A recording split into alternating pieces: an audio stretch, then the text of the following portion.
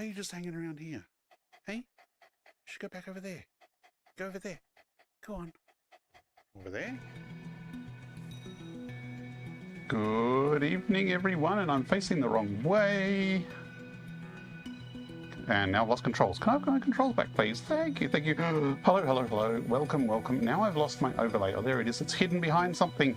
I've just had like 4 or 5 things either crash or not work as I've tried to load things up as things were going. So, hello, hello. Good evening, everyone. It is a Saturday and we are back. Hello, Russ, Hibiki Ryuga, Azurin, how are we all going? Thank you very much for the subscription renewal, Russ. Really appreciate your ongoing support. Yes, the shops were closed today, or at least most of the shops were closed all day. Our general supermarkets were closed all day here today because it's been Anzac Day, which is a day we remember our veterans who have served in the war in defence of our country. That's Australia and New Zealand Army Corps, I think. I haven't said that in a few years. I think that's what it stands for. So Australia and New Zealand fighting together to protect our countries. Yes, lest we forget. So a recognition of all the service that those before us have done to support our country. So we had a public holiday today, and because it's Saturday, some of us get a public holiday on Monday. That is not why I didn't stream yesterday, though. Anzac, there is definitely Anzac biscuits, lest we not forget the Anzac biscuits. So yes, apologies for not streaming my usual Friday stream. I unfortunately had to work in the office, which I normally have Friday off, but not this Friday. So I was a very busy week, a busy day in the office, and I was absolutely plum-tuckered by the time I got home. So it's like, I cannot stream tonight.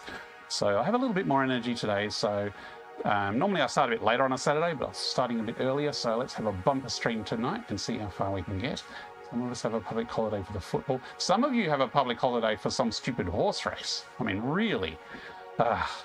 Anyway, let's get on with it. Today, actually, last week we were working on our Modular Engines factory. So if we look at our project milestones, we finished the first ones, the versatile frames. The modular engines we have finished the factory for, and it's probably mostly done that 500 already, even though I haven't shipped it to the factory. But in the name of sustainability, we are not producing enough rubber to reliably feed all the modular engines at 100% efficiency. So today we're going to head out to the Plastic and Rubber factory. You can see the train stations over there for the Chemworks. And we're going to be upgrading our plastic and rubber production, both for the modular engines and for hopefully the next few future projects. So I will just now switch to my planners to show you what the plan was and what the plan is. It's one of these buttons. Where is it? That one. Okay. Right. Can you see that? I don't know yet. Let me take my headset off.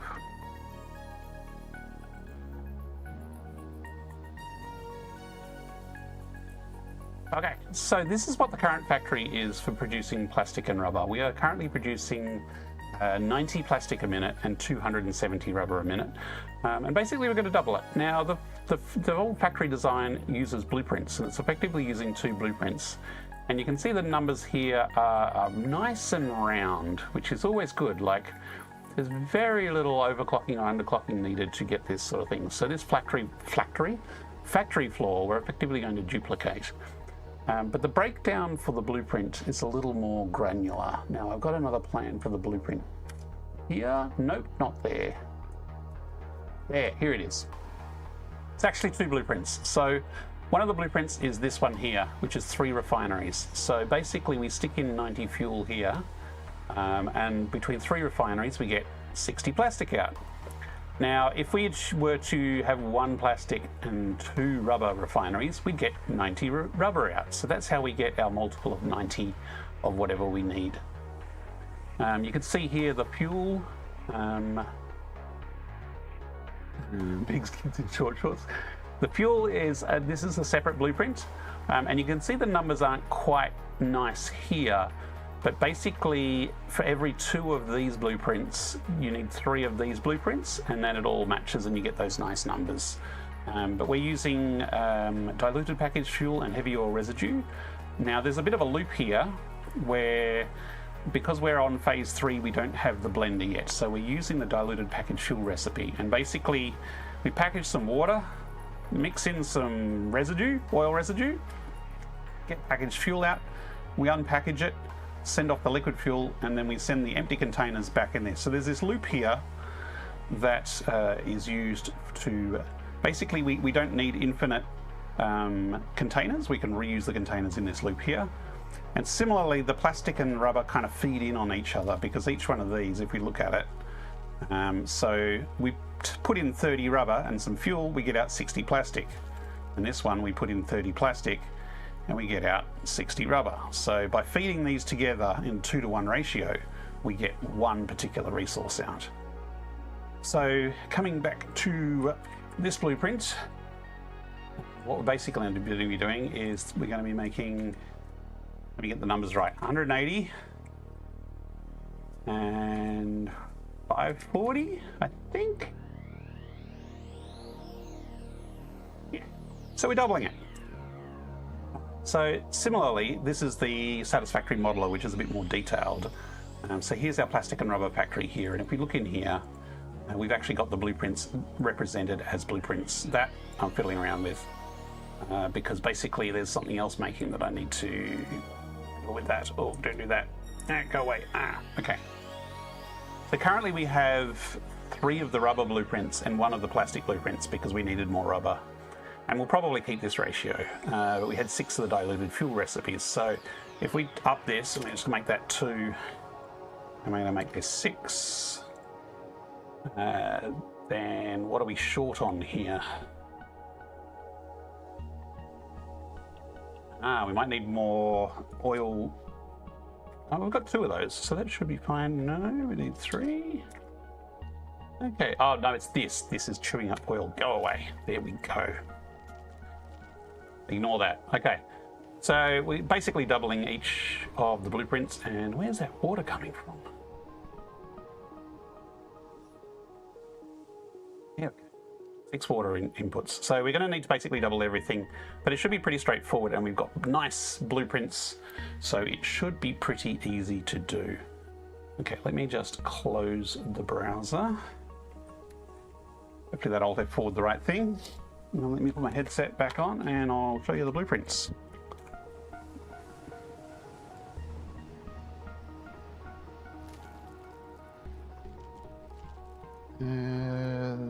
Not that button. That button. Yeah, there we go. And then that button will get me back in here. And then I just need to reposition these control windows behind me. Okay, we are good to go. Where's my hands? We're good to go. Oh, okay. Now, I just want to check something before we do go. Let me turn my sound level up. Because there is also fabric. And you can get this recipe to make fabric out of resin, and we have a bit of spare resin. So what I'd like to do is also unlock this, and we will build a little fabric production in the middle of the factory as well. And this is going to be useful for the gas masks that we need to make. So let me just, oh, we need 100 polymer resin to do that. We can get that at the plastic factory. We just need to hijack the sink. Oh, how are we going to grab that? Yeah, we'll figure it out as we go. But we do need to make 25 fabric first. So how do we make that? It's been a while. Is that here? Yes, it is. We need biomass. I know where we can find biomass. Look, lots of biomass. How much did it need? Probably more than that, actually.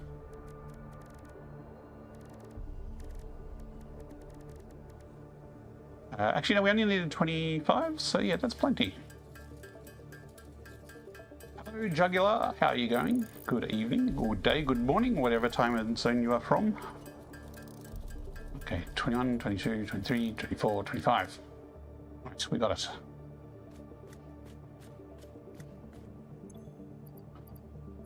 it. Do I need building supplies? Probably. We are going... Oh, why do I have lots of... Actually, I'm going to chuck them in the recycle bin. Let me throw this in the recycle bin. This recycle bin gets turned into useful stuff, so we put animal bits and bobs in there. We got this over here as a rubbish bin. It just goes straight into the sink. Okay. I don't really need 10 motors or 5 frames. That's just taking up too much space. Because all of that's in the depot. Okay. 7 people tried so hard all day to break the VR mod with no success. Oh! That sounds awesome! They tried to break it. Well, I know a few bugs that can break it. It's not too bad overall, though. Okay, that's interesting. Cool. Is that the last release version, or were you testing the alpha version? Because, yeah, I do need some more help with the alpha testing. I do not need screws, Skippy.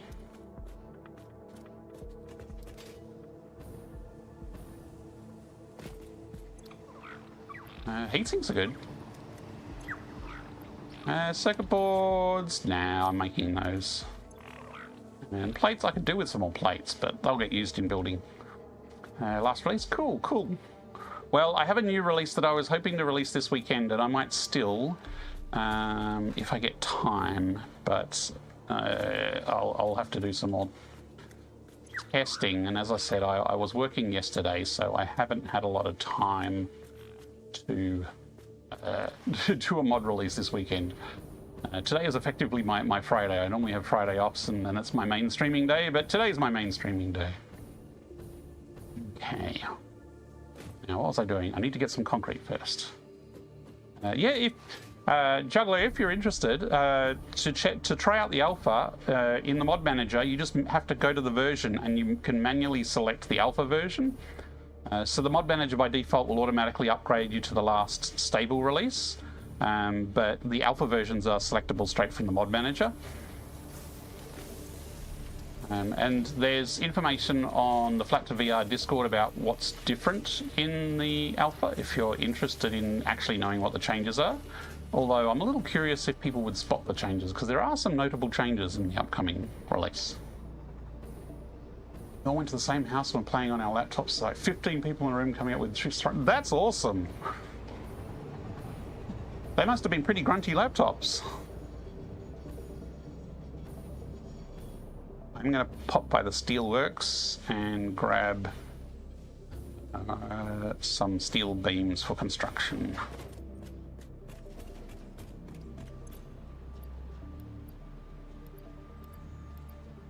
There are a few quirks in multiplayer as well that, if you know what to look for. But overall, that's good news. I mean, yeah, I've sunk a few hours into testing it as well. You know what? I was going to review the blueprints, and the blueprint maker is way back there, and now we're already out here at the Plastics Factory. Well, fuck up. Here's the Plastics and Rubber Factory. So basically, we're going to take this chunk here, and we're going to duplicate it on top. And since we're all the way, like, several hundred feet or meters away from the home base, I'm just going to put down another blueprint maker here. Because this is kind of where I did the building last time. I just did it out here.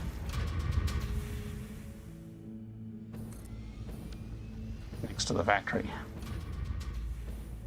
Playing in a server, so we're pretty sure we can find a bug easy, but no. Well, there was some multiplayer stuff that I did experiment, like the dot pointer. I would like it if the dot pointer was visible to other people in multiplayer. I tried to get that working once, but yeah, I need to work on my multiplayer code. It did not work well, so one day I'll get back to improving some of the actual multiplayer features a bit more. Transport? No, production. We are doing plastic and rubber, so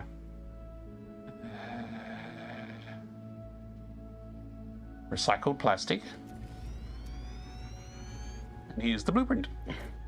Now this blueprint is already created with some of the architecture built in, which should make expanding the factory a bit faster and easier. But as you saw in the plan, this is just 3 refiners. This one takes 30 rubber, makes 60 plastic. This one takes 30 rubber, makes 60 plastic. And this one takes 30 plastic and makes 60 rubber. And we've already preloaded it with 12 plastics. So what happens is when we turn this on, this 12 plastic gets turned into 24 rubber, and then that feeds into these, and then it turns back into plastic, and there is a loop here. So down the front here, the outputs of these all merge together. So this belt will be a sushi belt of plastic and rubber. And then it all comes around the back here. And then there are smart splitters down here. So this smart splitter grabs all the plastic, shoves it in here.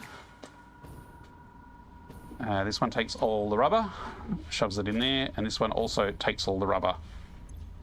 So what happens is this will run for a couple of minutes until everything is full, and then once the plastic is full, the excess plastic will flow off the end here, and we will get 90 plastic a minute coming out the end here. And that's it. Now, if this is not 100% efficient, you might get a mix of rubber as well as plastic on here. So it is good to have a smart splitter filtering the output in case you're relying on this plastic directly. But under 100% efficiency, this will have 90 plastic and nothing else coming out of it. G15 Ryzen 4000 Gen said 3050 8 gigs. Okay, a 3050, eh? 60 FPS. I've got a 4070 laptop, and I guess I'm now used to my 5080. The 4070 does not run as well as the 5080 desktop. But yeah, I do use my 4070 for testing sometimes.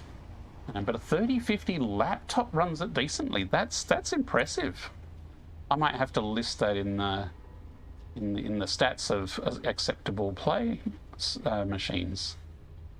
Because definitely you do get better frame rates and better quality the better your graphics card is. Right, now this is a plastic blueprint.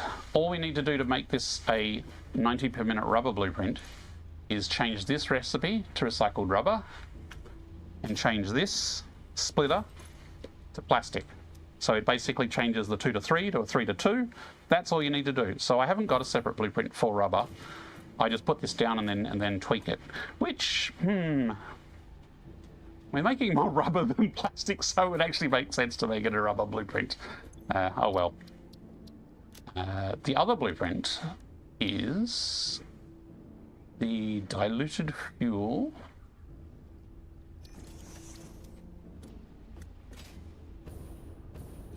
Which is a similar sort of layout, but we've got 2 refineries and then we've got 2 packages here. So we have crude oil coming in here that makes the oil residue and the polymer resin. So that polymer resin was the waste material I was talking before.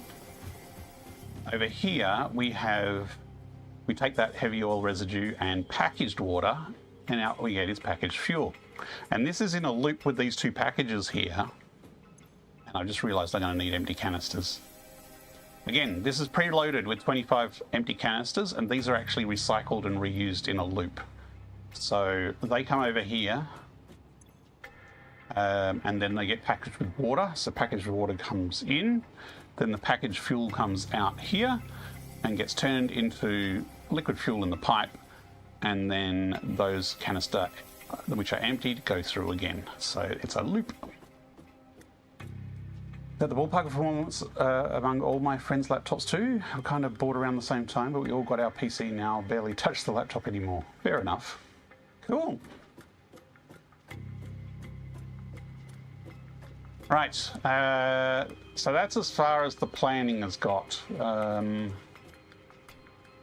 Now, I also, I think, did a floor blueprint specifically for this building.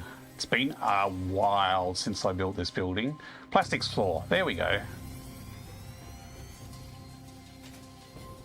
So this is a floor, we might need to update this a bit, but this floor will basically stick on top, which will then become the next floor for the next set of factories. So I guess we start with plonking a bunch of these down on top to start the second level going. Closed loop in aluminium 2 for water. So do I. People seem scared of the water loop in aluminium, but if you handle your water right, it's not too bad. So this is the main floor of the factory. So you can see up here we have, that's a plastic blueprint, and then we have 1, 2, 3 diluted fuel blueprints. And the fourth one here is a modified blueprint that's making packaged fuel that we're just putting in the depot as fuel. And then on the other side, same thing. 2 blueprints there for the plastic and rubber. 1 for diluted fuel, 2, 3 for diluted fuel. So not as much room here because of the big rock back there, but that's kind of the layout here. Need more RGM in your factory? What's RGM?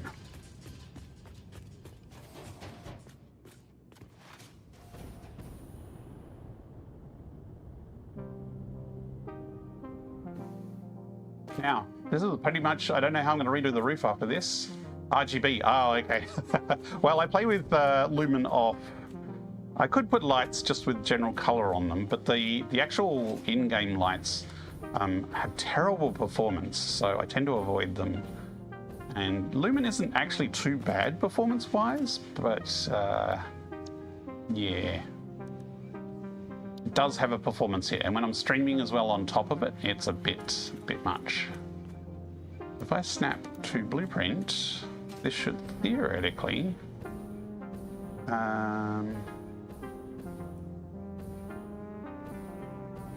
go on something like that.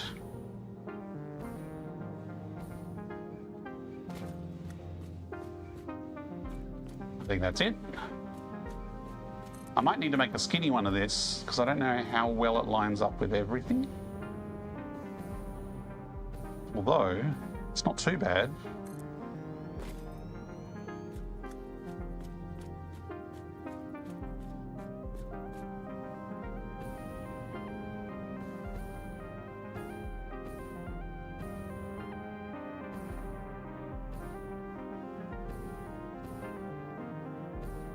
And I could go down one more, but I think keeping it at that height is fine.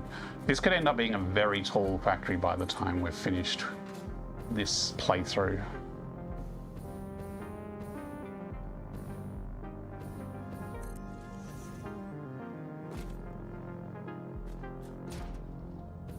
All my nice roof glass work I'm going to have to redo on the next level up, and then I'm going to have to figure out what to do between the floors. Maybe I'll leave the glass work there. Is that gravity mod? No, I do not need the gravity mod. This front fascia here is not a blueprint, and I might have to make that as a blueprint if I'm going to repeat it going up levels. Okay, so now it should just be a case of getting the diluted fuel blueprint.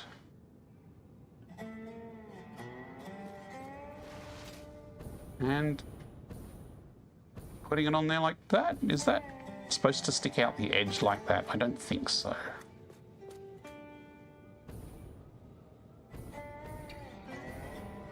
No, that wall's flush, so let's go across by one there.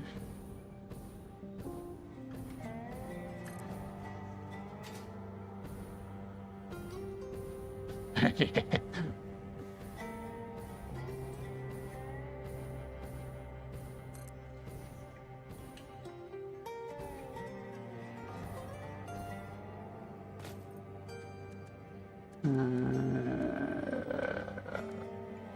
Packaged fuel, nope. Ah, my plastic is not on the same category as those. That's odd. Maybe it's just too many of them.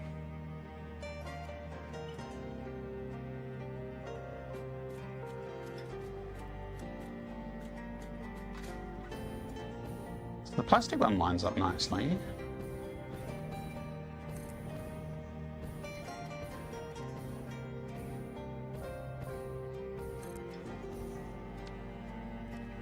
Juggler _ 0 horsepower is now lurking. BRB. No problem. There you go. That's not quite half the factory done, but that's how easy it is to expand a factory with blueprints. Now, obviously, there's a lot of fiddling to connect it all up, but as far as the bulk work is done, that's pretty much all there is to it. We kind of missed a bit of roof here because this was the empty bit.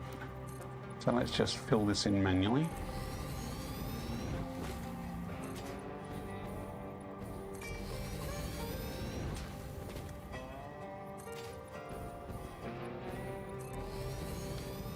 Yeah, close enough.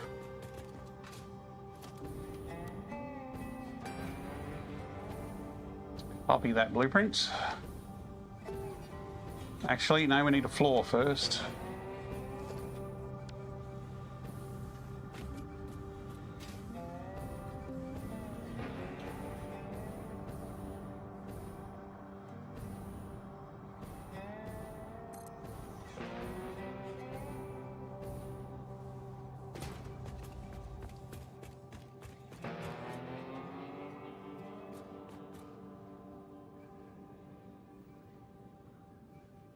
I do not know which way the front is. I'm going to assume the arrow is the front, and I'm wrong. I did not line up this blueprint following a proven methodology. That's very naughty of me. And I've already run out of something. Oh, look, I've run out of plastic. Where on earth am I going to get some plastic from? And that's backwards too. Okay, fine. Getting it wrong.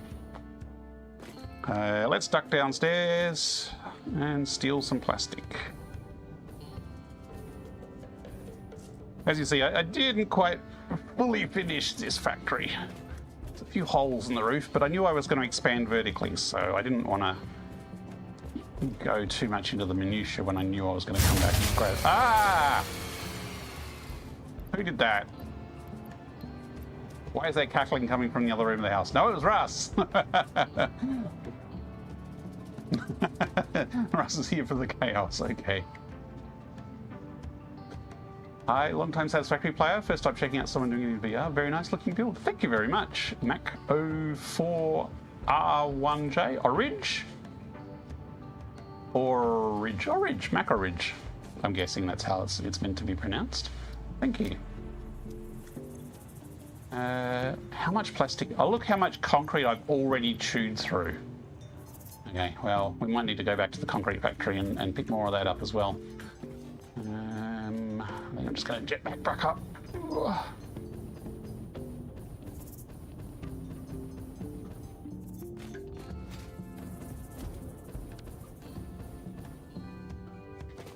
Now, I think that was backwards, so let's rotate it 180. Lock it in place. Yes, that's the right way around this time.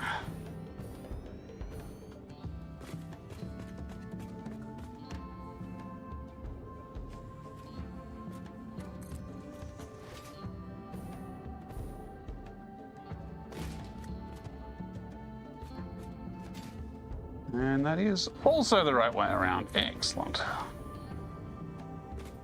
Just Mac. I know you're busy, but how long have you been playing in VR? How long have I been playing everything in VR, or how long have I been playing Satisfactory in VR? So I am the mod author of this Satisfactory VR mod, so I do have a bit of a head start compared to other people who play Satisfactory in VR. So I can actually answer any questions you may have about the mod itself. But I had, before the mod, I had about 1,200 hours in Satisfactory. What am I short of now? See, I told you I'd need to make more canisters. So yeah, about 1,200 hours in Satisfactory flat before I started working on the mod. And since then, I've had over 1,000 in VR. I'm almost at the 3,000 mark total, I think. Hey, the _mad_otter just followed you. Oh, thank you very much for the follow, Mad Otter. Mad Otter? Ah, the Mad Otter. Welcome. So yes, total playtime. I don't know if I can really pull it up here in Steam. But this playthrough, I'm at 300 hours, and this is the first VR only playthrough I've had. I do a lot of pottering around in the sandbox, but it's not really reflected in the save file. Outback was a save which was mostly flat. Probably the last 100 or 200 hours might have been in VR. That's our family save, so that's 428 hours in that. And where's my original save game? Oh, there it is. This was my first playthrough. It begins. So this was mostly flat as well, but I have played some of that in VR as well. So not all of the hours I've got is shown in the save games, because sometimes I'll do reconnaissance or planning without actually saving. So I need empty canisters. I don't know how many, so I'll just make a whole bunch. Future on VR. Hey, Dortimer. Hey, Future. How's it going?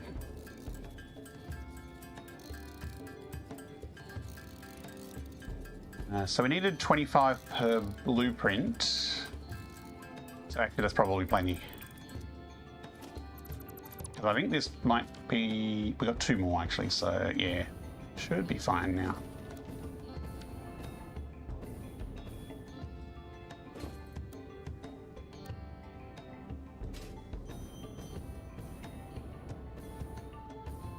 I like it when it snaps the right way around first go.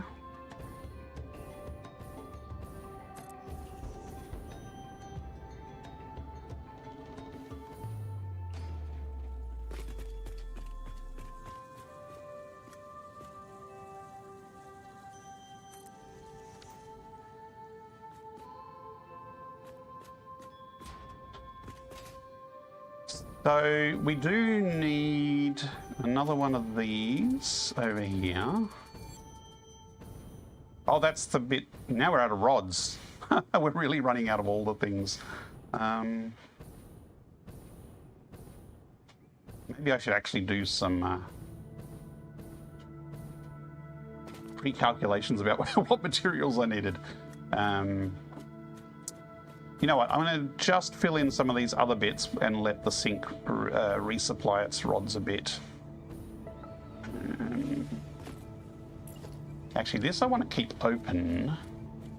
I probably want another window. How am I going to do this? That'll probably be like that.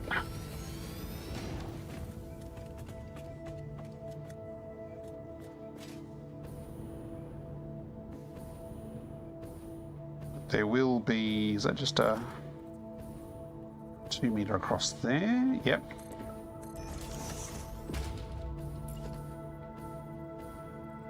Yep. I'm really looking forward to the hover pack. That's the first time I mentioned it this session, but won't be the last probably. We are nearing the end of phase 3, folks, and in phase 4 we get the hover pack, which will make the jetpack bouncing up and down a thing of the past. Except when fighting stingers, then we'll be bouncing.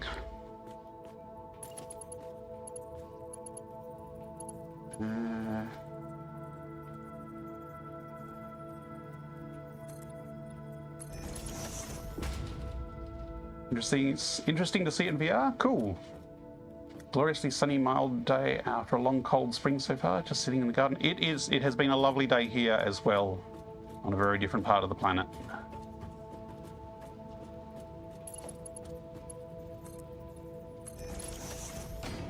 Okay. Now there's lots of pipe work to do, so maybe we go and do some pipe work while we're waiting for those rods to resupply.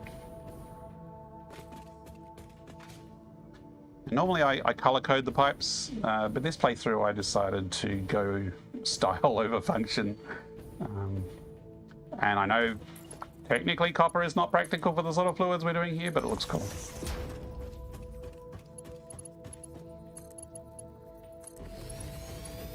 And hopefully I will shove the right fluid in the right pipe.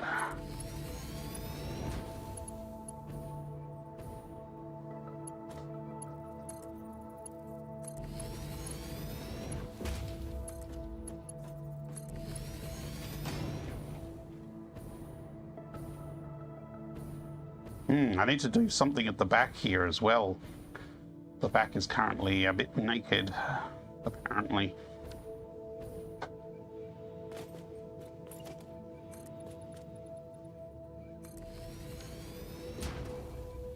Looking forward to the cooler weather. Yeah, we had a little bit of cool weather, but it's now getting warm again. Question on VR, never tried it. I'm old and have hand control issues. Keyboard is increasingly difficult.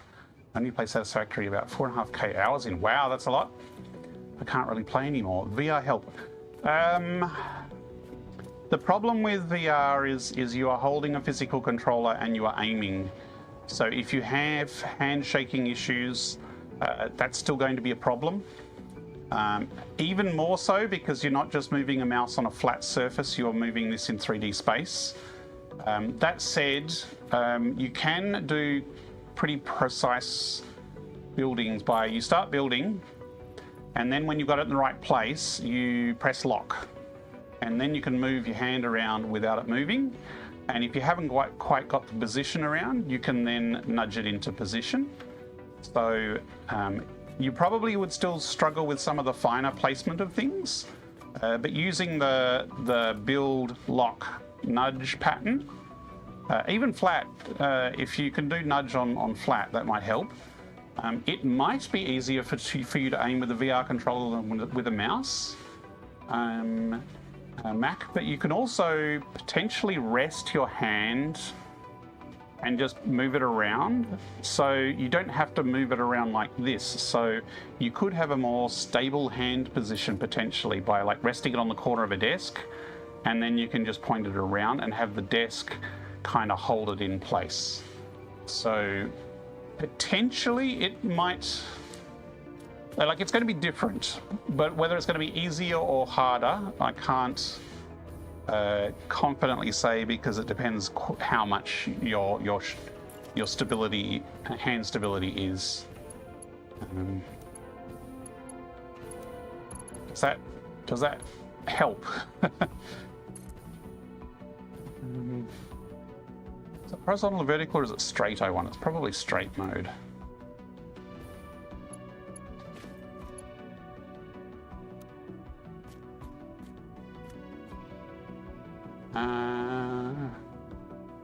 Now, what's the right height? You can play it completely mouse free with your mod, just with VR controllers. Yes, there's no mouse at all. This is completely VR controller. M. Solanus. The mod completely replaces the normal mouse and keyboard controls with full VR controls with 6 degrees of freedom movement. I'm currently standing up, and I just have the 2 VR controllers in my hands, and that's it. I have a Ren Fair in May. I'm making a costume for. Cool. I have to remind myself it'll be cooler. Yes. Thank you. That helps. I'm totally ignorant on VR and trying to find something that might help. VR is often also used for like physical therapy, because it can, moving things around can be a bit more natural as well.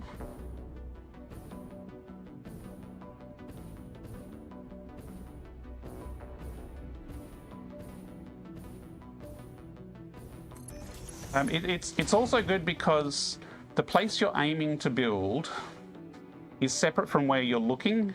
So with a keyboard and mouse, when you move your mouse, the whole view moves as well, because you're aiming specifically in the middle of where your mouse is. So VR, you can hold your head very still, and then with a very small wrist movement, if your hand was resting on something, you can move something around and build. So I actually find this more natural than using a mouse. I actually am starting to find the standard first-person control view of games on flat games a little disconcerting, because I'm so used to having aim that is separate from where I'm actually looking. Now you can like paint with it as well if you wanted to. So menus made look super slick. Thank you, MS. No Man's Sky was one of the inspirations when I started the mod. So these kind of wrist menus, I kind of borrowed some of the idea from No Man's Sky. But this also has radial menus, so I've got a build menu here that I can very quickly pick a different item from. There's another radial menu here for swapping equipment. So I've taken it a bit further than No Man's Sky has. Like these actions on here, you can use this menu, but these are also mapped to face buttons.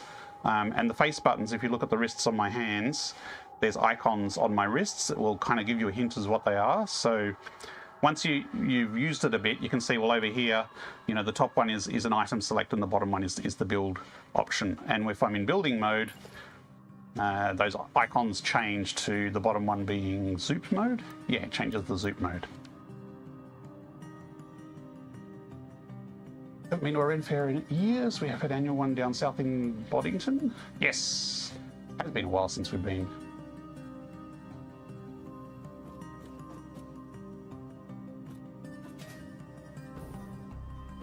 Okay, so are all these pipes connected? They're looking pretty connected. I just need to remember what goes in each one. Now let's go around to the other side as well.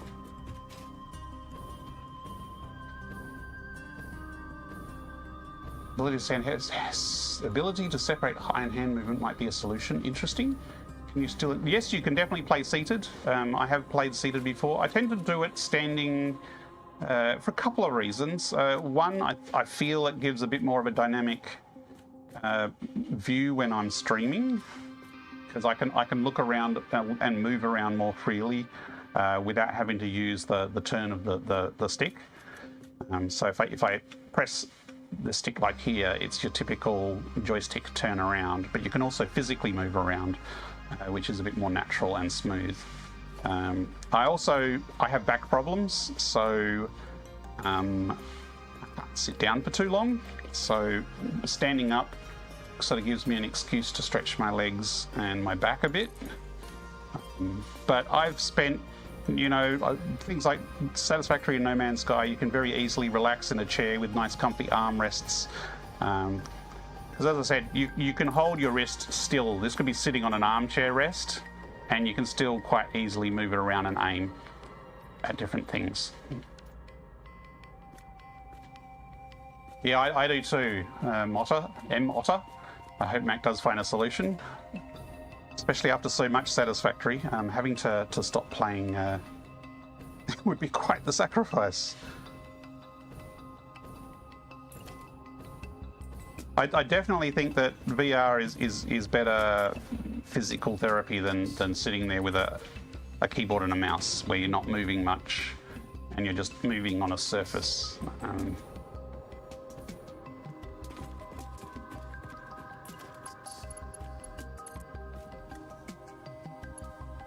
Let me actually connect the right pipe to the right one.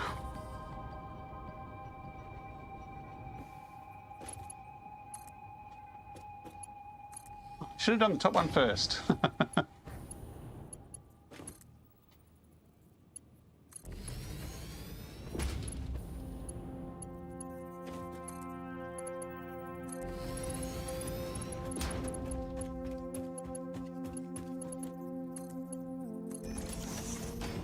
If a fully swivel chair could work, yes. If you're fully swivel, you could just swivel around on the spot and not have to use the stick turn at all.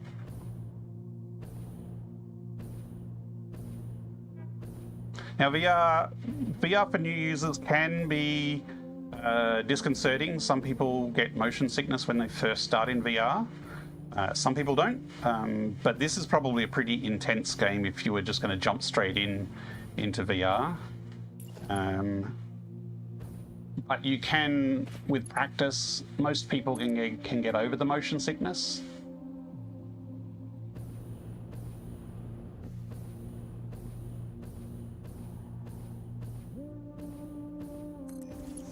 Very different VR experiences have different sort of comfort options and comfort effects that can trigger motion sickness more or less. But this one, because it's completely free movement and it's a game that's not really designed for VR, this one would definitely be an intense game if you were jumping in first for VR. Then again, some people have. So a prominent community member, Popcac, who is quite on the older side, I think he's in his 60s. He bought a VR headset just to play Satisfactory, and it was his first VR experience, and he just took to it like a duck to water. He just jumped right in. Either that or he enjoyed it so much that he just ignored all the physical nausea. But he seemed to adapt very easily. So maybe the older mindset or the older reflexes adapt to it more easily, or maybe it's just someone who's used to video games and different types of video games. It feels natural. Or maybe it's just Satisfactory itself feels natural.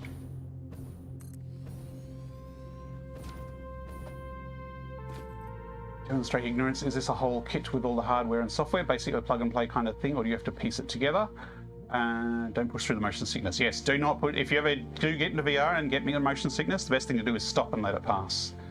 So you tend to get everything you need in a kit when you get VR. Now that said, there's very different headsets that have different focuses, and so not all are going to be suited for like PC VR straight away. So I'm using a Quest 3, and a Quest 3 is probably the cheapest good value headset on the market. But it is designed for standalone play. So basically there's stuff that runs on the headset that doesn't need any PC or anything else at all. It just works. But it's out of the box, it's not so great at PC VR. You have to get a bit of extra software. It helps if you have a separate Wi-Fi router just for the PC VR. So there's a few hurdles to jump through. Also, Meta is the Meta Quest headset is Meta, which is Facebook, which is Zuckerberg, which is should set off a lot of alarm bells for most people. But this is a Quest 3. It is an excellent bit of hardware, but I have replaced the default head strap. Ooh, turn my light on. I've replaced the default head strap with a more comfortable one. I've bought a Wi-Fi router specifically for connecting my PC to it so that it's all runs really efficiently and smoothly. So there's a couple of extra things I bought to kind of get to the point where it is excellent for PC VR. Now, on the horizon is a new headset coming out, which is the Steam Frame from Valve. It's going to be lower. And at this stage, if you were interested in VR, I would suggest holding off. If you're interested in PC VR and Satisfactory VR, hold off until the Steam Frame comes out and get that. Propaganda broadcast detected. Now the Steam Frame shelter. is going to be more expensive, but it is out of the box made for PC. It will come with a wireless adapter, so you don't need to bother with any extra wireless adapter at all. And it's also made to play your PC 2D games as well as your 3D games. So it's a really good first headset, or it should be. We don't know for sure, but early reports look promising. It's a good headset for new people because you can play all your flat games on it just as a big virtual screen. So in VR, I'm fully immersed here. I've got everything around me in 3D. But with the Steam Frame, you can play your 2D games in like a big cinema screen flat in front of you. And that's a good introduction to getting used to VR and the headset. And then once you're comfortable with that, you can then jump into all the wonderful VR experiences that there are around. But it's going to be expensive. We don't know the price yet, but it's going to cost more than a Quest 3. So point this year the frame is coming out. Yes. There's a few other brands depending on where you're based too. Yes. MS Silensis, just get a used Quest 2. Yeah, you could just get a used Quest 2 for a couple $100 and give it a go. The Quest 2 is still a solid headset for PC VR.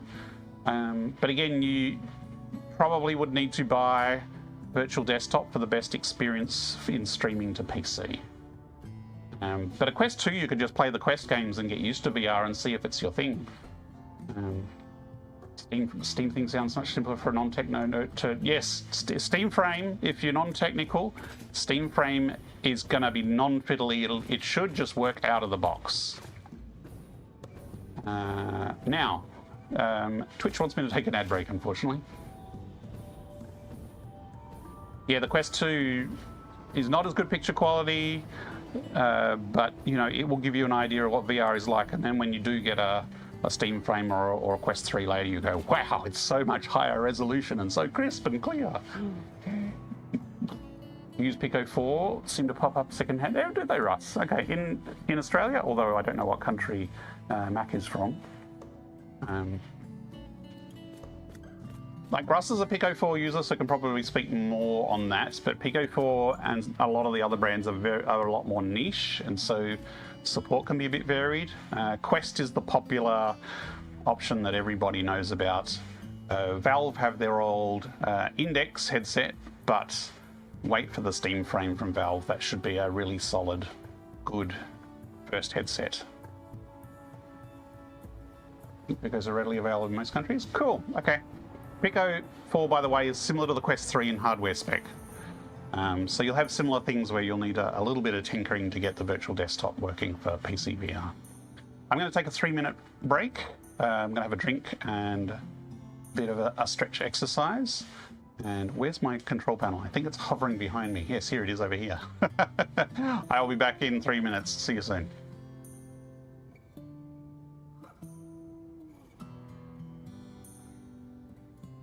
Look lively. It's time to do those stretches and hydrate.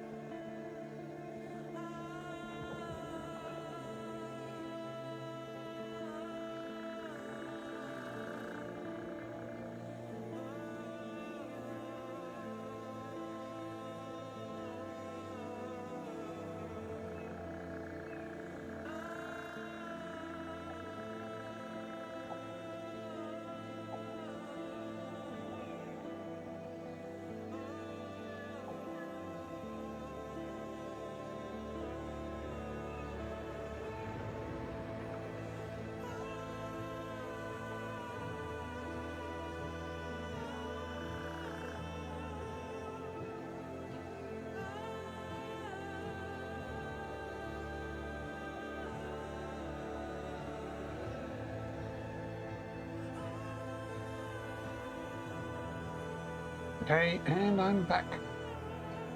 Yeah, I did see the comments. So yeah, the steam frame is probably really good for you, Mac. Potentially holding a paintbrush. Yeah, it is very similar to holding a paintbrush. I'm all for advocating VR, but the other option is that Satisfactory does now support game controller support. So I don't know if a game controller is better than a keyboard and mouse for you, but you could just grab a game controller and see if that would work, because that's probably a lot cheaper than buying a VR headset. But trust me, it is. If you like Satisfactory and have thousands of hours in it, a VR headset, even just for touring your old factories and exploring, it is a fantastic, amazing world to explore in virtual reality. It really is the gorgeous factories and the gorgeous scenery.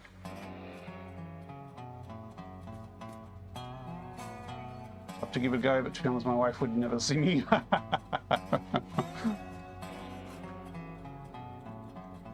Get used to it and you'll get pretty accurate with controllers over time. Yep. Can't handle controllers as... Yeah, I find game controllers a bit small and cramped and static, so I do much prefer the ability to move around. The VR controllers is actually very different from a game controller. Just the simple act that you're actually pointing with your hand effectively, so it's a lot more natural, I find. Okay, so we are here in the, I wouldn't say lovely, we're here in the Blue Crater, expanding our plastic and rubber factory because some of our other factories have started to demand more rubber than we were producing. So we're sticking another layer up and expanding production, basically doubling the output.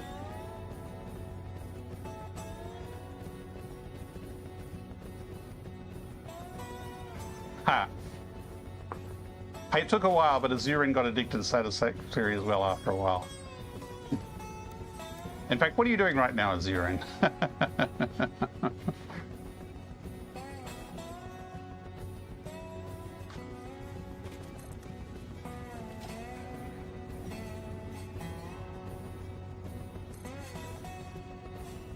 Might as well just continue this down the middle here.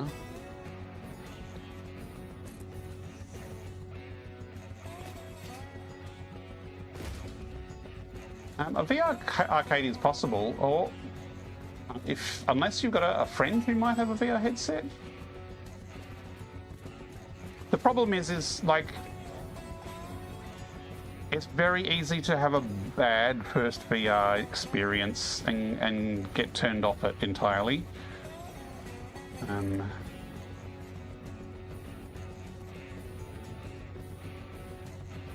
Because there's so much variety in VR, good and bad experiences all round. So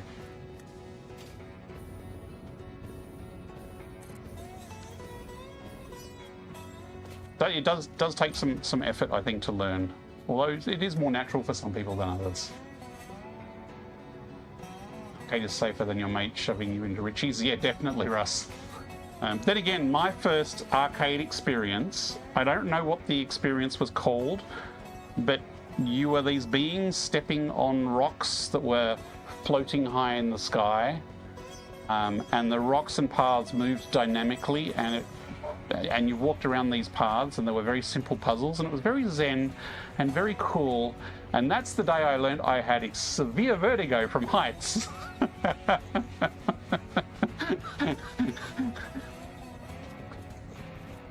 Yeah, I was shaking the entire experience and stepping forward little steps at a time, whereas everyone else was just jumping through this experience because my head was spinning and my balance was off, and I kept thinking I was going to fall and plummet into the abyss.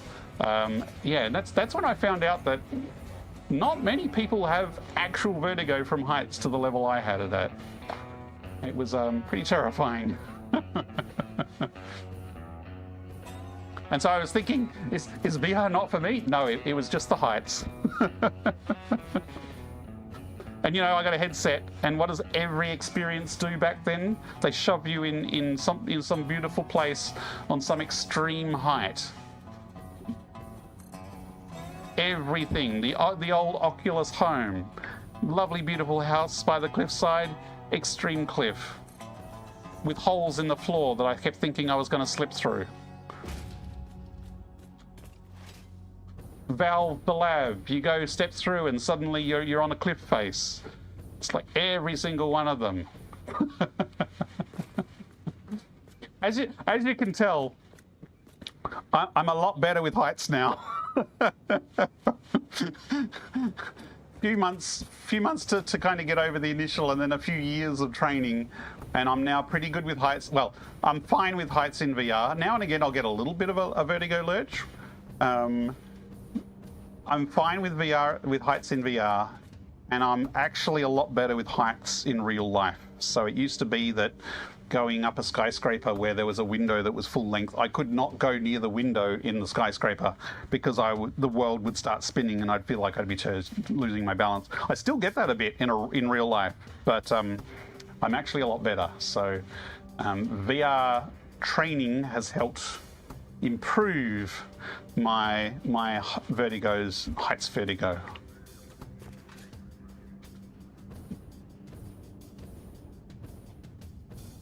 Yeah, like we were looking for PAX venues, and Azuran goes, "What about this place?" And I went, "The picture shows the entire room is covered with full height windows, and it's a skyscraper. Maybe not that place, please. Can we go somewhere else?" Okay, so the inside, we have a slightly different blueprint for the diluted fuel. Getting back to the goal here. I made a... Where is it? Diluted fuel inner. So this one was a slightly different one that is designed to sit in the middle here, because the other one has like an outer wall. Whereas this one... Oh, now I've got to find the center point. I think it's actually there.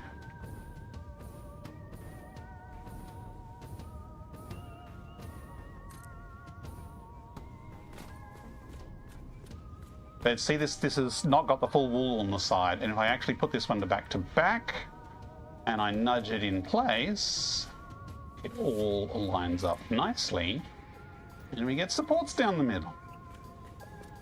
Now, that's all we need. So basically 2 of the plastic and rubber, 3 of the fuel.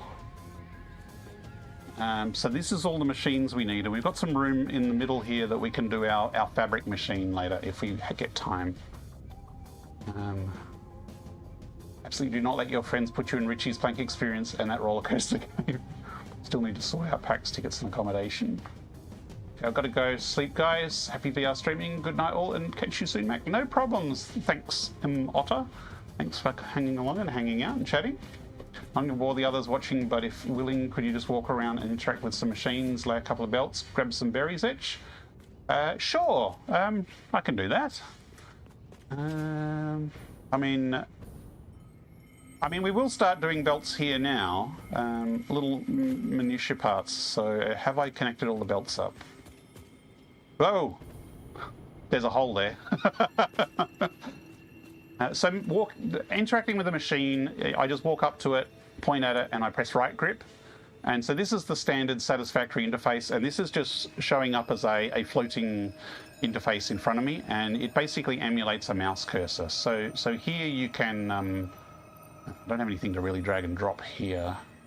I mean, I could put a power shard in, so you can just drag and drop it. Oops, not there. Duh. Just drag and drop like you would with a mouse. But there's also interface hotkeys down the bottom here. So to do a quick move of a whole stack, you can just point at that and press A, and so it will very quickly populate. So you can get away with not necessarily drag and dropping a lot of things if it's an auto fill into a certain position. Building, if I just point at this, you can see the dot that is on the conveyor. So now if I click in the stick on this, it's basically like your mouse click, so it will copy the item and then trigger once to attach it, and then trigger somewhere else to do it. So I can just do like that, and that's now connected. So I really should fill in that hole. Actually, let me run. So again, point, click in to copy, And you can see I've got zoop mode here. So you've got on your wrist menu, you've got your actions, and it also gives you build information here. But there's also, if you look up there, there's some hints about the build mode as well. So it says I'm in build mode and I'm currently zooping. So I don't have to look at my wrist all the time. It will give a hint there. So I can actually, I know I can press A and it'll toggle the zoop mode. So that's normal zoop, vertical zoop, and this is just normal. So I go into zoop mode, trigger once, and then I can just point there or wherever I want to zoop it off to. Just very natural hand motion, and away it goes.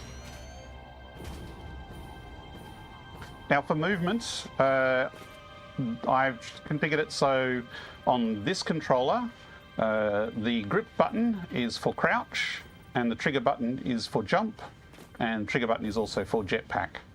So your normal, so now I'm just tapping trigger to jetpack through the air. So if I sprint forward by clicking in, I can then crouch and jump, so you can do your slide jump. And I can press turn on the stick on this hand to turn left and right. Now, this smooth turning is a very common cause for motion sickness in VR for new people. But there is a setting in the mod, options, note mods. There's a whole pile of settings here that can change things. So it's on smooth turning currently, but we can change it to snap turning. And snap turning is better for people who are new to VR. And what that does is that when I press turn, it sort of snaps a set degrees angle around. Now this is a lot better for people who are new to VR. It may look strange on the screen, but it is a lot less likely to cause motion sickness for people new to VR. And you can adjust things like what the turn rate is and the snap angle is and things like that.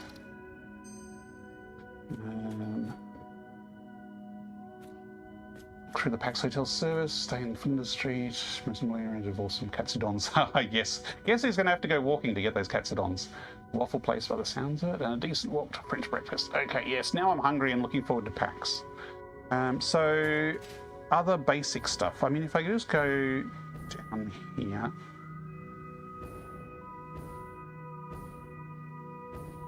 So again, right grip is interact. So you've got some bacon here, bacon agaric. That is huge, by the way. The bacon is as tall as you are. I don't know if you realize it. Let me just, I can go into photo mode. Look how tall the bacon is. It's huge. But again, just right grip grabs it. Similarly for plants, you can basically just hold grip and run around. Where's some other stuff I can pick up by hand? Apparently that isn't picked up by hand. There you go. So I'm just holding grip as I go, and it will pick up all the. There's not as much ground cover over here to loot. Now, equipment, you can either get your equipment from here. You can choose and switch to it. Or if you hold a button on this controller, you can pick your equipment from here. Now, I don't have my chainsaw equipped. So what I can do is if I reach over my shoulder and press grip, it opens my backpack. And then I can equip the chainsaw. And here I've got my chainsaw. So chainsaw is you basically go up to it, and like the normal one, you wait until the white outline is shown, and then you just hold down trigger. So you don't need to saw or anything like that. And in fact, it handles worse if you do. So it's better just to make sure it's lined up and then pop. There you go, you're chainsawing. I do have lots of videos on YouTube.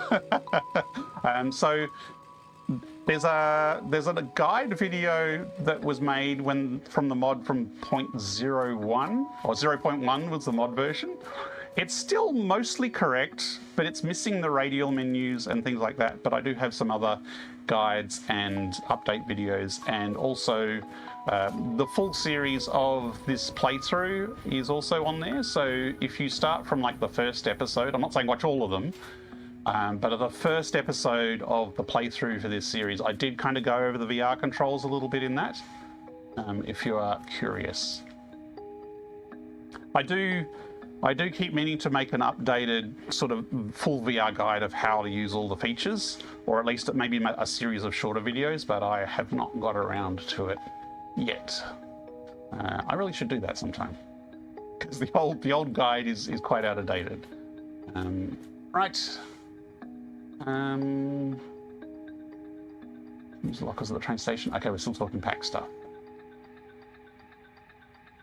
Yes, the lockers at the train station for holding your bags during the day are pretty good and not too expensive last we tried them. Okay. Right. That's right, we were doing logistics and starting to connect all the conveyors up. Okay. I'm not sure what I'm going to do here feature-wise. We do need to connect up power. That's right, up the top here. Oh, that missed.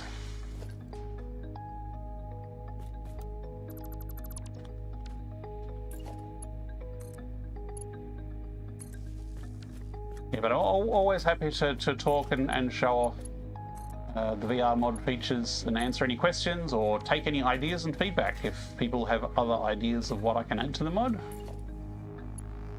Now, Satisfactory 1.2 is in the experimental branch, and I'm still on 1.1 because all mods are broken currently on 1.2. They are still broken, and going by the latest dev stream, there's a big patch coming to experimental 1.2 that still might be a couple of weeks away. It was supposed to come out this week, but it apparently did not. So I think I want glass there, maybe. No, that should probably stay a walkway. So the modding tools are still being updated. I'm not sure what the delay is, but I have my suspicions that the very talented Satisfactory modding community might be waiting for that 1.2 patch as well before they release any modding tools. It sounds like a pretty big patch, so it might break the tools. They probably don't want to release something and then have everything break again a few weeks later. But until the tools are updated, I cannot update my mod for 1.2. But you can sure bet that once it is, I will be getting cracking on fixing this up to work with 1.2.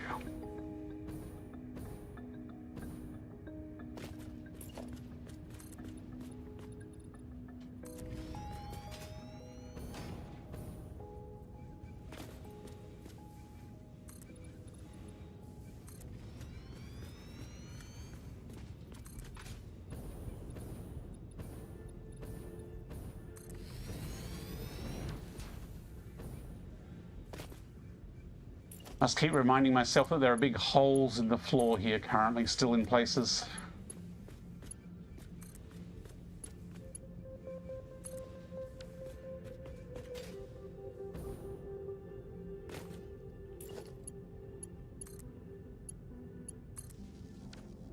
Now, as I said, three of the four here are going to be rubber and not plastic, so we need to reconfigure some of these blueprints.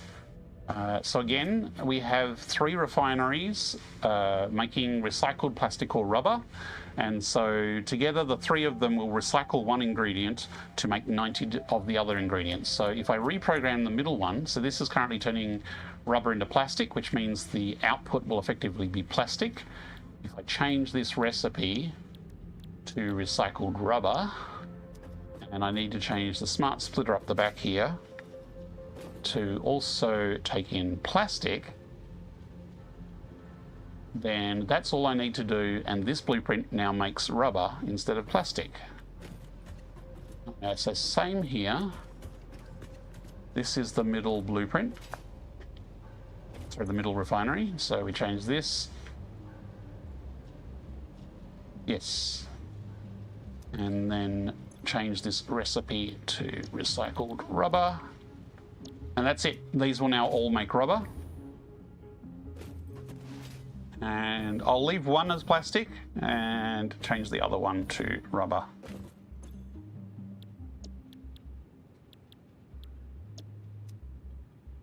The gentleman you mentioned tried it and liked it. Does he have a YouTube channel? I'll have one of him trying it on your channel. So his name is Pobcac, P-O-B-C-A-C. CAK. I don't think he does much YouTube these days, but he does stream on Twitch occasionally. I have not seen him streaming much lately, and he's a wizard. He makes incredibly complex designs, so he does still play flats quite a bit. Partly because I think he's on experimental currently, because he can't wait for the new shiny stuff. So I don't think he's actually streaming in VR currently, but if you ever do see Pobcac streaming, he will be happy to answer questions about Satisfactory in VR. So he has been a huge advocate and a very passionate fan of the mod.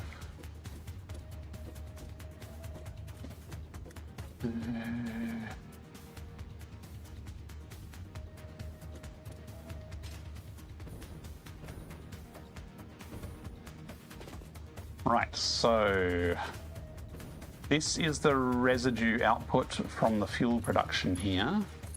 So that residue needs to go somewhere. We do not need that at the back.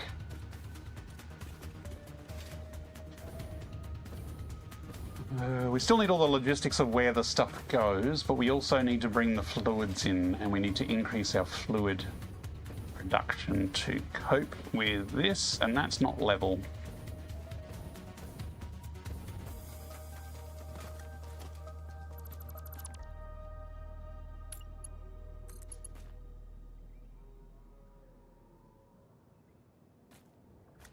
Unless they're both not level and now they're level with each other. I really need to tidy up this whole back section so maybe don't get too attached to it. Okay, so we need oil in the bottom, then water, and then the top one will be the fuel output.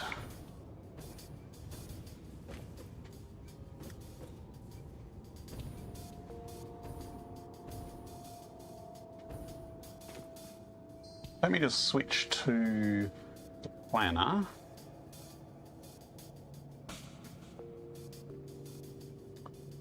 So we needed 720 of water total, basically 360 of either side. So we're probably doing 180 either side currently at the moment. So let's do the water first, because that should be somewhat easy. I mean, they both should be pretty easy to upgrade.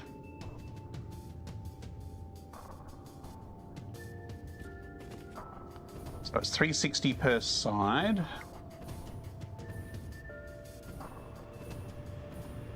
I mean, I don't even know if I balanced these. I probably just threw them down and went, good enough.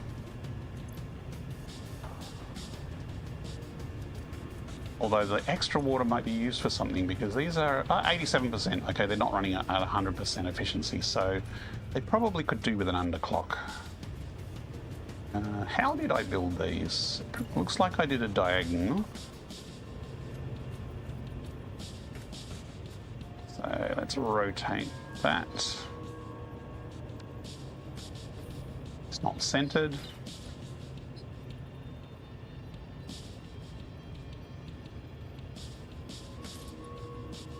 No idea if this is the right position, but we'll try it out. Now, it looks like I built a wall here and then nudged it out by 4.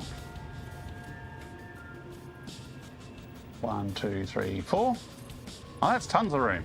I'm probably coming closer than that. That didn't build. Oh, I probably had zoom mode on.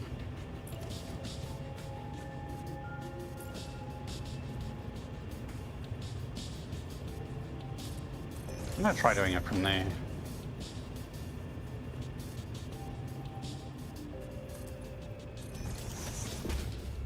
Now, if you have a wall like this, when you build a water extractor, when you point at the wall and you hold snap, it will actually snap the water extractor to the wall, which is really useful.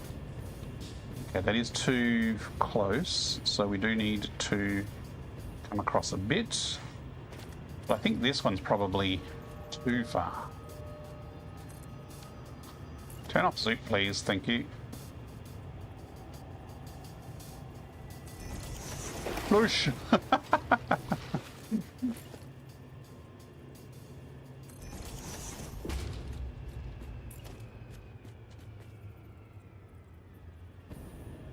Okay. Why is that not building?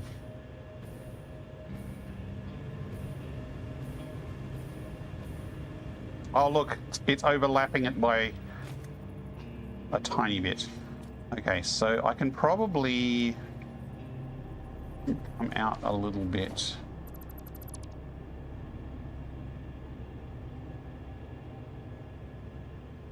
It seems very space inefficient.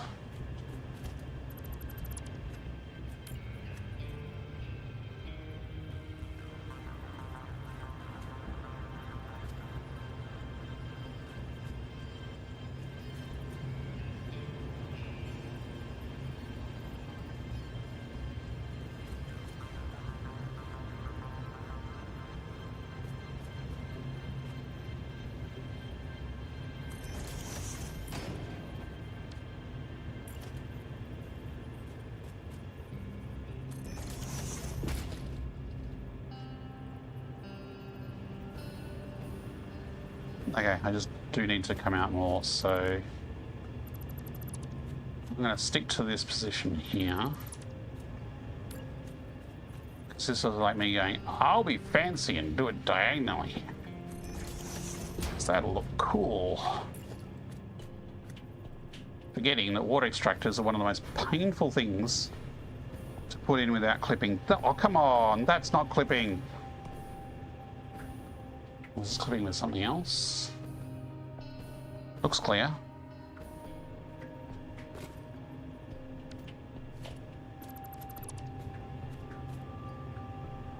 I think I need to bring this forward a little bit.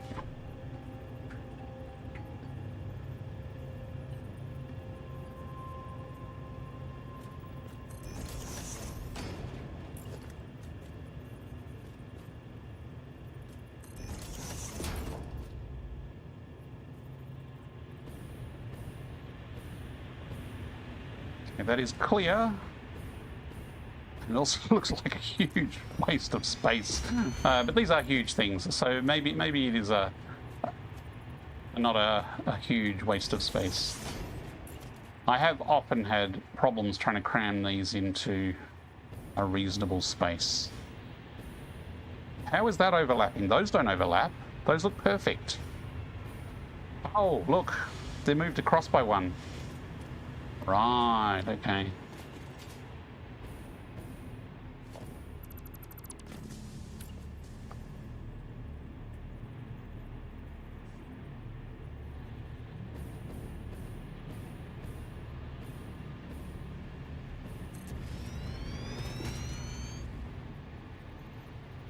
Unfortunately, you can't nudge these, so you have to move it, lock it in place. And then look at the lines on the ground, perfectly matched there, not quite hitting each other there. And this cross section was right on top of the diagonal, so it wasn't that one.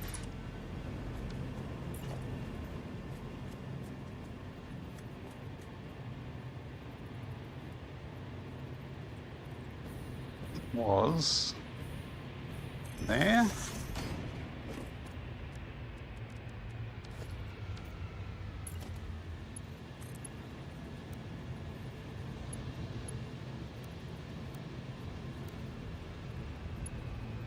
That's horizontal to vertical, curve.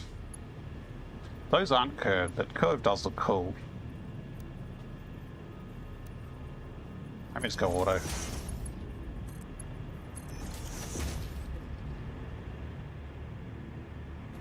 Okay, I really did a very average wiring job here, didn't I?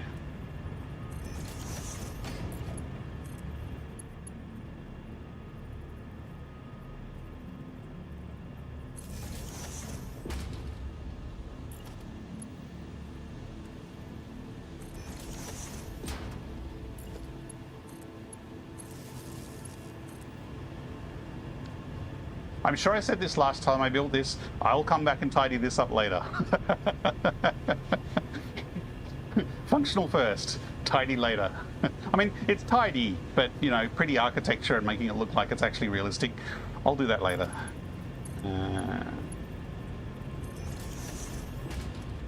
Now, I've just realized that this is going to be 360 total, which is more than a Mark 1 pipe. So I'm going to have to upgrade these to Mark 2 and hope there's not a tiny one in the middle. And these are going to have to be underclocked to be... I reckon there's something else using water. I reckon it's not just 360. So I'm going to... I'll fix it later.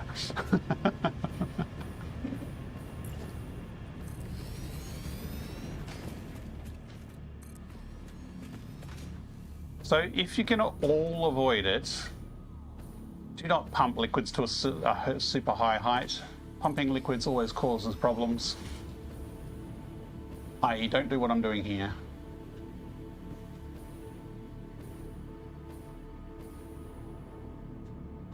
Exactly. And I'm going to run out of fuel.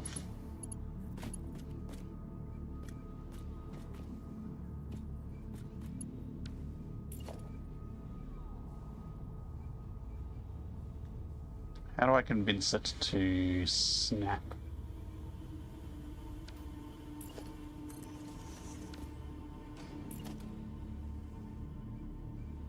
I think what I did before was I actually put this on a floor surface and then nudged it into place.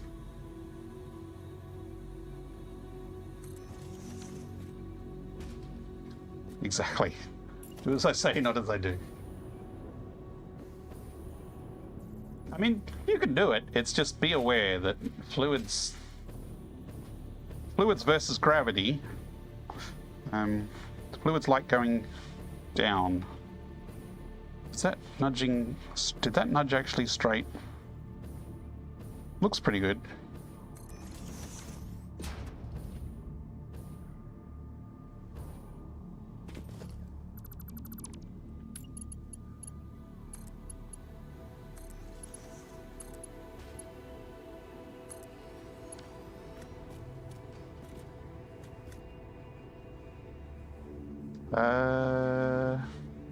So this, I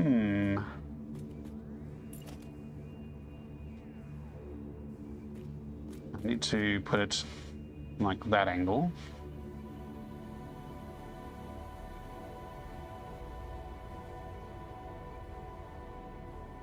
Did that just nudge diagonally half a dozen times?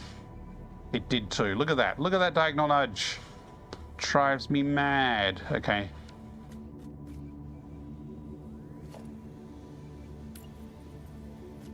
New plan.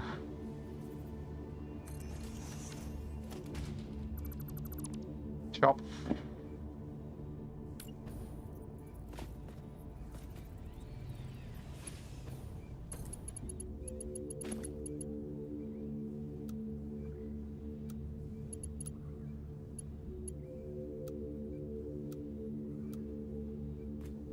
That's not straight.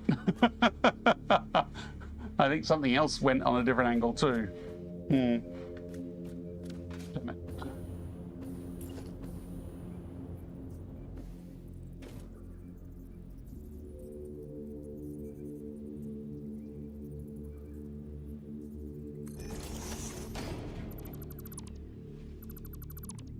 Let's try there.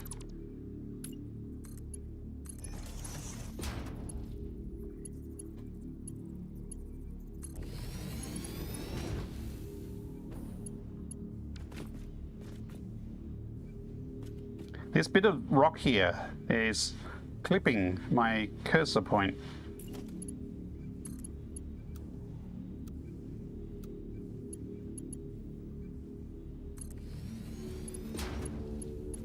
That looks better.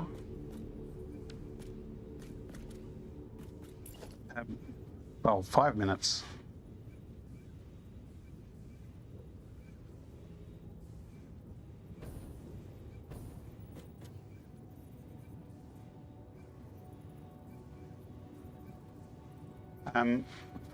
As you're in for the dinner schedule, basically I want to time it so that the ad break occurs while I'm at dinner, which means either if I have enough heads up, I can delay the ad break. So if you say dinner is going to be 15 minutes and the ad's in for 10 minutes, then I can sleep the ads. Okay, I was hoping this would fit, and it's not quite perfect. It's probably too short. How am I going to fix this? I've got an idea.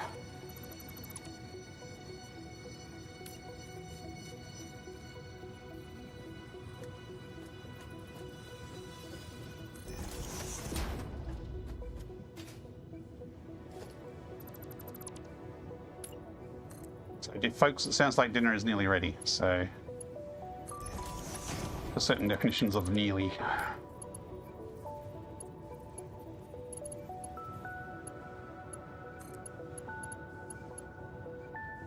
Come on, I'm not trying. I'm trying to snap this without falling. Fine, I'll jetpack.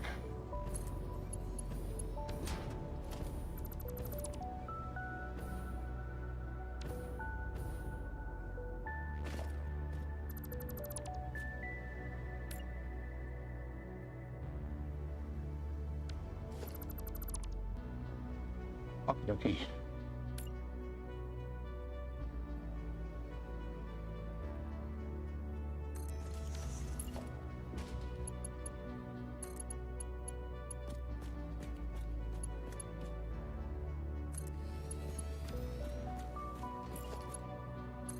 Yay! Okay, it accepted that. Not the neatest, but it could be a lot worse. Really, I should feed it in from above. It's always better to feed in fluids from above. Can I do it from above?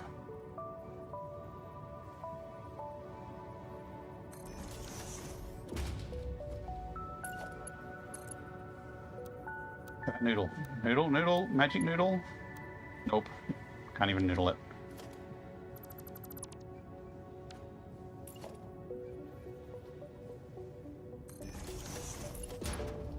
Noodle is usually the one that works in tight spots, like that. So now I can delete those two. And delete that. Rebuild that.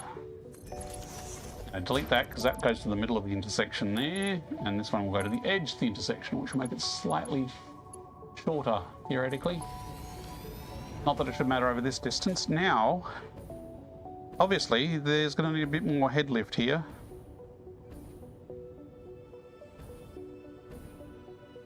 Where did I put the pump? Wow, that one pump's doing a lot of work.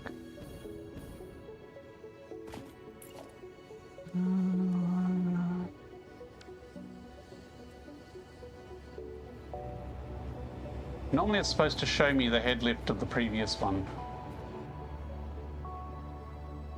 Okay, cool. Okay, so if I go that high, I know it's at least going to make it high enough for the next level, because I can see those lovely pulse marks to show how high my head lift is. So that should...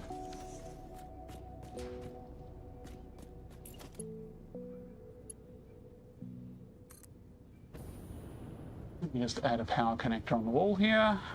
Totally temporary wall, we'll fix it later.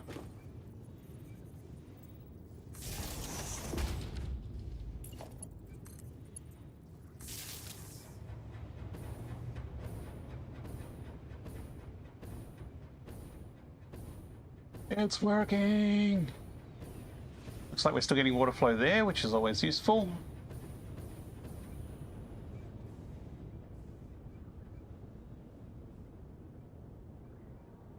I can make it.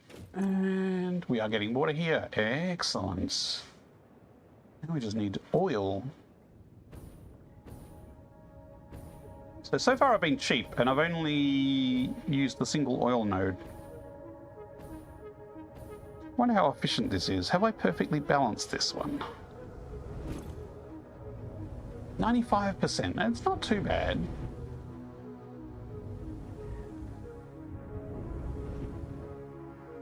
I'm tempted to just use the next oil node over, which is pure. Okay, this is a good one.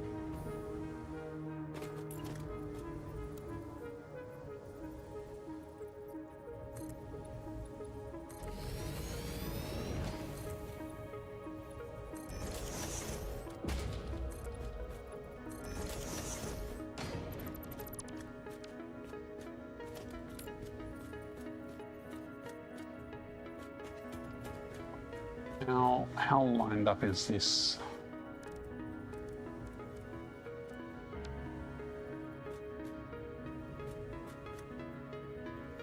That might be a bit close.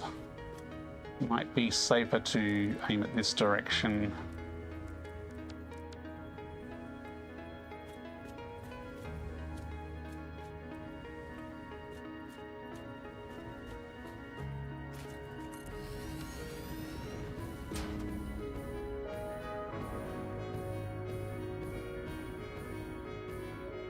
You know what, before I forget, I'm going to grab some more fuel out of the depot.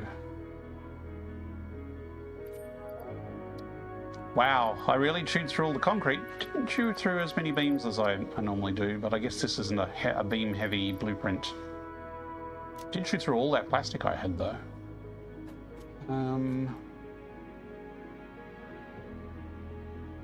I see, we've got the high ones there. We still need to put a central connection point on here. Or those. Top Dion X just hit a 10-stream watch streak. Hey, Top That's Dion X. impressive dedication. How's it going? I always Welcome come back. apparently. I always come back. Cool. I'm really glad, and I'm really grateful that people do come back. I must be doing something right. Or you must have a really boring Saturday day-night.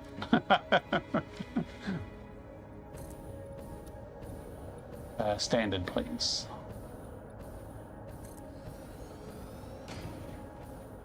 Yes, this is an important pillar because this is what feeds into these middle blueprints here, which I haven't finished wiring up yet. So I do need to try and remember how I did fancy holes through this.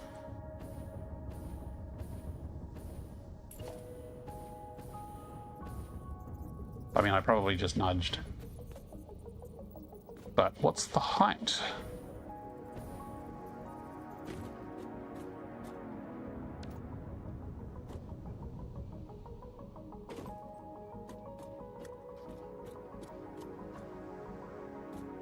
Because these are back-to-back blueprints, I don't think I put holes on the outside. In fact, the outside was probably too far out of the blueprint.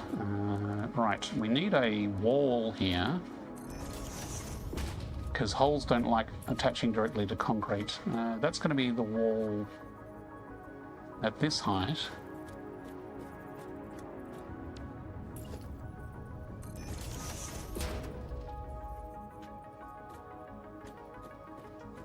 So that'll be that one.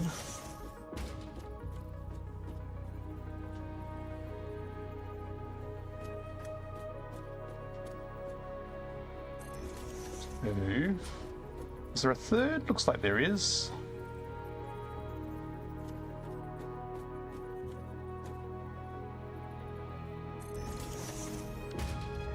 Okay. Is that a pump that you placed all the way down? Didn't recognize the structure so fast. The oil pump?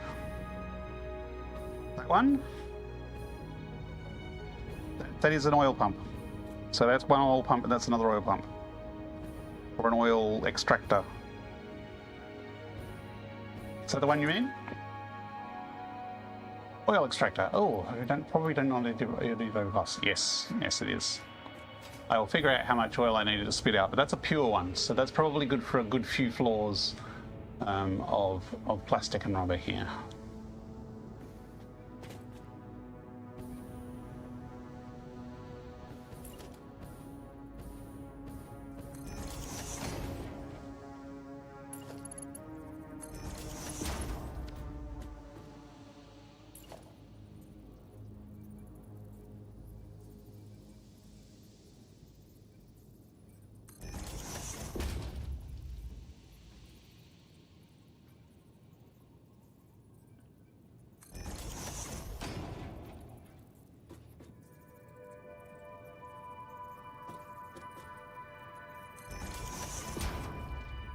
Don't really need all of these exactly, but it is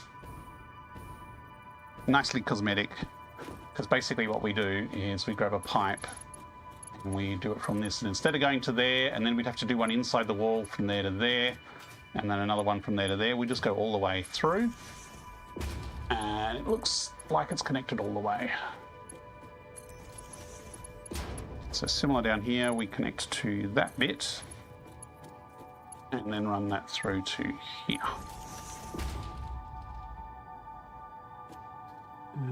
So now we get to put the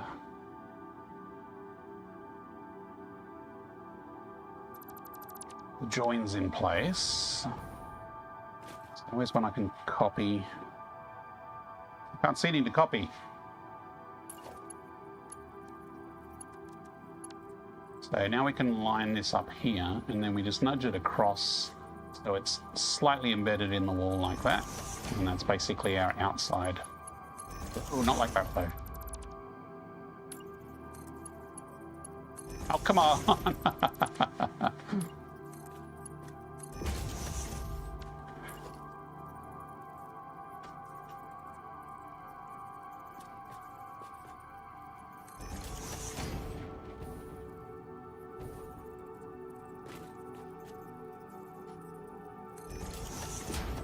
Finished with that. Probably should put a pipe in here before we forget.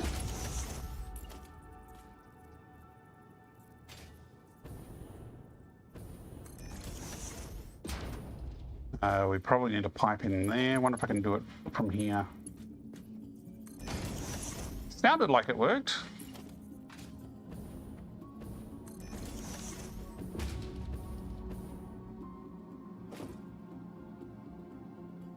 Thank you so much for streaming this on YouTube. No problem, Mac. I'm usually, this is a Saturday evening for me at the time. I normally stream Fridays most regularly, but also Saturdays most weeks.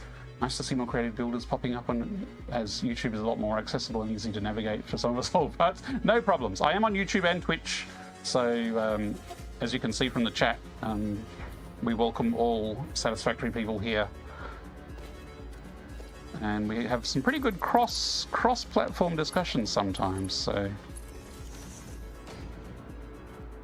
Need something, no problem. Yes, yeah, that's the point, Mac. I'm not that young a fart myself. I'm, yeah.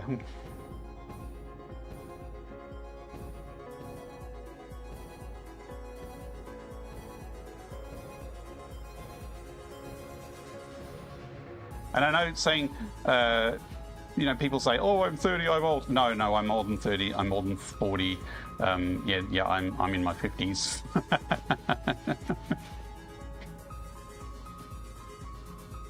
Young at heart, they say. And you're never too young or old for Satisfactory. Oh, maybe not straight.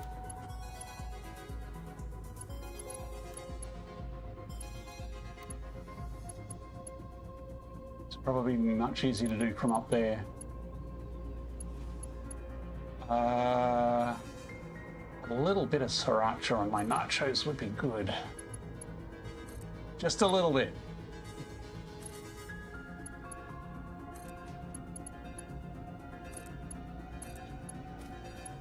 Oh no, it doesn't reach. So close. I guess that's why there's a wall there. Where is that actually connected to? Wow, that's a weird angle.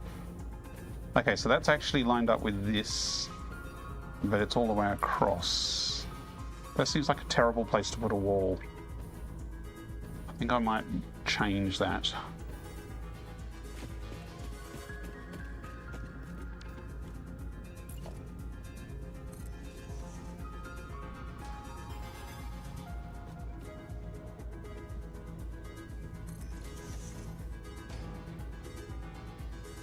I mean, this bottom pipe is terribly different, so whatever I do is going to be messy back here.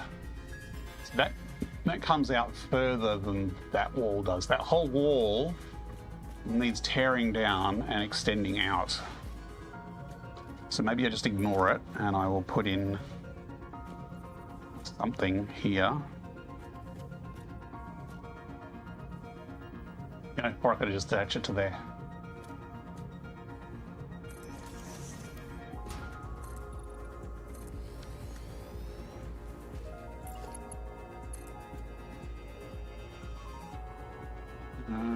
I have no idea how this lines up. Hopefully it lines up on the other side there.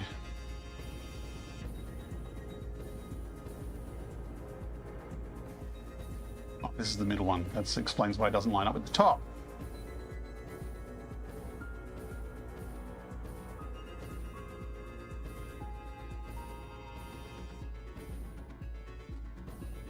That set level?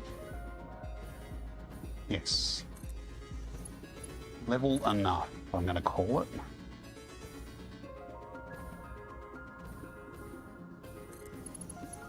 Oh, crap. I'm in a crater. Let's just cushion our fall. Let our jetpack recharge. That doesn't look level at all from this angle.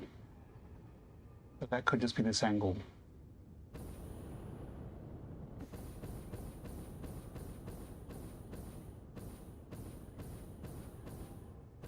It looks pretty good from this angle. Again, this is the back. No one will see it. I solemnly swear one day I will come back and make this back of this factory very pretty. For now, curve mode will make it look pretty. Everyone likes curves, right?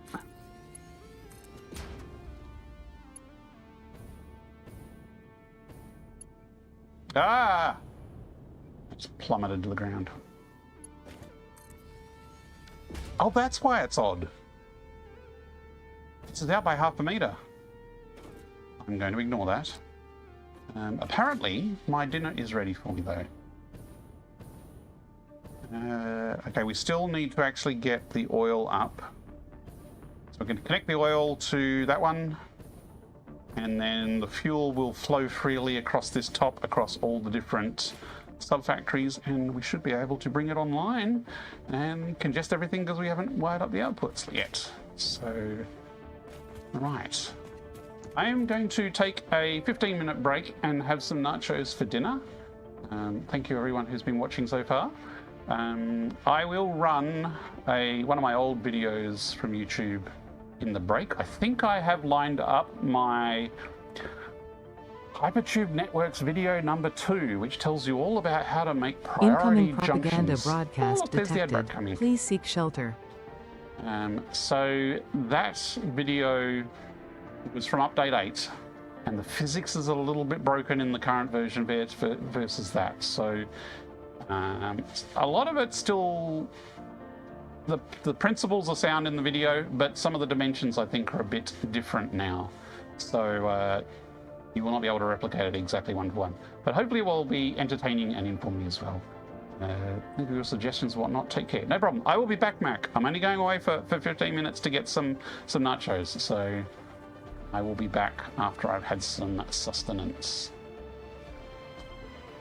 See you soon.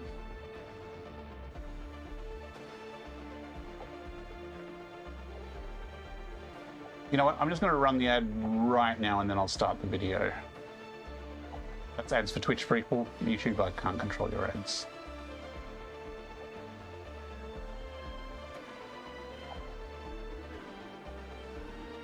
Look lively. It's time to do those stretches and hydrate.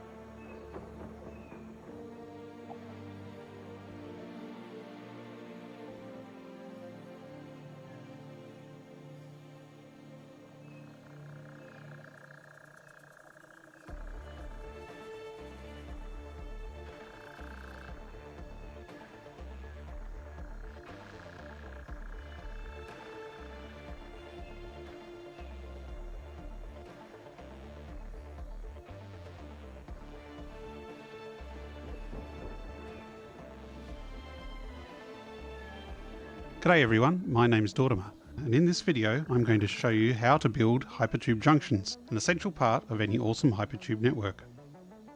In my last video I gave a brief demonstration of using the new priority power switch from update 8 as a remote route switch. This allows you to control branches along a hypertube route to provide a reliable, controllable personal travel system between locations. We're going to do a deep dive tutorial in this video and show you how to build hypertube junctions and how to use priority power switches to control them. I've added chapter marks to each section in the description, so feel free to skip to specific sections if you want. If you haven't seen the previous video, I'll also link to that in the description below. I'll be building each junction variant on the Blueprint Designer. As well as letting you save each one for later replication, the grid base of the Blueprint Designer makes it easier to measure out and place hypertube supports, walls and other items in specific places. We'll start with the basic junction and then work through to priority junctions and then to switch T-junctions. Essential to any hypertube network is the junction, which allows a single hypertube to branch in different directions. The basic junction consists of 3 hypertube entrances arranged like this. The entrance to the junction is placed in the centre and the 2 exits are placed 4 metres forward and 2 metres either side of the centre. I'm placing hypertubes either side of the junction just to show how it is hooked up out in the field. We'll delete these before saving as a blueprint.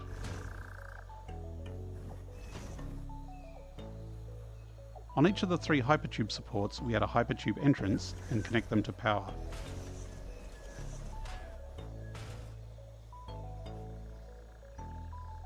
Selecting a route at this junction requires you to be looking towards the intersection and then pressing left or right. The slight change in position one way or the other causes you to enter the hypertube entrance on that side. This basic junction works in update 7 as there is no switching. You can use this junction right now to build your own hypertube network. You'll have to press left or right as you approach each junction, but you can use it to control which direction you will go within a hypertube network.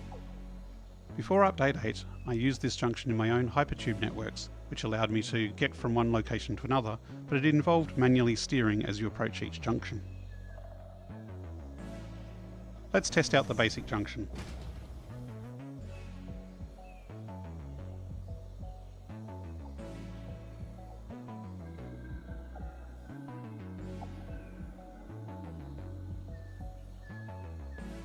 Pressing left as you approach the junction will take you out the left exit, whereas pressing right as you approach the junction will take you out the right side. The return trip is much easier. Exiting out of either of the branches sucks you into the returning main branch. Now let's modify our junction to make one of the routes a priority route. We do this by shifting one of the entrances closer to the centre. The easiest way to do this is shift it in 1 metre. One of the entrances is 2 metres off centre and the other one is 1 metre. It doesn't matter how much you press left or right, this will always choose the junction that is closer to the centre. Here's a demonstration of this junction in action.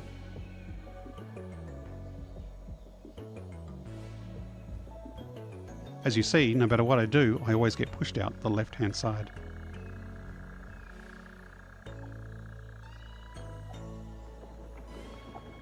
To make this useful, we can add a switch, and since update 8, we can use a priority power switch. This allows us to switch that priority route on or off. When the priority route is off, the default route will be used. This exit, while further away from the centre, is the only one that is active, and therefore we will not get sucked into the inactive priority route. While you can move the priority route in a whole metre, it's not the most aesthetically pleasing one. For a more symmetrical finish, you can use pillars to place the switched entrance slightly less than 2 metres off centre. First we place one pillar off to the side, in line with the line that we want to move across. By holding control, we can move this to anywhere up and down the pillar, as well as rotate it if we need to. So let's place it down the bottom so it's running along the surface along the line that we want to move our entrance. Now when we place the entrance, if we put it along the pillar allows us to move at any point along, so we don't need to put it in 1 metre increments. If we aim just below the pillar, we can see it snaps to the metre marks, but if we put it just above, we can see we can slide it along the bottom. As you can see, it is just slightly closer to the centre than our default route. Even this small distance is enough to prioritise this route, even if we press left or right. Let's tidy this up a little bit for more general use by taking out the large chunky power pole and putting in a more discrete pole. For this, I'm just using a 3 meter metal beam we can then snap from here. There's a wall connector to there, which is a much smaller and neater power connector that's built into it. Then we've got a beam connector on top to give it a nice finish.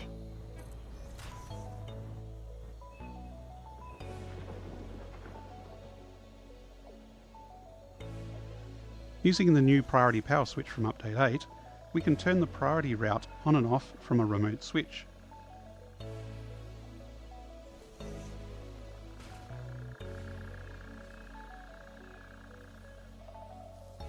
When the power is off, travel will continue through the always powered default branch. When the power is on, travel will always continue through the closer switch branch. In this way, you can leave a default branch to continue on and the switch branch to divert off to a factory or other stop.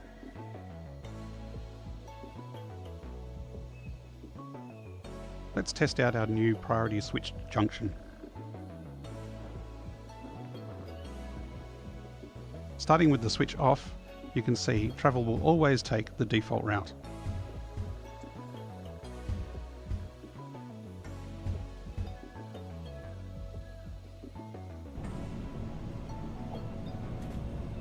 Now let's turn the switch on for the priority route.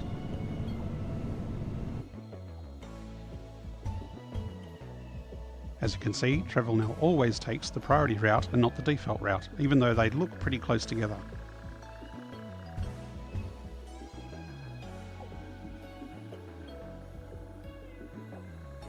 This is a nice bare bones blueprint that you can put wherever you want a priority junction. If you want something a little bit more fancy, you can now extend this and build an enclosure around this junction. Let's start by putting 4 walls.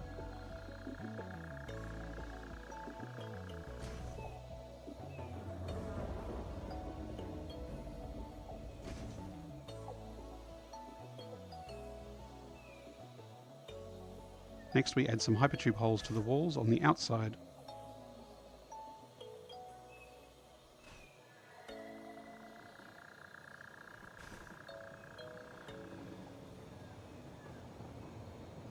Then we need to add a very short amount of tube between the wall holes and the hypertube entrances.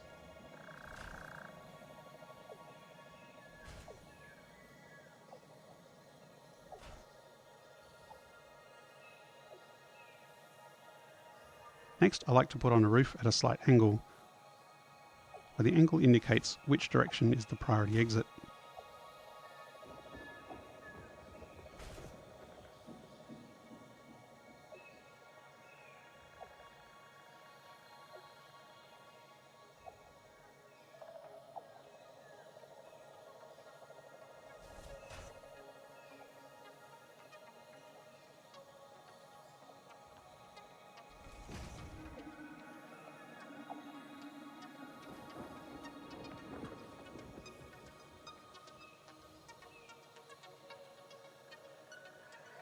Let's give this enclosed junction a quick test.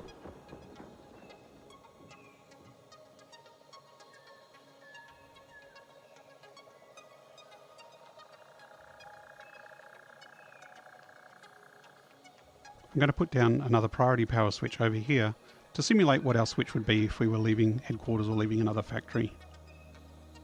Using this remote control switch, we can then control whether the priority exit is on or off. Testing with it off, you can see the default route is still the route that is always taken. If we return from the other entrance, even though the switch is off, we still return successfully.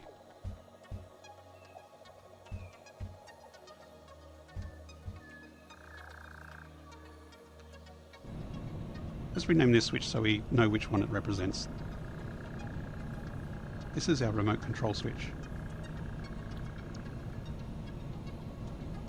We also have our unnamed switch, which is the switch inside the junction. I like to move these into priority groups to give some indication of their role.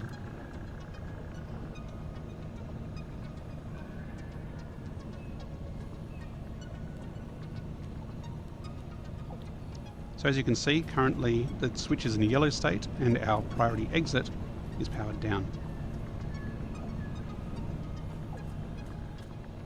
Now coming to our remote switch, we can remotely turn on the switch and the priority route is now on.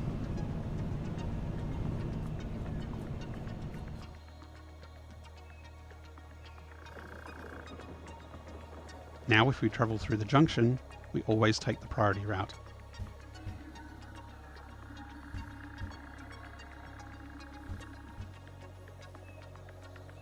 This junction blueprint is for a left-hand exit.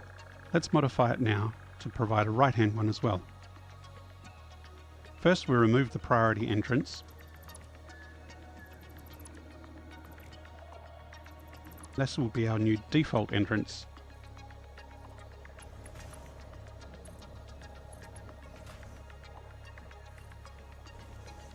Next, we delete the default entrance from the left-hand one.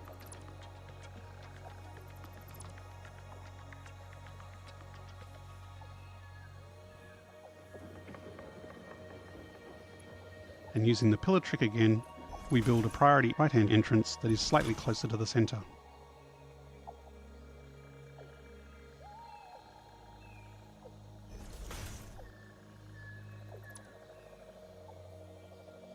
So now in this model, our right-hand turn is the priority exit and our left-hand turn is the default. Let's also move the switch to the other side. Connect up the power to the new entrances.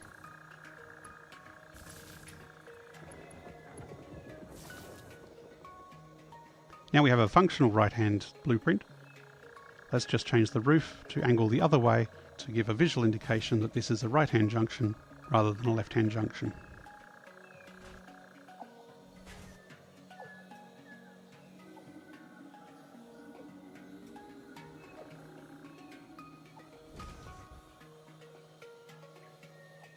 Now we can save this as a new blueprint and we have both a left-hand version junction and a right-hand version. Next up I'm going to show you how to build a T-junction. One disadvantage of the standard junction is that only one line in one direction can be split into two outgoing directions. A more advanced junction can be used to set up a three-way T-junction where approaching from any of the three directions can branch to any of the other two directions. This can be done using the direction pressing selection method for update 7 or by using remote priority power switches from update 8.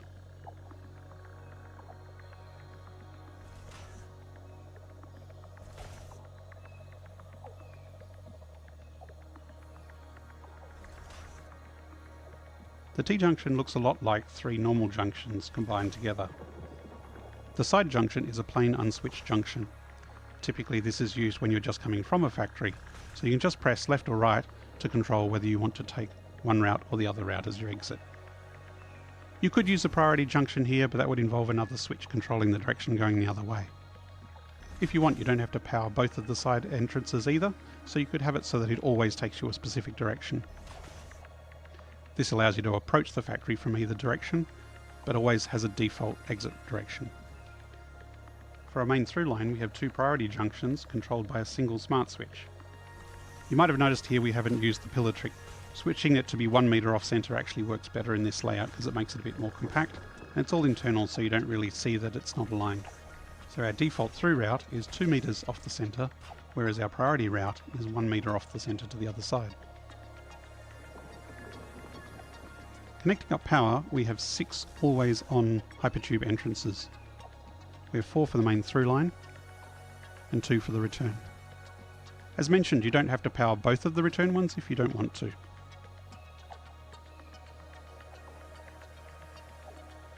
Then we can add our priority switch and connect the power for the remaining 3 junctions, which determine our priority route.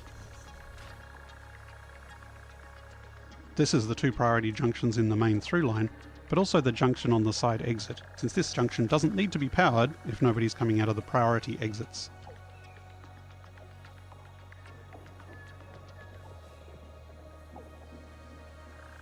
When the switch is off, travel either way will always take the default route.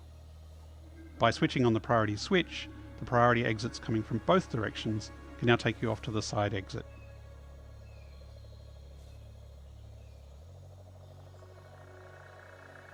Let's test it out.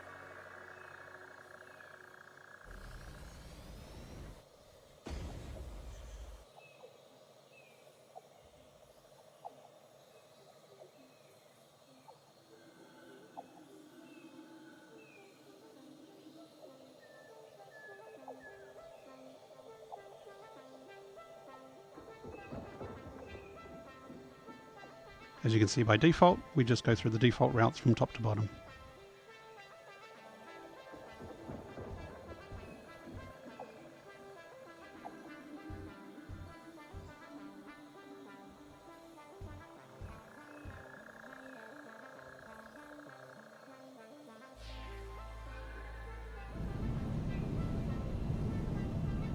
Once again, we have our control switch and we have our junction switch. You can see off to the side there, when we turn the switch on and off remotely, it shows an indicator on the entrance there. With it off, you can see the priority routes are now turned off.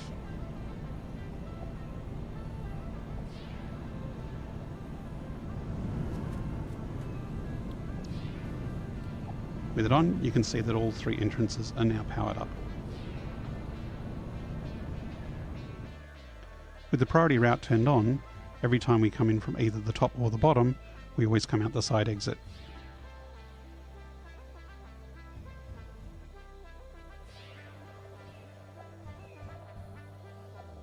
Hopping in the side entrance, we can press left or right to choose whether to come out of the top exit or the bottom exit.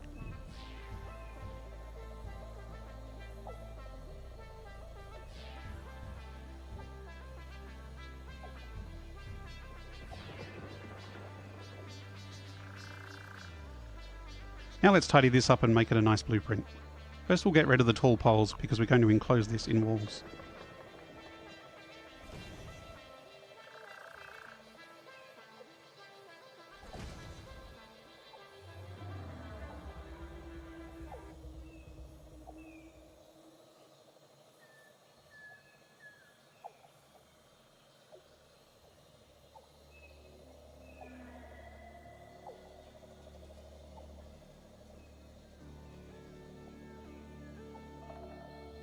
Okay, just reconnecting to my computer. Where's my cursor gone?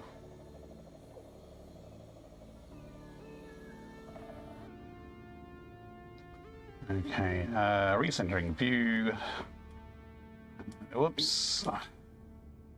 Move those panels back where? Extras. Oh, they were good nachos. Oh. Very tasty.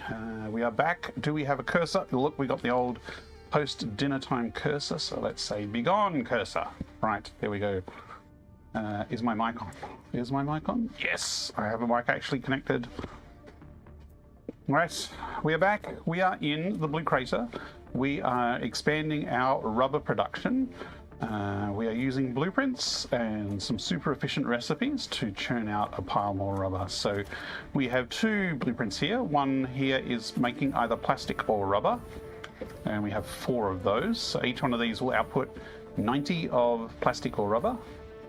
And then we have 3 blueprints here each, which are making the diluted fuel that we're using for the recycled plastic and rubber recipes.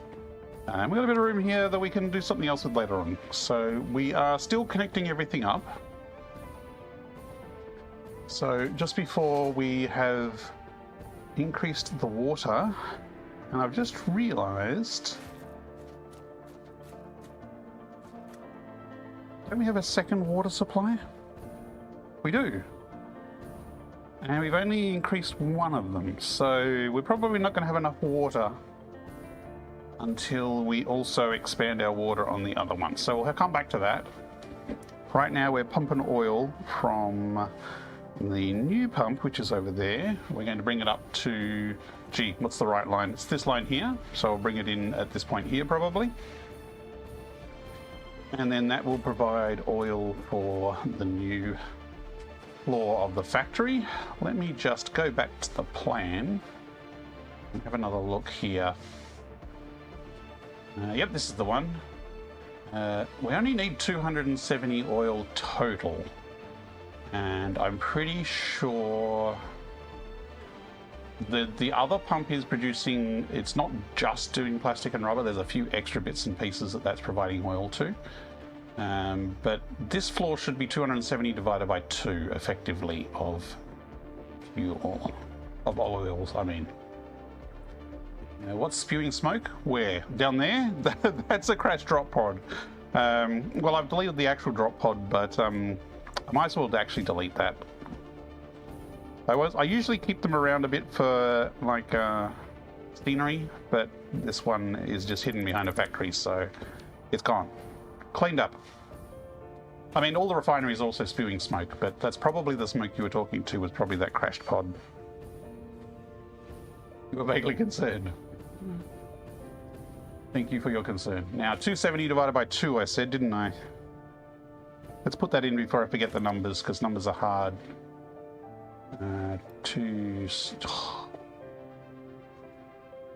270 divided by 2. 2.4 is not the right answer.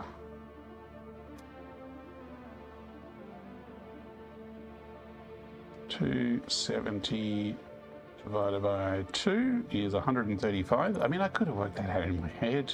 Really? Well, let me type in the number. 135. This particular one is very fiddly. Let's go 1350 and then 2.4. Okay, no, that's not working. 135. 100 is probably what, 55%? 56%?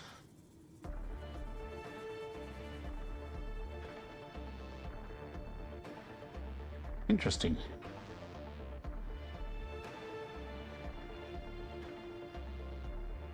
$57. I admire your optimism, Dippy VR, Hey, but it's you only get a Dippy. participation award this time round. Alright, Realm it's of gonna be- Russ was the winner. In fact, you were in Oh, position 1.646. 12. Better luck next time. How you going, Dippy? Welcome, welcome. Maybe 3 recursive. Nope, it's not even 3 recursive. 0.25. You know, I could actually do the math at the top. There it is. We're just guessing numbers here. Hey, Dippy. Afternoon. How's it going? Welcome back. Yes, Russ was quick again. Zurin was like, should I jump straight in and go fast first and try and steal it off Russ? I'll give her a... And then Russ got it.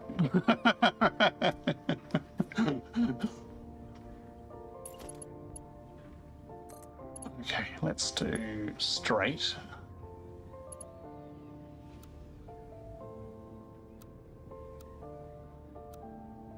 Now, if I plug it in that one, that is the right one, but I'll do that solely so that I can stick this on it to chop the pipe up to then bring it down further.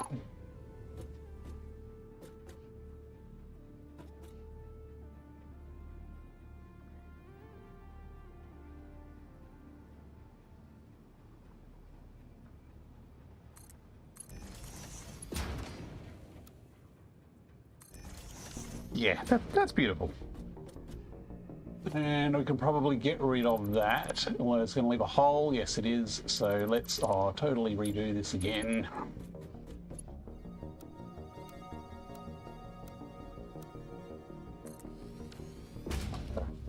Russ is OP, yes.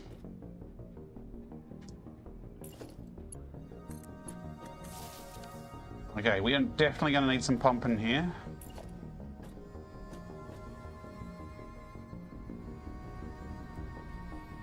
Maybe I should have made that a little bit further out, so it gave me a bit more room than just that.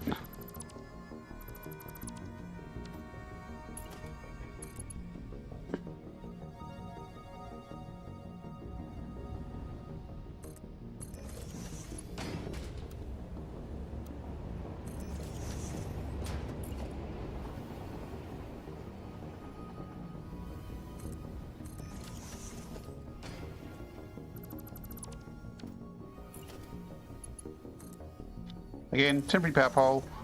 I'll do something neater later. Totally honest. Doing Saturday things like sleeping past 12. Oh, sleeping past 12. How nice. I tried, but I woke up. And then I was laying in bed going, I really need a hot shower, so I got up. Okay, so, okay. It is actually showing the other one is going to that point. So basically putting the other pipe here, that mark there is how high the first pump is pumping it too. So as long as we put it under that, we will have enough room. Now, is that kind of straight up? We should go around a notch. I didn't actually see if that went all the way, so I'm assuming it did. Yes, it did. Otherwise it would show another notch. So we just need some power.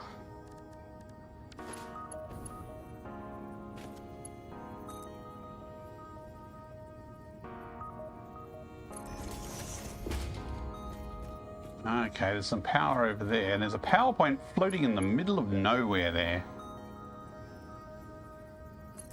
I'm sure that's totally on the list of things to come back and clean up at this back wall. Okay, we now have oil coming to our totally symmetrical and well laid out pipe system. Which means we should be able to get things working now. Yes, because the blueprint already had these outer connectors all connected inside of the machinery. So there's nothing here we need to connect. We just need power, which we don't have.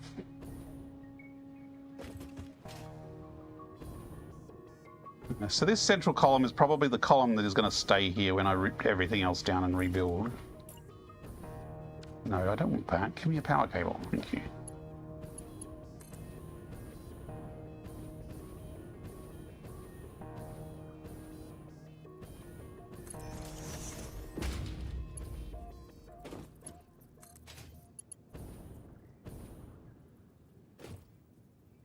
So this is our power to the building. And then if we bring this across, it's actually lined up to the line. So if we put it there, that's going to run straight through the smokestack. Okay, I don't like that.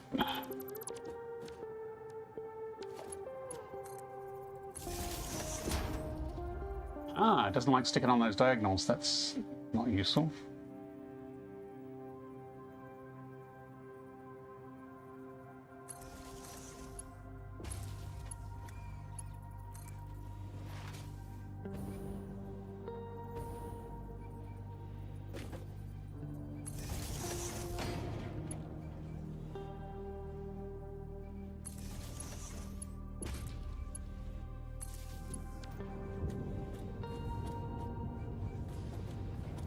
I've just realized I've connected up the... Who did that? Lacrius! Stop making me jump! I mean, that's the point of it. Thank you for the redeem and the mild heart attack. So if I connect this up... Okay, power's still going. Hi Lacrius, how are you going?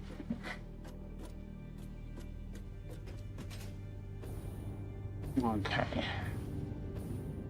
I mean, to be honest, I haven't checked my power, but I'm pretty sure I've got plenty of overhead for this factory. Although it is refiners, and refiners suck as far as power goes, so who knows. So now, with a bit of luck, we will have the oil come in. The residue will go over here to this one. The residue will be turned with the bottled water, so we're making bottled water in that packager there. That'll make packaged fuel.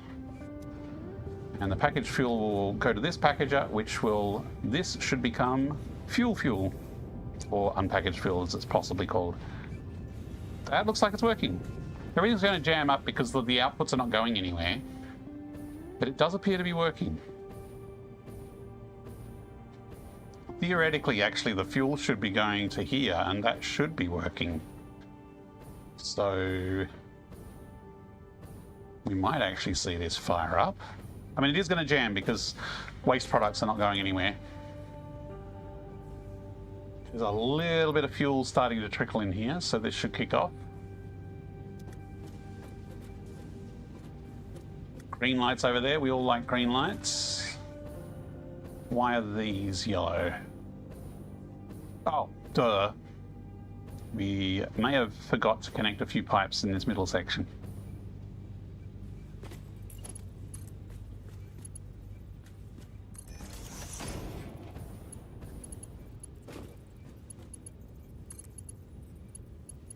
That wants to connect onto this hose. That's broken. Actually, we don't need to connect those to there, but I guess it looks cool and makes it look complete. Should just be those three that connect the two blueprints together. Now we should have green lights. Green light. Green light! Yay! Still no green over there. Oh look, it's backed up there already. Hasn't backed up there. So this is problem number one, is all the residue. So we'll stick a hole in the ground and bury the residue.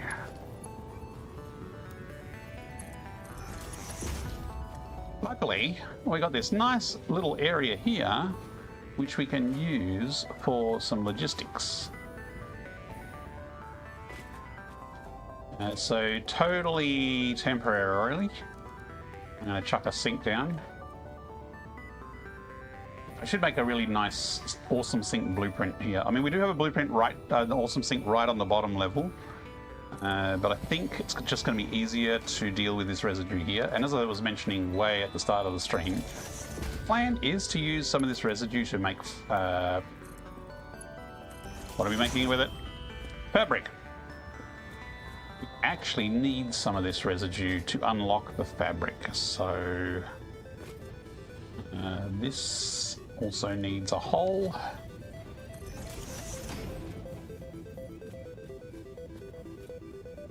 This is actually going down this way.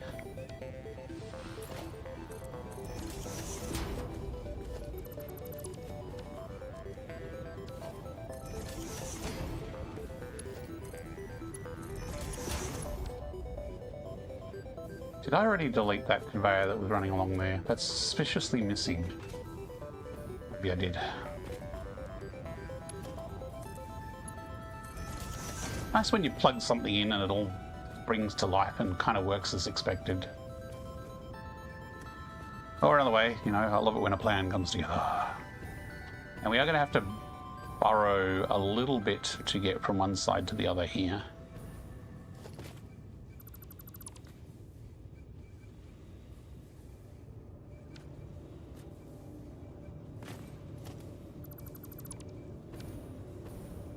Probably don't need much space. In fact, probably just need these two removed and not the rest. Let's delete it all. Let's delete it all and have a bit of space. So let's get a merger.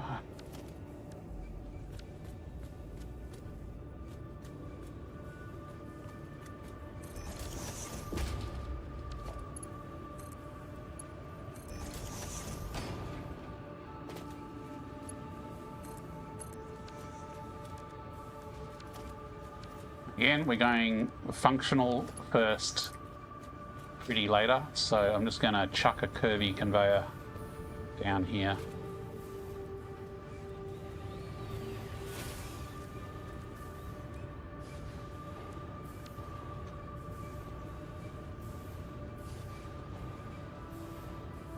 I love just being able to look behind myself to see something lined up or not.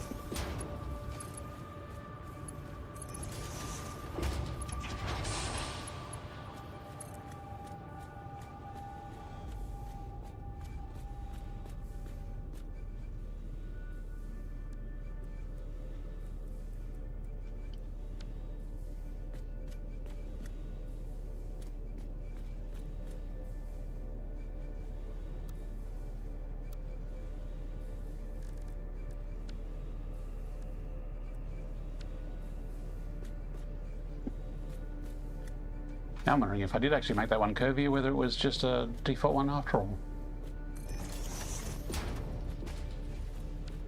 You know what? I should just steal the residue out of these machines to unlock the fabric before I sink the rest. Hey, green light.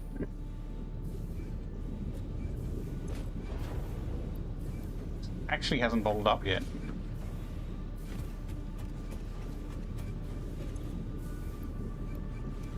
Pretty sure that's plenty.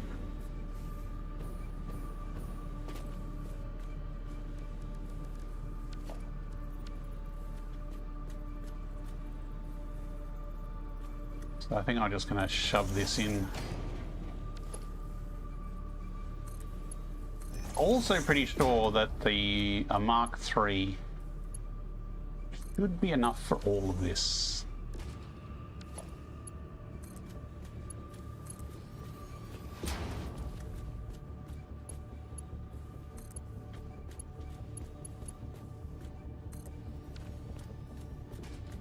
Sink does not have power yet, but other than that, that's good to go. Well, I'm going to unlock this fabric before I get too far ahead and figure out that I need more residue, and just after I've sunk it all.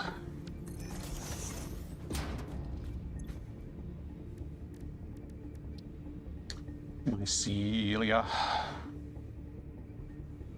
Yeah, need 100.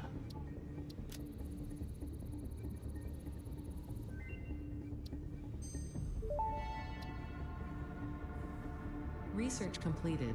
Polyester fabric recipe unlocked. Using polyethylene terephthalate, production of a lightweight and strong fabric can be automated.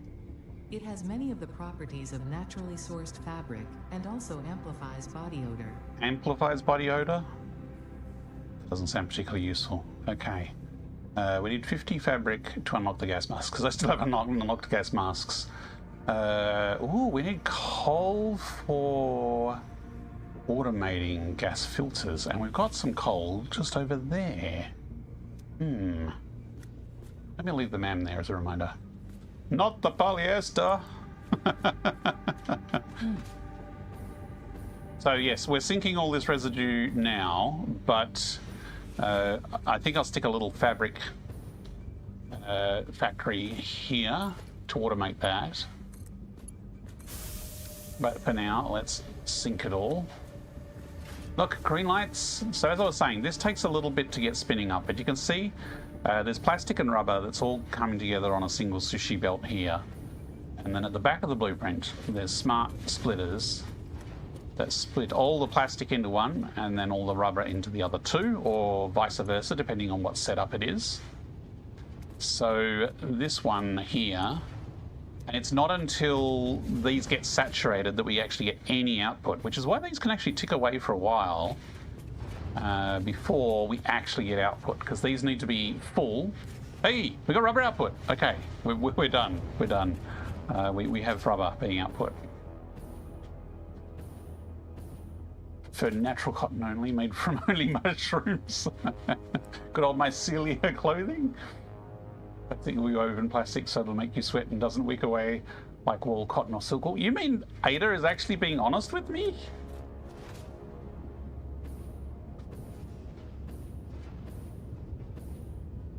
Okay.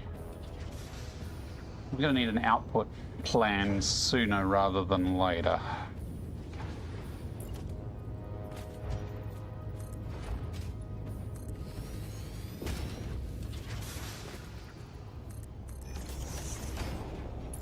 Basically, this output needs to go downstairs and gets filtered away into the train stations and storage and everything else. What am I doing? I'm not doing that.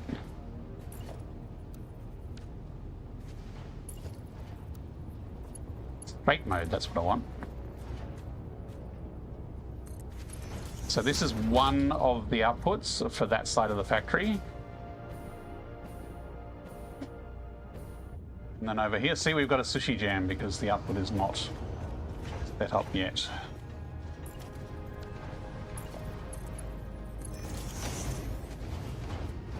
So that actually did fill up and jam much faster than I was expecting. Oh, no, not that way.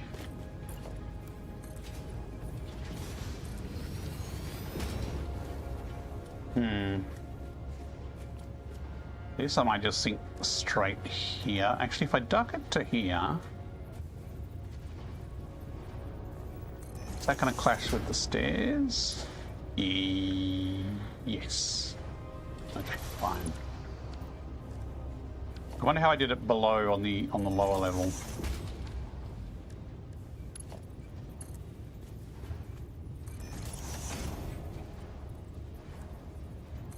Must remember to actually make it a Mark IV, otherwise... Dippy VR just hit a 25 stream watch streak. 25 That's stream. impressive dedication. Heck, apparently. Heck. That is a lot of heck, Dippy. Thank you very much for your continually returning to try and claim first off us. Shared qualities of natural fibers, which I personally disagree with. Fair enough. Okay, things are working. Things are jammed because they're full, but things are working. I really should fix the jam before we get into fancy fabric production. So now we're coming to the next part of the stream where I have to fix the logistics of the lower levels. There's a bit of a tangle under this factory. So I think it's time I need to basically gut what's down there and redo it.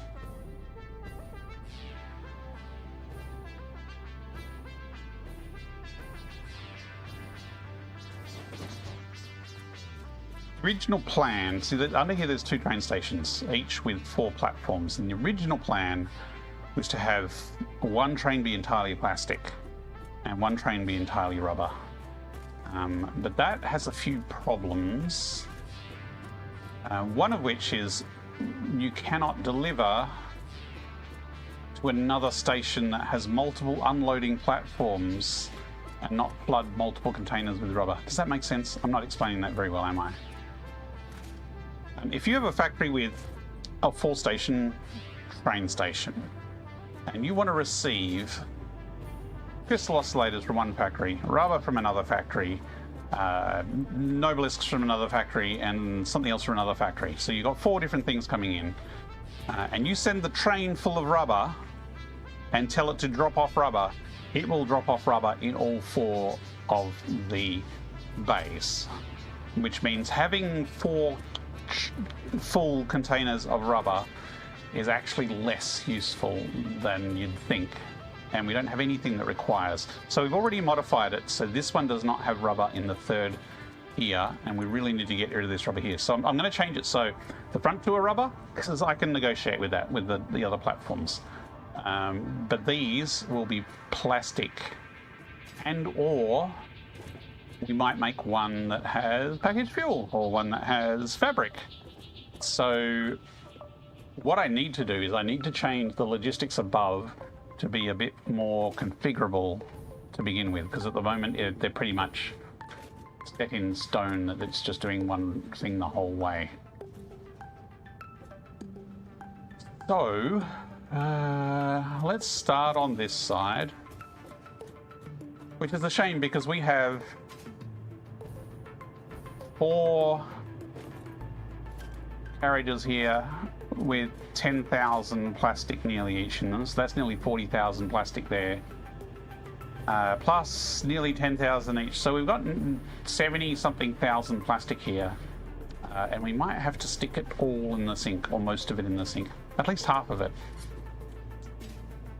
which is a bit of a pain. But then there's still how to deal with this.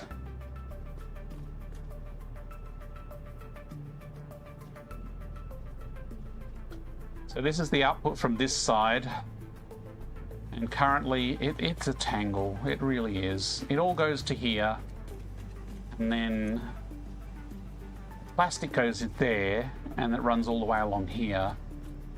But then the overflow goes to the sink, but then you've got rubber coming in from the other side there, and like I'm tempted to just delete it all and start again. That might not be particularly wise. So I'll start with this run because I know that this run is 1 run.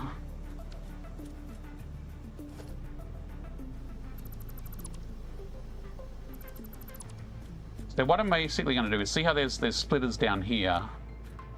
These are just plain splitters currently. So what I'm going to do is I'm going to have smart splitters and smart splitters, and I'm going to have a ring of plastic or a ring from one side and a ring from the other side, and then we can change the smart splitters based on what is coming out, and then everything else is overflow.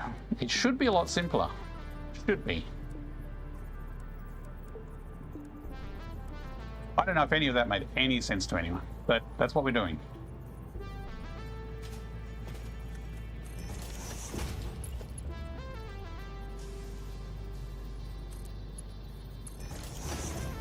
So basically, this smart splitter, the right will be what we need to deposit, and the center will be overflow. So this will also prioritize in a certain order as well, which could have some pros and cons. So that might bite us in the ass.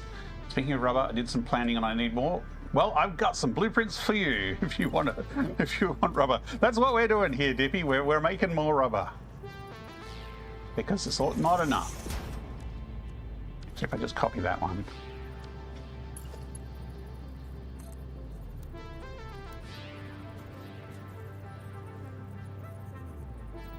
Oh, stupid smart splitters are in the wrong way. Here we go.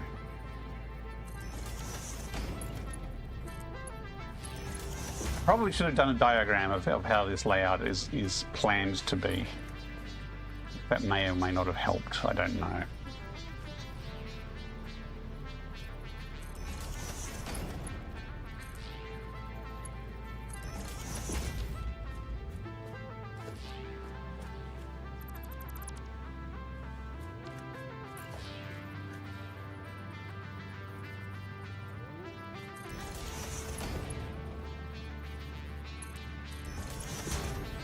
Could also add some more walkways here.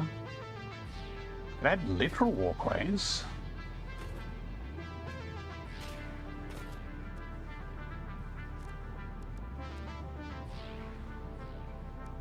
Like these. It's going to clip like Billy Oda things, but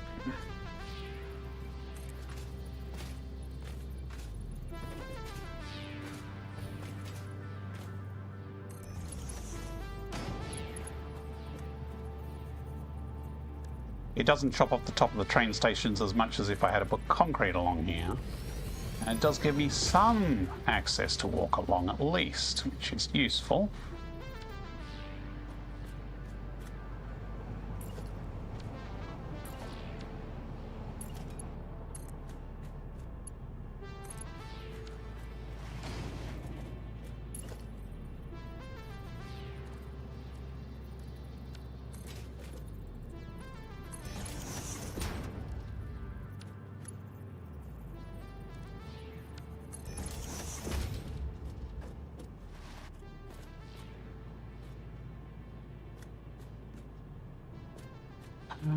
So I might do a similar walkway. Can I sample that over the top? I might do that, a similar one over this side.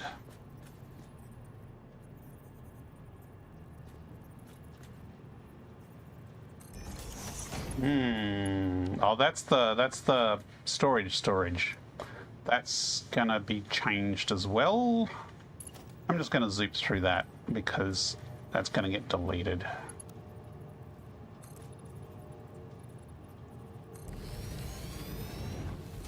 So these are dumb splitters. So if I take the smart one, I should be able to hold control or snap and replace these with smart splitters. Let's get rid of that though. Don't know where that's going. We'll figure it out later. I'm going to remove that. So now we've got the same thing as the overflow goes through the unit. So for each station, we can change the smart splitters on both sides to load the right thing. And then so this side of the factory will come down this side, and the stuff from the other side of the factory will come down this side. And then they'll loop back and meet up at the clubhouse afterwards. This is the residue that can continue going that way, which is going to the sink.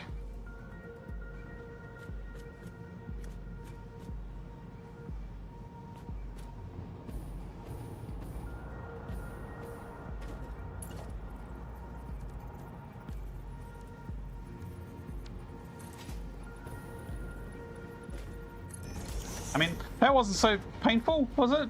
Other than the fact that I've just broken everything on this side of the factory because nothing's programmed yet. So let's go do the same on this side.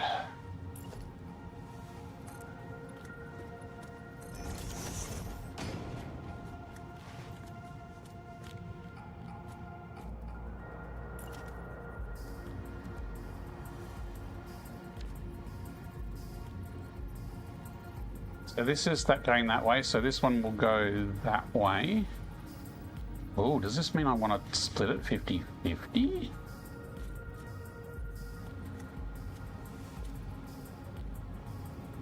Interesting.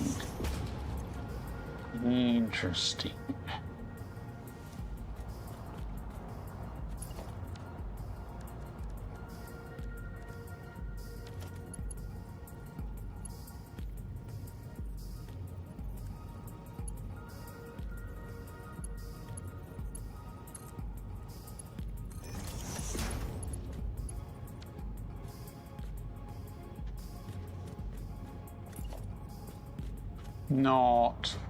Not exactly sure how this is going to come together yet.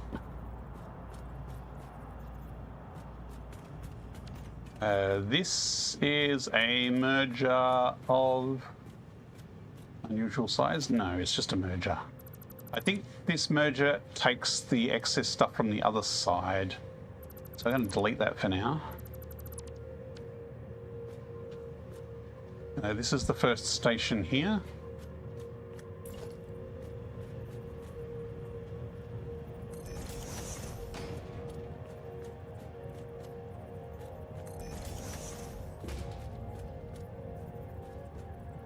I may end up rebuilding these all facing the other way later, I don't know.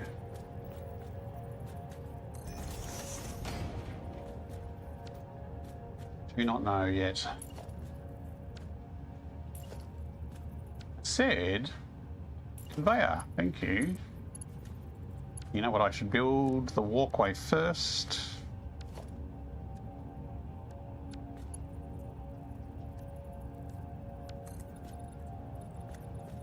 That way I'll have something to stand on.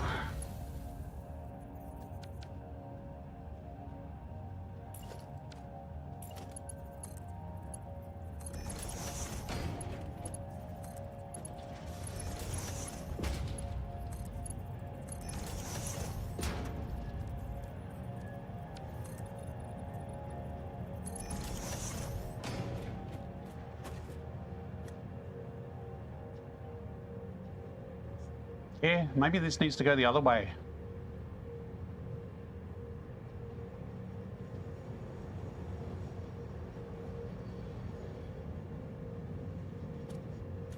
Maybe this needs to go the other way. Ugh.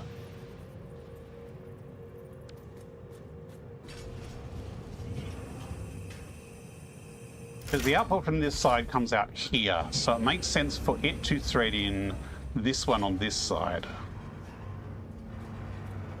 Crap.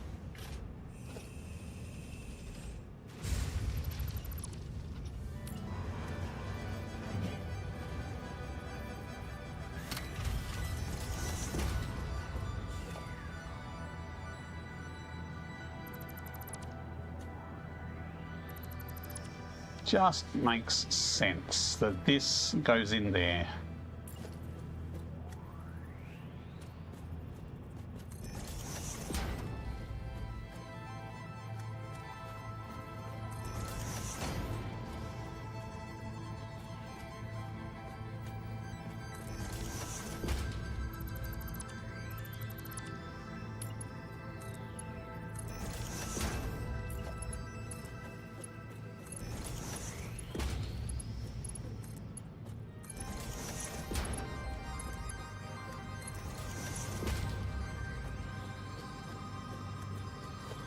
So We're still going to have to take the one from above and merge it in.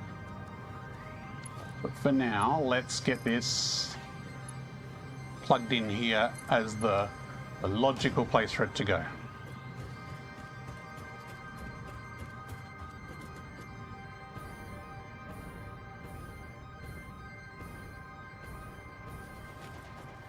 This staircase has a doomed future, I just know it.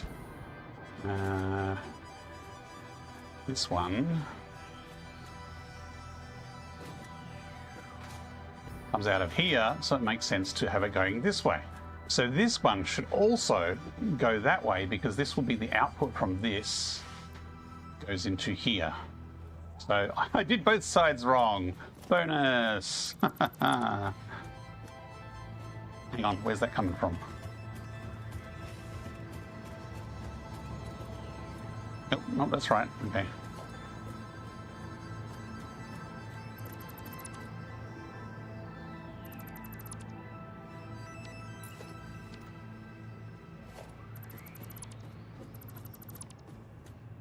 Tell you we break it before we fix it. Incoming propaganda broadcast detected. Please seek shelter. Do I have to?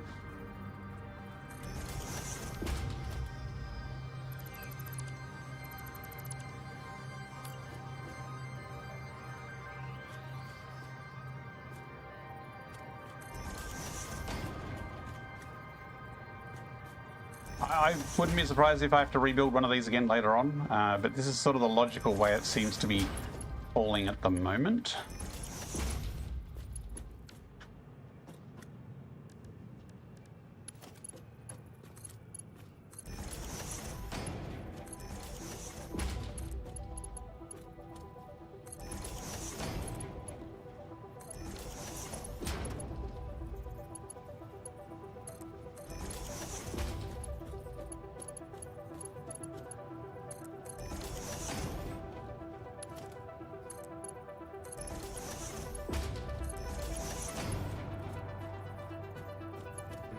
Okay.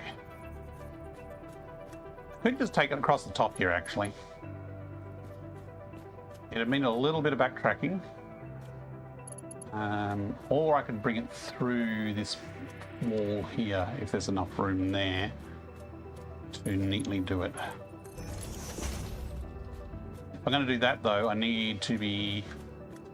That's a 4 meter across. Okay, so that should be able to hollow out or burrow through that, even if I do some creative clipping. Okay. Okay, I'm going to take a short break, and I'll be back after I have a bit of a drink. Not that button. Have a bit of a drink and a stretch after these messages from our invaders.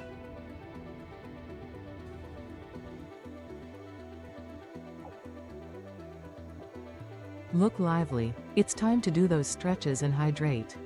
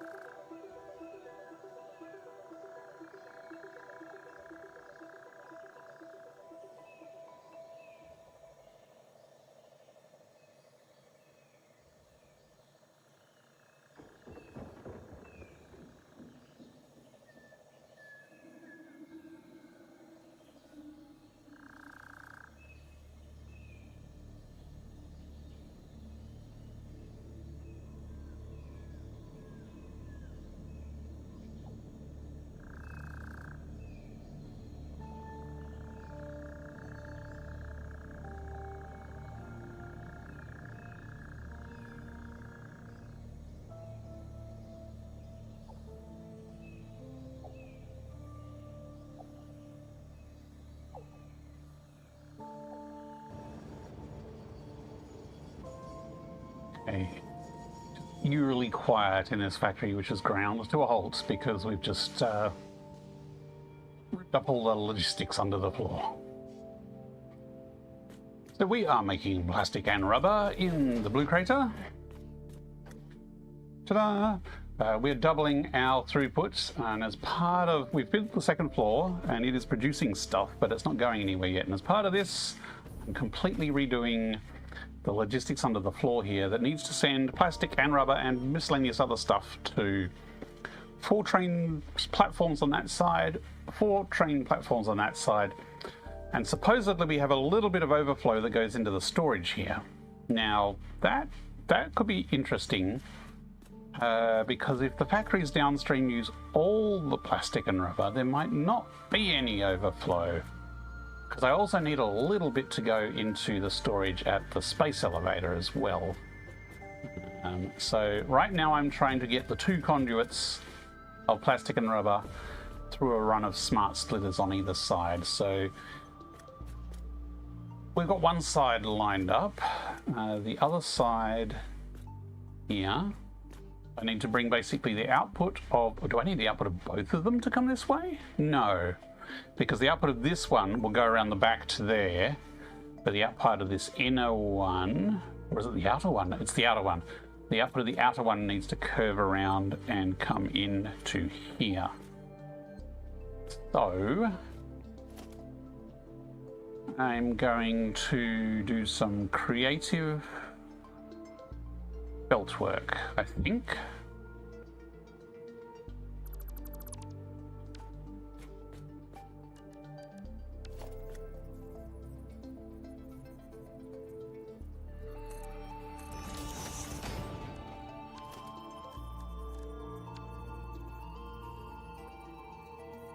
I wonder what that floor above is, if that's a load-bearing one or not.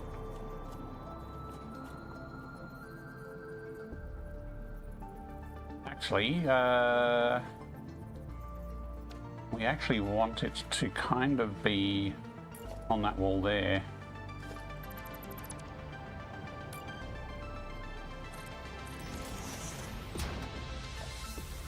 It actually should work out easier if we stick this. Oh, we need a wall still. You know, let's and soup on.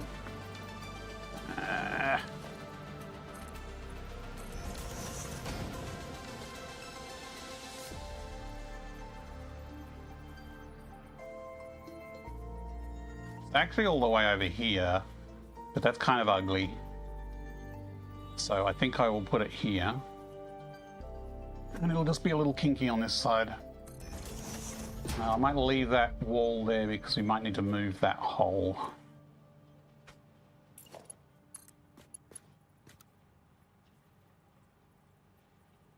I think I will go straight, but I will straight mode from here, so it will just do a little kink in there.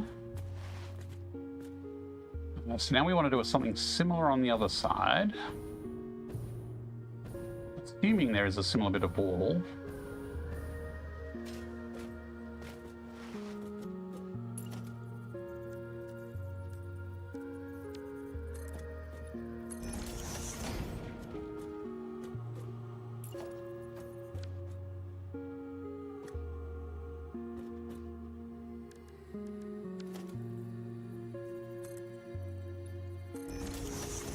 That is very shiny concrete.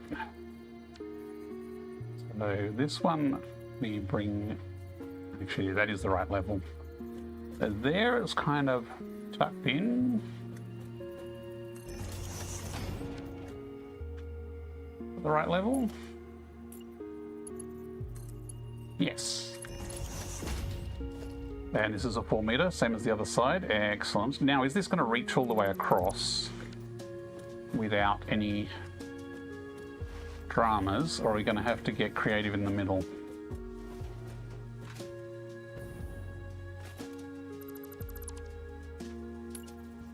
Okay, so that's connected on the other side.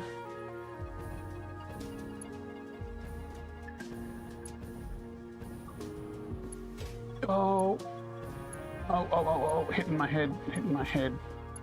Okay, so it's going to reach, and that'll be straight mode. I'm going to go default. I don't trust straight mode here.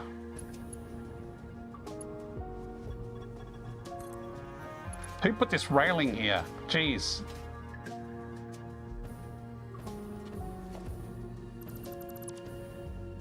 Maybe I want an exit every now and again. Okay, so now...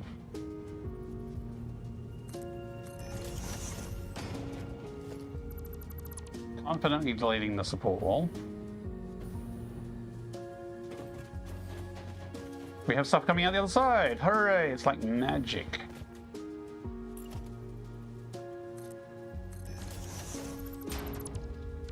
Now, if it really is magic, we won't see anything sticking out the other side.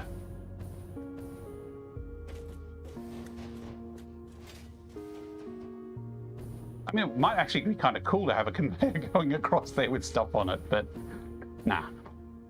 Nah.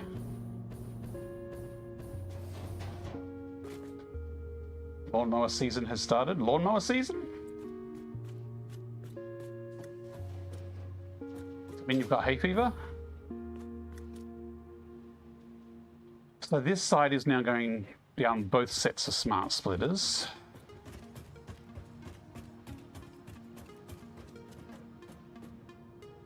So this needs to curve around down the other side. Noise pollution in your case. Ah, that sort of pollution. Yes, okay.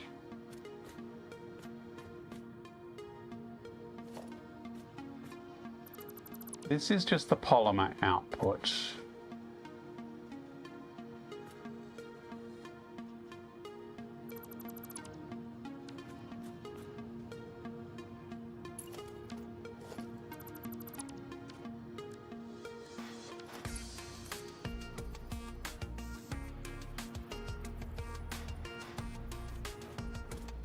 And maybe I take that down to there.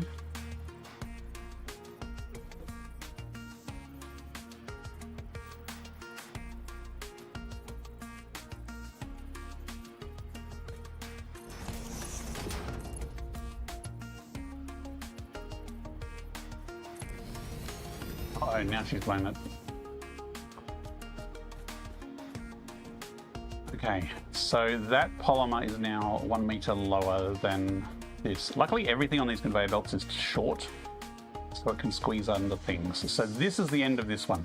So this needs to be the final overflow that needs to go to the storage and sink. So this merger here needs to move across a little.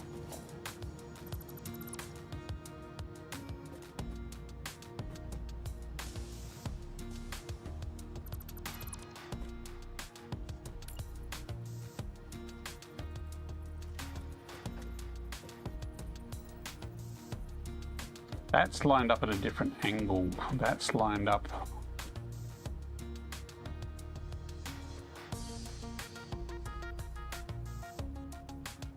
Does that matter? I can't see, there's a chat window in the way.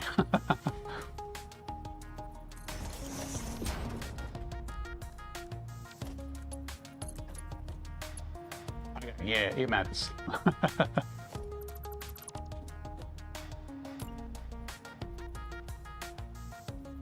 Actually, I could just attach it to that one, couldn't I? And then nudge it across to 4. Is that a diagonal nudge? That's diagonal nudging, bloody hell. That's not. What was the difference? I don't know.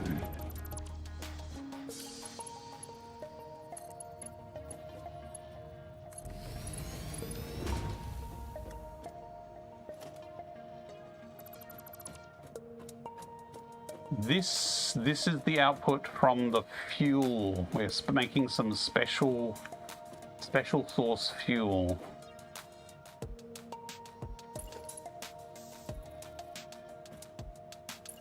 Otherwise known as packaged fuel for things like vehicles and jetpacks and stuff.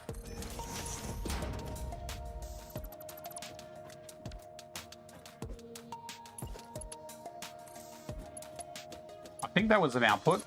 Yes, the conveyor belt is going the right way. It certainly looks like an output to me.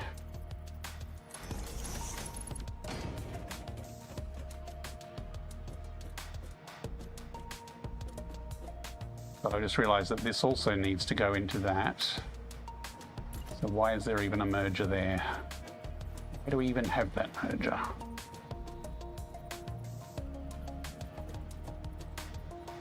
That's diagonalizing nudging, is it? Is it?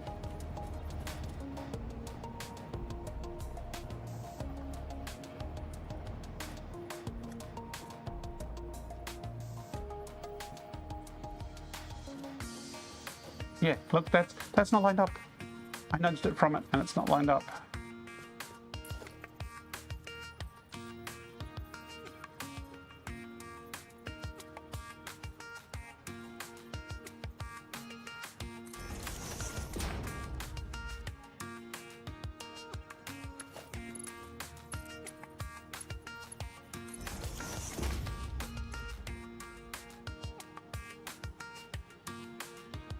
Okay, so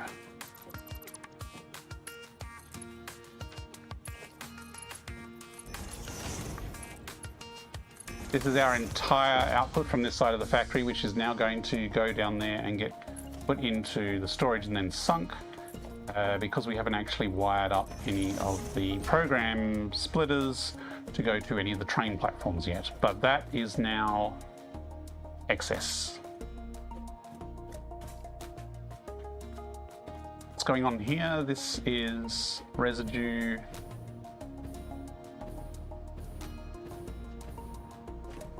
There's a conveyor belt here that goes to nowhere. Looks like an output. That's empty canisters. Or is that an input? Ah, this needs plastic input. Okay. Right. So we need a little bit of plastic to go through there, which means we do actually need to bring some plastic from here. So let's go overflow plastic.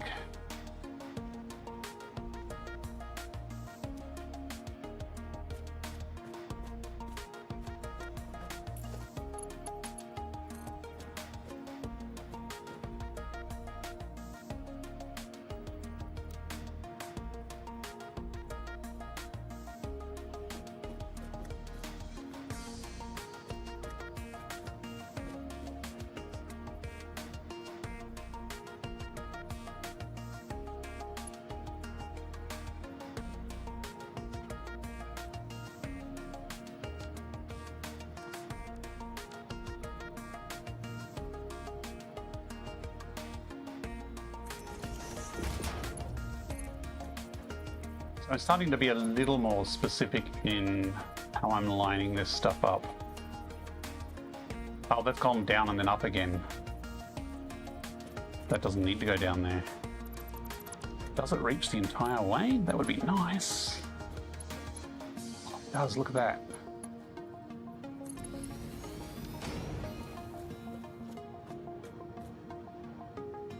This requires at least one of the factories on this side to be making plastic.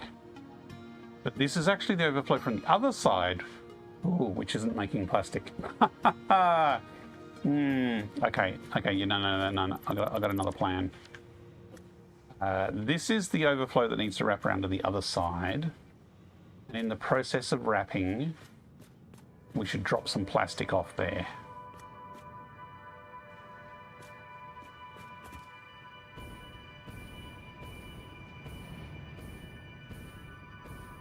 Oh, it's going around this way. Okay, we can reuse this. I don't think this conveyor is doing anything useful.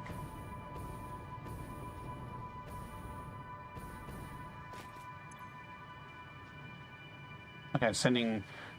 Which is the input? That's the input. Sending rubber that side and plastic to the right. Okay, so this could be sending plastic. I think this needs to be up a meter. I don't know why it's this low.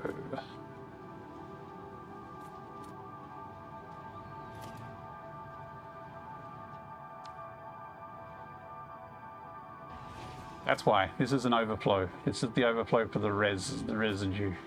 So the residue needs to go through to the sink. Plastic needs to go through to the fuel. Looks like it's only a Mark 2 or 1? Mark 1? That's a power line. Can I not have a power line, please? I'm trying to get the conveyor.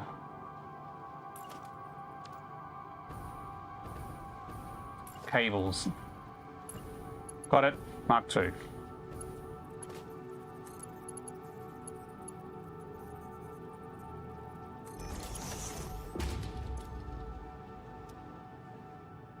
Which means these two merge. These two merge and come in here. That's okay. We can sushi a little bit. I don't think the tiny bit of resin is going to break my sushi throughput. Come on, give me up, give me up. Thank you.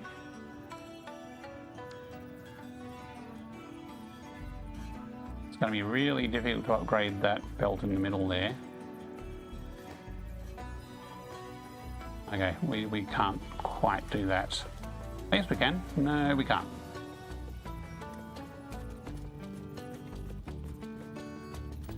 Sushi, sushi. You have a belt with lots of different things on it. Just like a sushi belt.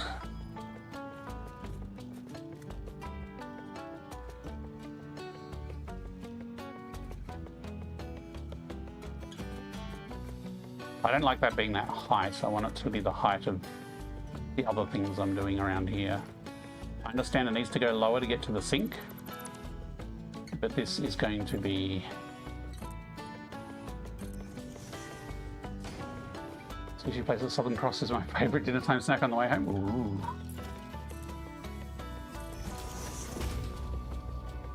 But yes, a sushi belt is where you have a normally a clean factory will have a single product on each belt and never cross the belts. Crossing the belts be bad. But a sushi belt is where you intentionally put multiple different products on the same belt. And then later on you use smart splitters to separate them off the belt. And it is something you need to be, like it is an advanced technique, and you do need to be very careful, because if you don't do it right, one product will jam the whole belt and then nothing will get through.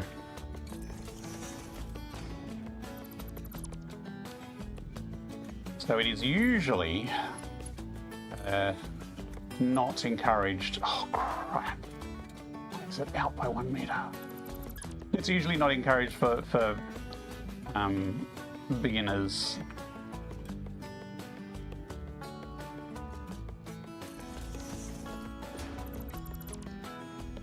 I'm not a beginner. And personally, I think sushi is perfectly fine as long as you follow a few simple rules. It can be really useful, because rather than having 15 belts of slow products, you can have one belt with 15 slow products on it and then split them off as needed. So this belt has plastic and rubber on it. I don't know if you saw, but there is some plastic going by there as well as rubber. Just realised this needs to go to the overflow as well. Oh, actually, you know what? Oh, a sticker merger here.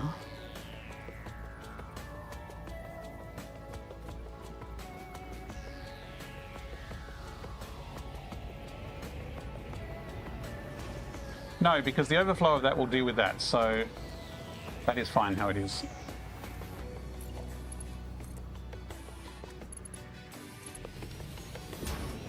If my California rolls down, it's my fault. Not sure train station sushi is safer than servo sushi, but it's not killed me yet.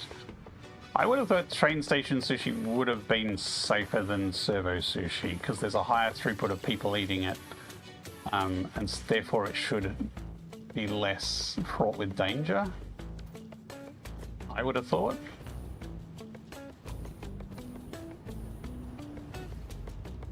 Oh, where's this going? Okay. That's residue output.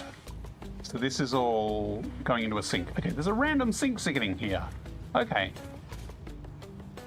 So that lift up is a sink.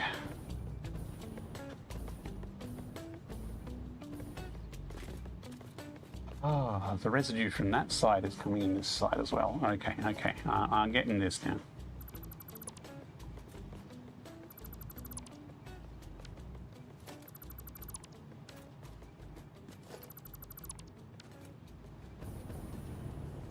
I think the plan was to come back and do this sink a bit tidier.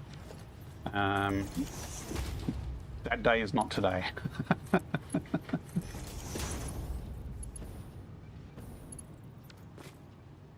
Ah! There's a complete lack of floors around here.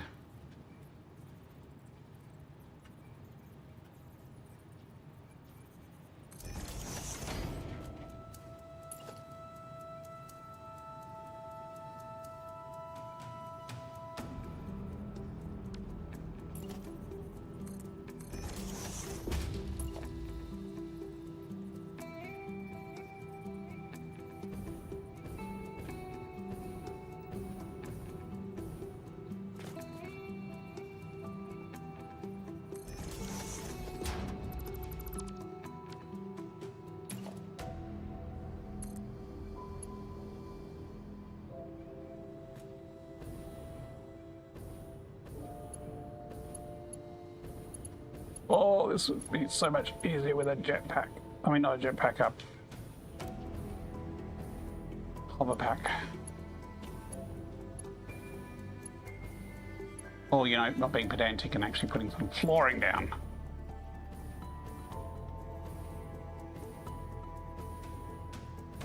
I'm gonna land and try that again.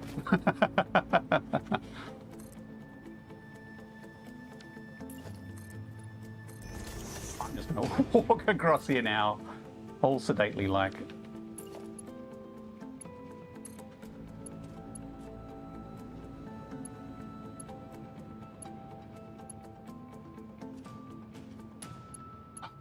Thank you. Thank you. Right, finally got there.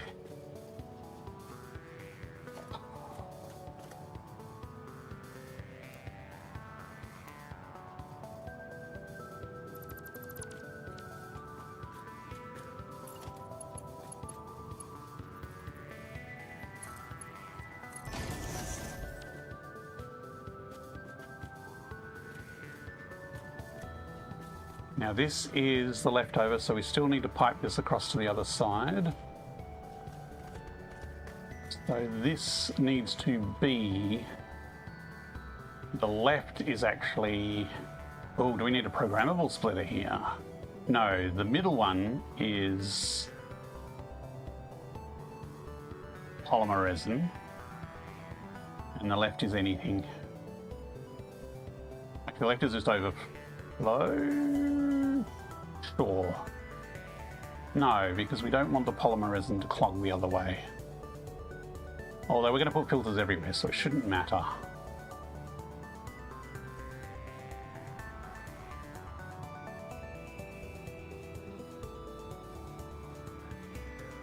Okay, so now this is our magic.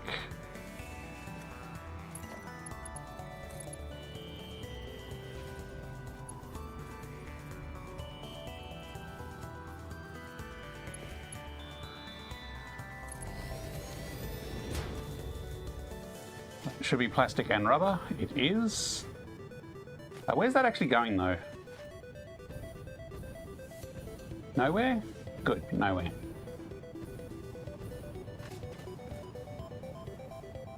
Ah, that actually runs through here.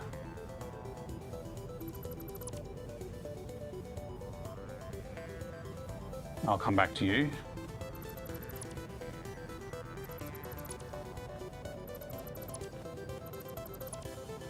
These are going the right way. We'll just be able to upgrade them.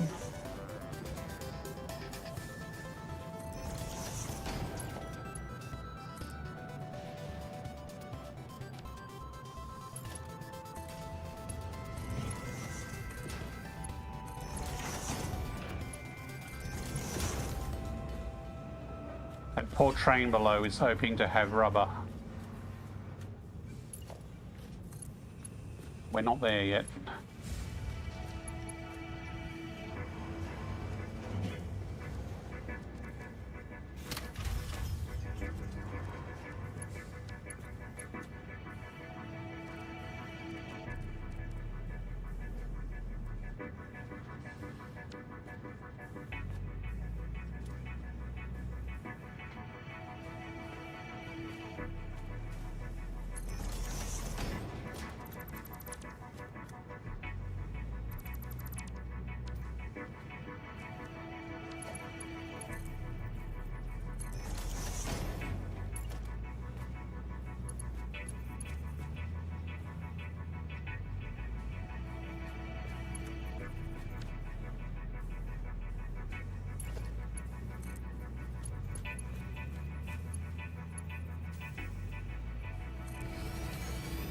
So that should just be resin. Resin. Yes, good. Okay, this is plastic and rubber, so this will go through to our smart splitters. You let me just build a walkway. Snap that.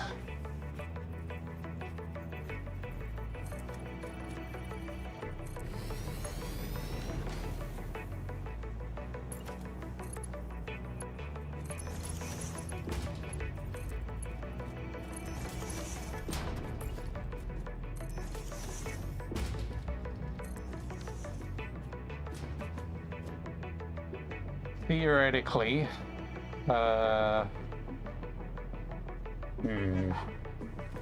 theoretically we need an overflow from this to the sink, which means we could just hook it onto there, or we could wrap it around and join it onto that line. I think that's what we have to do, because we might have some overflow of this that might be useful for the storage. So the overflow from that one we will wrap around and merge, that comes through the sorting system for our storage down there. Other than that, I think it's mostly together. So, oh, that's good. We got a buffer of rubber, so those factories won't quite be starved. We have a buffer of rubber that's running out. So the plan was that the first two here are rubber, but that one's not delivering to a factory yet. Interesting. So to make this first platform rubber, we need to come in here and we need to make the right side of this one rubber. And because this is facing the other way, this would be the left side. Be rubber.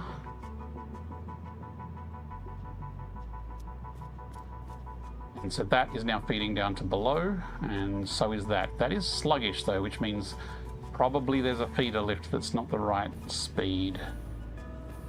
Looks okay there. It's a Mark III. Why is that a Mark III?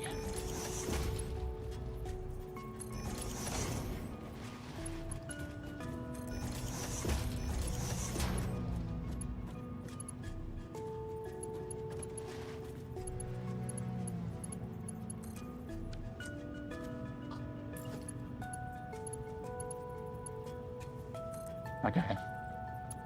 That one's actually not connected to anything currently. Now, I've been actually sitting on a stool like a slacker, so I'm just going to stand up a bit and play a bit more standing. Oh, stretch.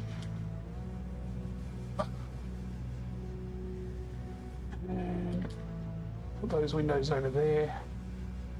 What are you supposed to find sushi at 10 p.m? Do service stations have sushi at 10 p.m?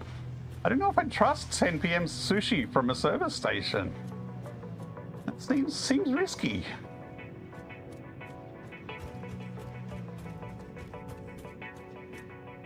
Okay, so one of the problems, or you could call it a feature, with this system is, see how there's no rubber coming through here? Basically, all this rubber is going down to fill up the first platform. So using a smart splitter, instead of spreading stuff out, we'll prioritize one until it's full. So there is a feature that this This next one along will not get any rubber until this one is chockers full again. Which in the grand scheme of things, with your throughputs, should all balance out. Because you should be producing more than the first carriage can take. To announce that I have fresh brewed coffee. Oh, Dippy. Oh, lucky you. Not that I want coffee at 8:30 p.m. I do need my sleep. But I'm happy for you. Why isn't this sending rubber below?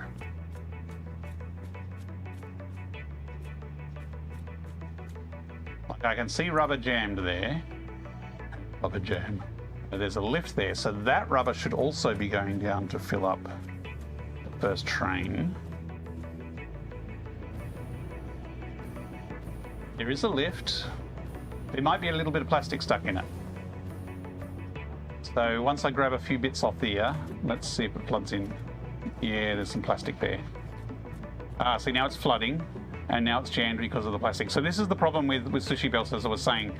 If you get a bottleneck of something down the track, so right now, this plastic can't get past here to let the rubber through to down below. So we do need to deal with this overflow sooner rather than later. So let's extend this walkway, actually.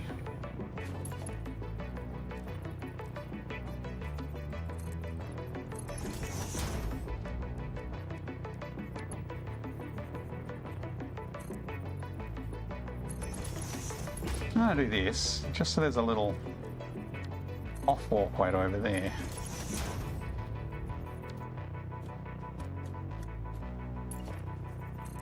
That's going to stick out below.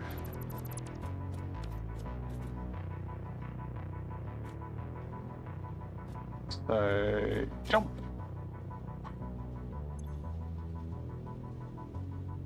I'm actually going to pull it out the right side because it'll just be easier.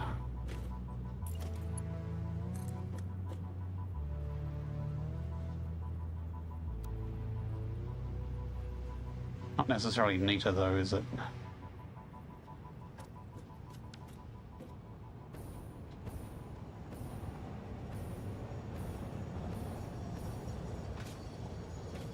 The other thing, yeah. The other thing we could do is if we set that forward one as a definite product, like if we say that's only going to be, let's actually going to set it to none. I'm just going to block that last cart until we know what it is. Then I'm going to set this as the overflow. Excuse me. So later on I'll program that for something, but right now the buck stops here. That way I can just take this across because it'll be much easier this way.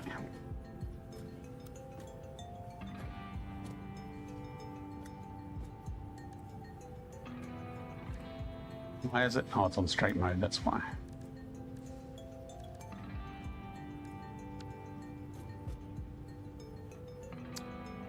How do I want to line this up?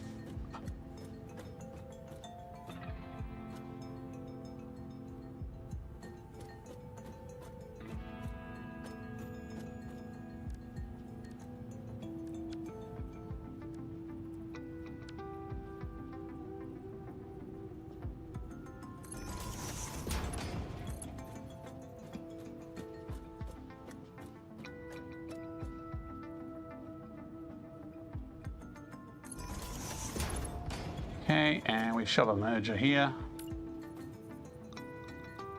Preferably with something that lines up. I kind of want it to line up with that one, which means if we take it from that one, and we pray it doesn't diagonal nudge. That diagonal nudged. Okay, looking at this, focus on this. Actually, that possible is that? No, that's diagonal nudging.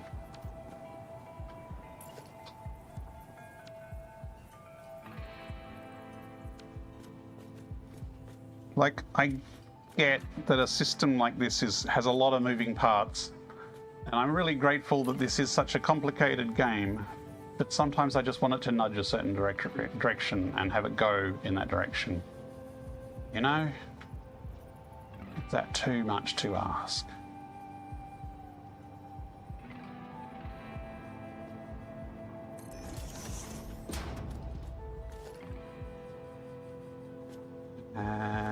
And after all that, it's going to have to come this way a bit.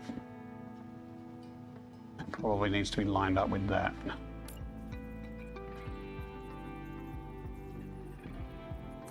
That's at least closer.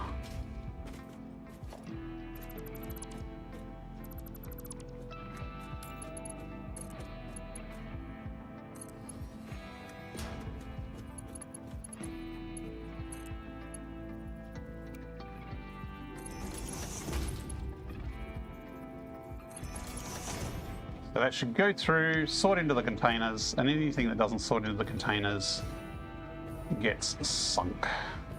Oh, that's right. I set up 2 sinks here to empty a train platform. That's why there is so many sinks under here. There's really just the one.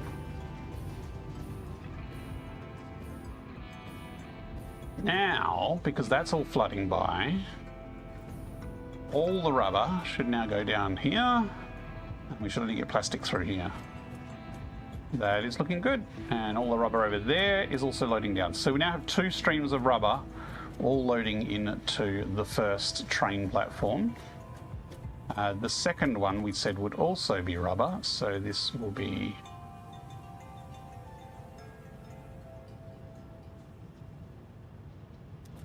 rubber. Not the wrong side, this comes out of this side.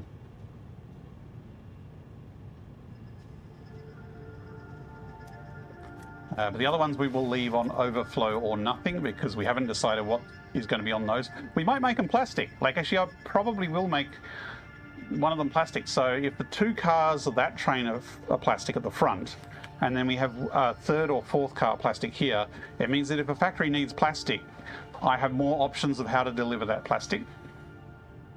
Sink it all.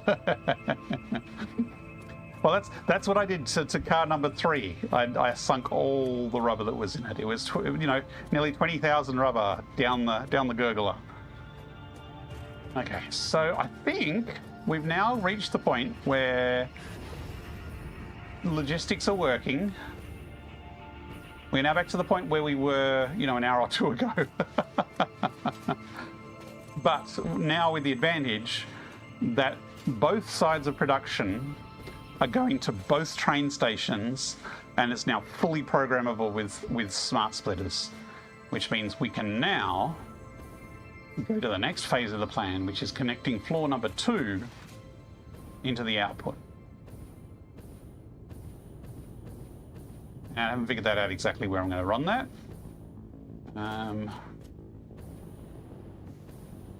The output is over here. It might be cool to have like an actual visible flow of resources down.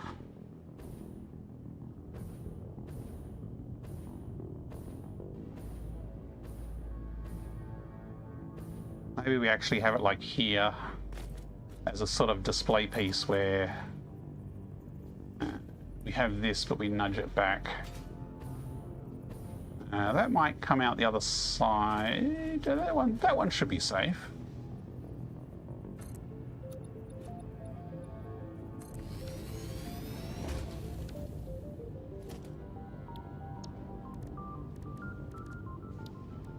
This is going to change its color, isn't it? Yes, it is, because I was fiddling with dark concrete.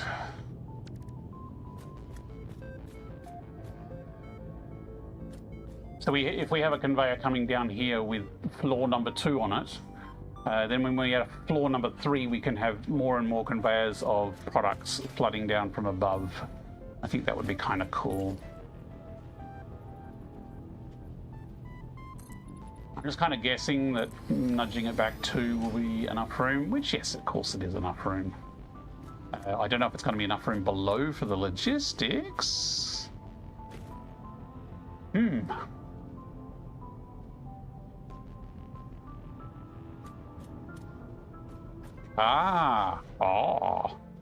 On this side it's fine because these blueprints, the output is to the left. So the output of all these comes out this end, but the output of these comes down there. So we're only going to have a display wall on this side, not that side, unless we do really stupid routes to get the product over here and then back again. Let's do this side because it's an easy side, and I still kind of like the idea of having something flow down from above.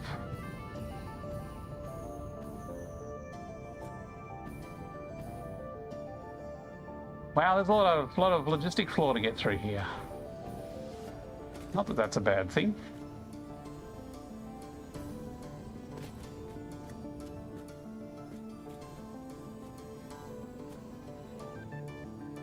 Guessing we can't stick a hole. Oh, we can stick a hole, but it won't look great. Okay. No, it won't look great at all. Oh, we could half nudge it. What could go wrong with a half nudged hole?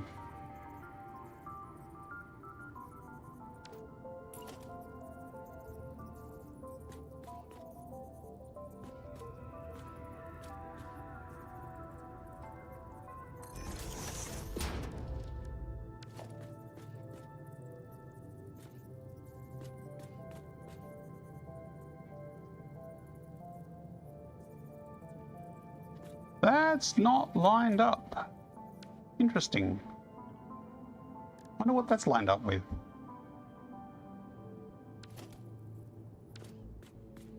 Ah, because this is part of the central part, whereas that's part of the other central part. I'm confused.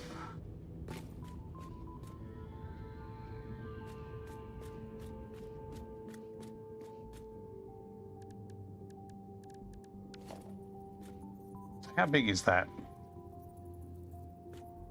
It's about a 2 meter, so I would need to have a 2 meter here to get the right size hole.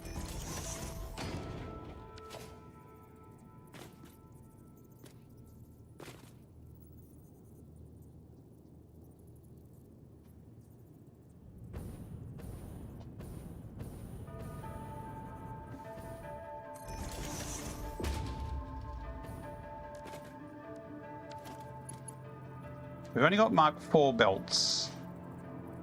That shouldn't be a problem because well, it's not a problem yet. Let's put it that way, which I guess is not a very comforting way necessarily. Where did I go with these ones? Oh, these are just buried under the stairs. Okay.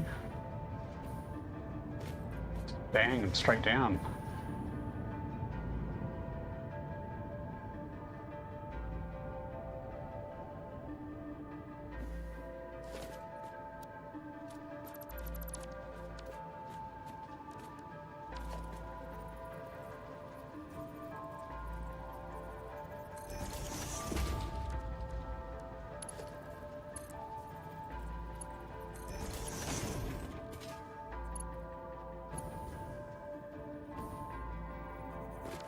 What did I do here below then? It was probably square on this one.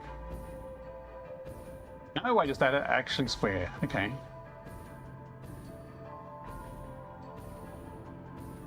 Which is fine on this one, but not so much on this one. Oh, I'm gonna refuel.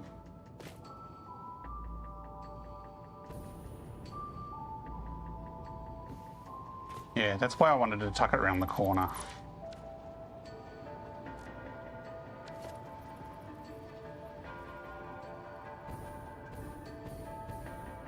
I'm gonna bring it out here.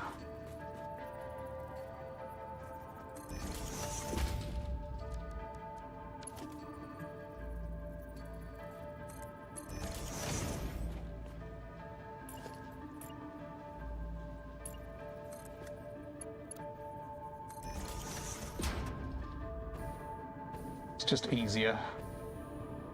Okay, so this actually needs to come across and then down again because of wacky logistics flaws.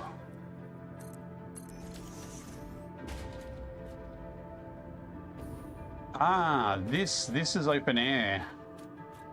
Or at least maybe open air. So we may want to actually... Maybe I just not have my fancy down wall.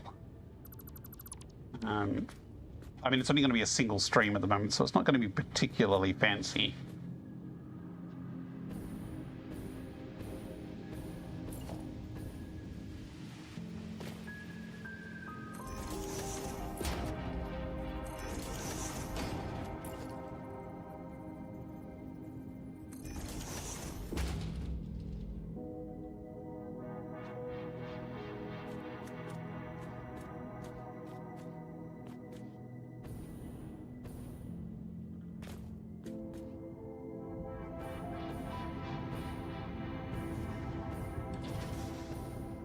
Could just bring it down here, behind the eye.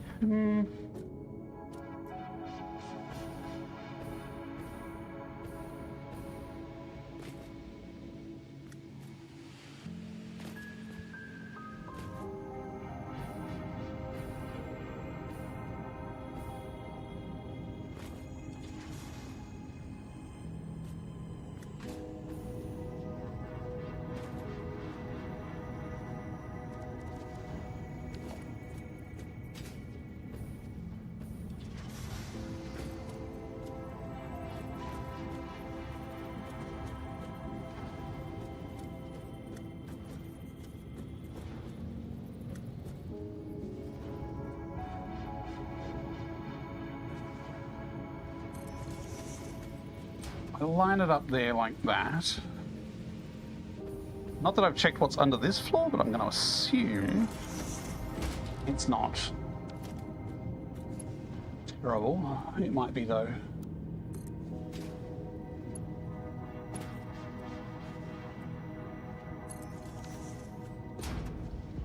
So that, it's not a showy down, but we can at least use that for as a service monitor to say, where's that product going to or coming from? Oh, look, there it is.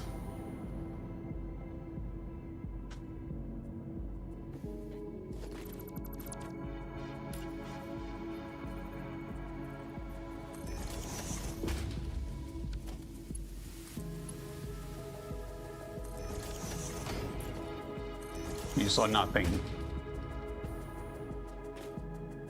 Future, this is definitely an ASMR stream for me today. You're still out in the sun, are you? Sorry, I wasn't streaming last night to put you to sleep.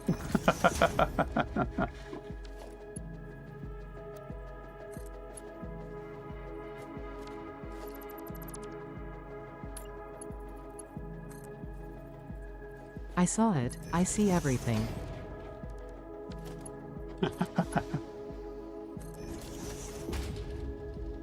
Yes, Ada does see all.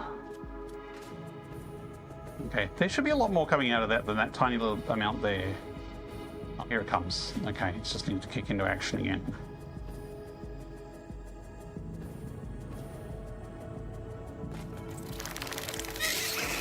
I'm not going to get jumped inside.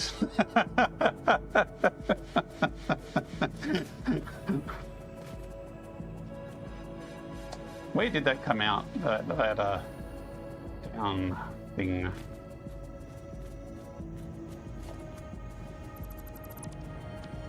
Nice try, Russ, but I think you need a bit more research onto the hunting patterns of the stinger.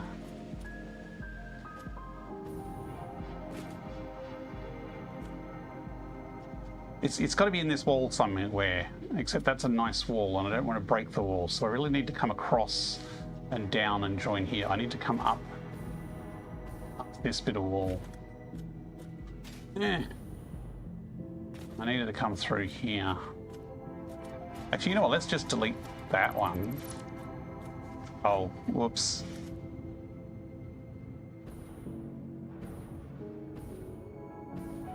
Whoops. Okay.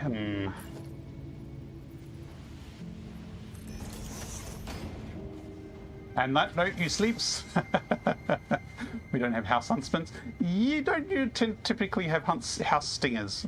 No problems, Russ. Thanks for hanging out. Have a good sleep. We'll chat to you next time. Have a good weekend. Wonder when Daughter installs the creature spawning mod. I've been toying with it, but I don't know. You really want to terrify me with real stingers? Like, if you do them here, they're just going to sit on the roof. I just realised this needs to be one across if I'm going to not go insane.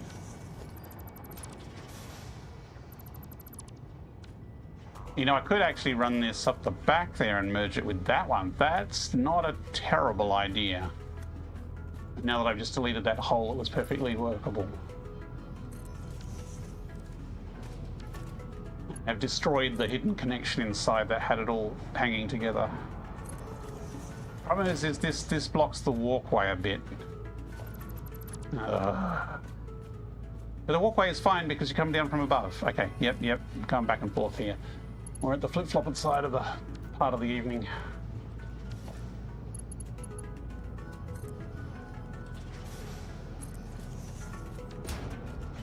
Hey, I did make a few more changes to the stream setup.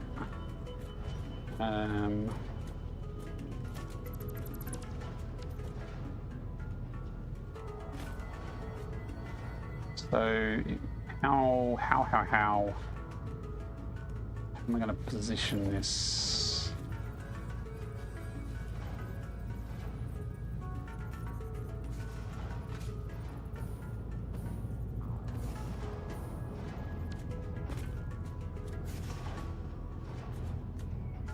That's a 2 meter. Oh, that's a bit of a drop. Okay, we're free balling around here. Okay, so that's where that goes. It actually ducks in and under there again. So, oh, this is messy. This is messy as.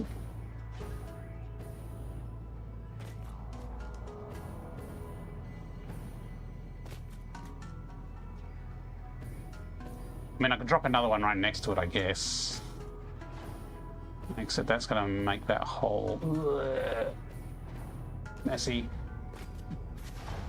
you have Golf Monday? Yes, indeed, Russ. Do you know if we're going to start earlier than the original time, Russ? And yes, it really is a mod that will spawn real stingers.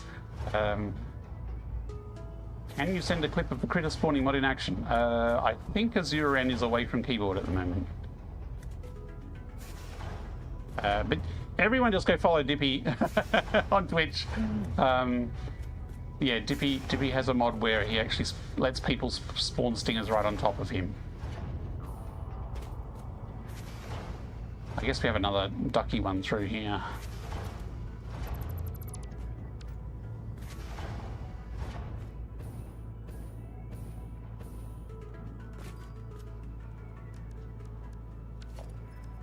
I don't want to let people do that for free though, Dippy. That's the problem, because then I'll just spend the entire session fighting stingers.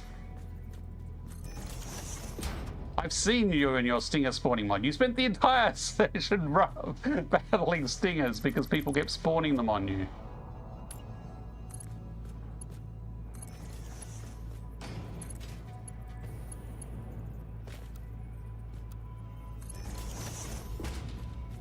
Unless I make it a subscription only, so it costs channel points, so it's free, but you have to be at least a subscriber to do it. Maybe that, maybe that.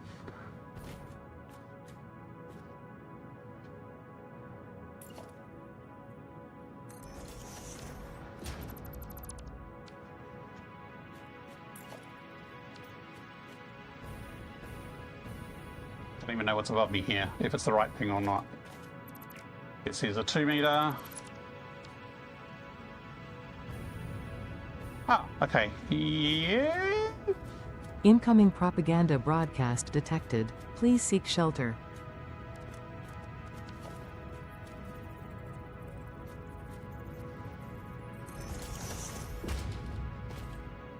I'll allow it.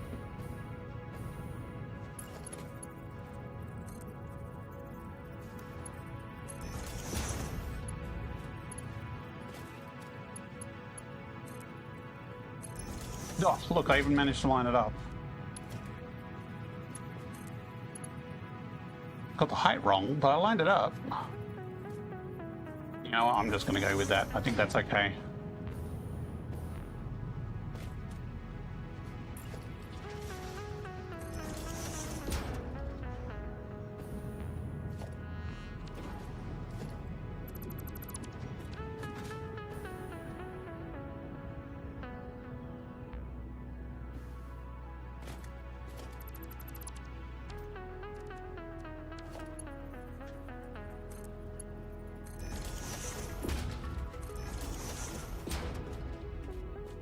Stuff be flowing.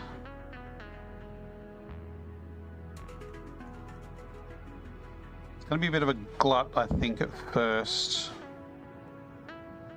But it should, once the buffer is flushed, it should smooth out over time. It's just got the whole backed up machine's worth of load to dump.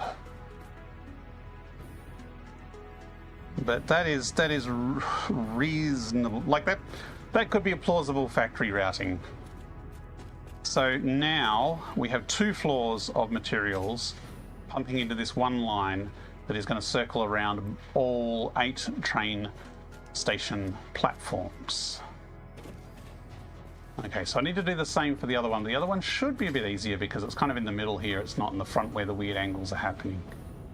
So we just need to bring that down from there. So 1 hour cooldown. Oh, yeah, okay, a long cooldown. Okay, yeah. So let people do it occasionally. Ugh, stepping on my cable here. Possibly. I'll think about it. But then if they do it and they all land on the roof and it's messed up, and then the effort's lost and they lose their redeem. Unless you can have them spawn in at the same level you're at, so they all spawn in the building.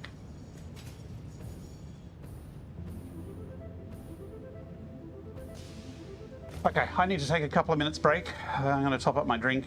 And let Twitch do its thing for a couple of minutes. Where's my cursor gone? Can I have my cursor back, please? In-game. There we go. Okay, running an ad. I'll be back in a few minutes.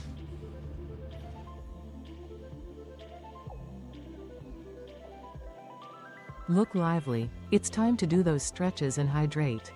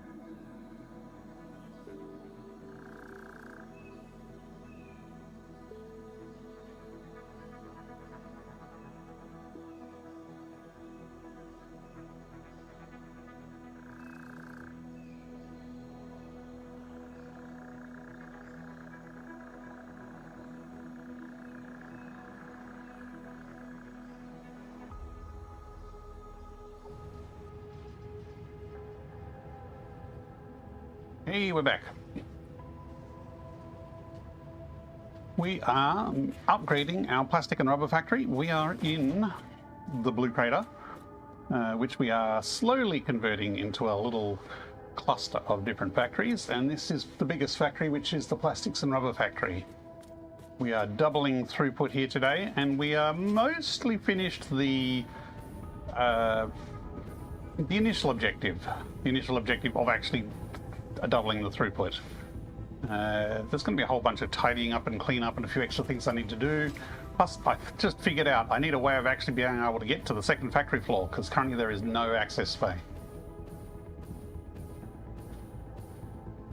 I could install an elevator.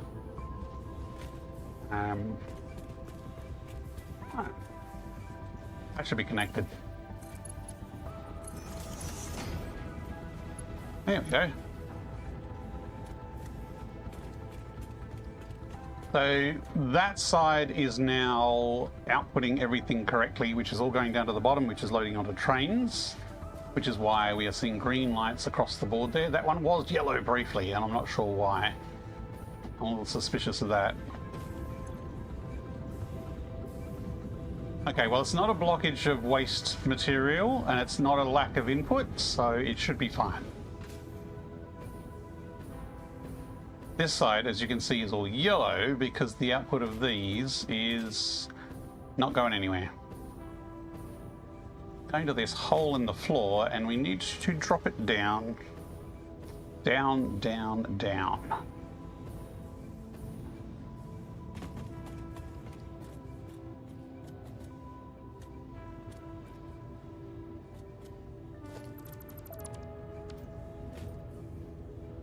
And some idiot put that walkway there and this walkway there.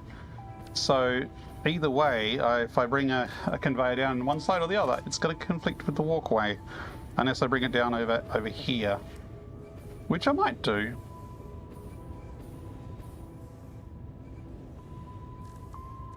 So drop it down kind of there. At least that's away from the edge. The edge is angled in, so having it further out this way is actually probably a good idea. I just need to figure out how to go up all these floors and keep it in line.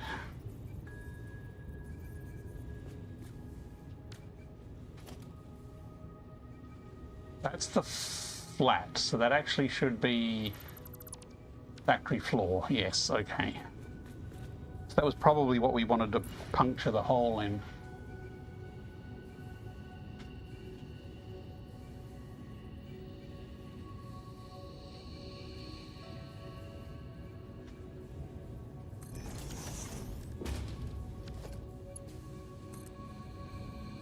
Hey, look at that. Managed to actually line it up. Helps if it goes the right way around. I think we don't need this window here. I do kind of like the window on the other side though, so...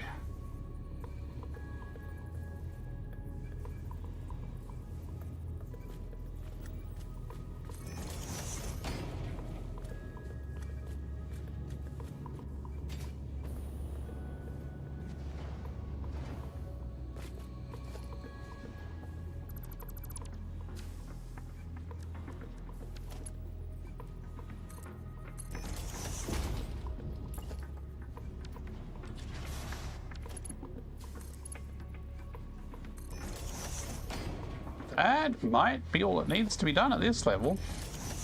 Did I join them up in the middle here? Yes, I did. Okay, the blueprints are joined together. That's always useful.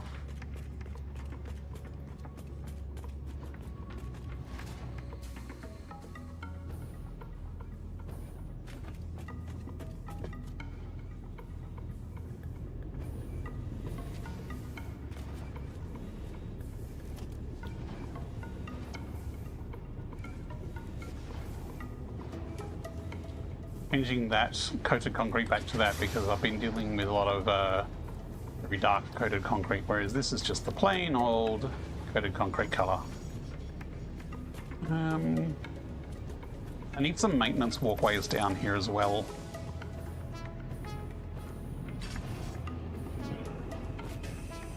Okay, that's easy. We just slap a merger on, and Bob's your uncle.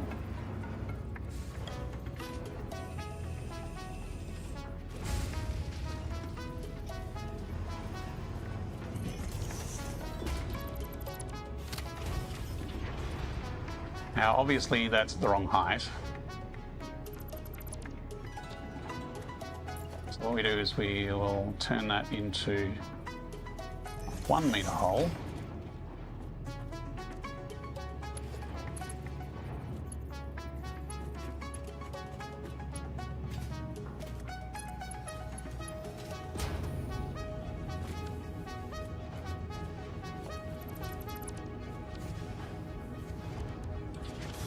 Now I know that this is currently a single belt full of products.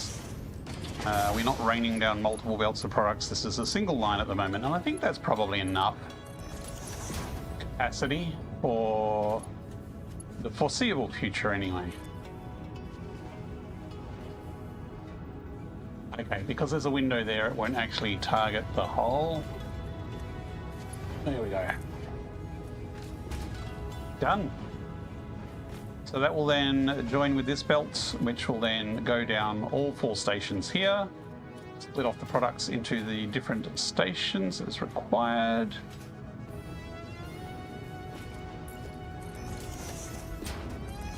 Done. I mean, there's a bit of tidying up and prettying up to do, but that is a functional doubling of the capacity of the Plastics and Rubber factory.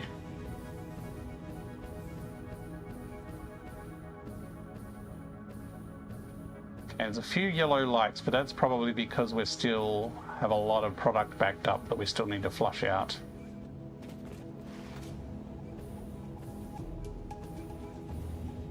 Although that is now not packed, so these lights should start going green. There we go.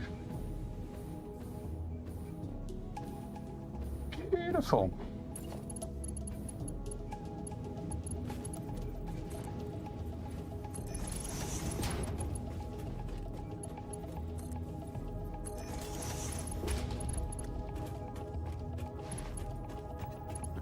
Those blueprints were flush, that's why they don't need joining. So that's kind of the main goal for this session, at least production-wise. There's a couple of other things I do want to do. One of them was to expand this fascia to the higher levels, and I'm not exactly sure if I'm just going to repeat this pattern or what I'm going to do at that stage. But first, there was another production thing I wanted to do, which is actually get fabric automated. Because we have an off run of resin that is not doing anything particularly useful at the moment.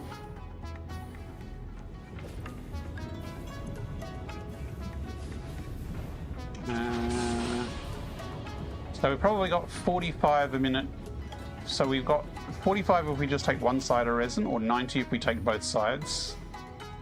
Actually, I think we've already got both sides going to the single point. All this resin here is going around and together. So we do have 90 resin.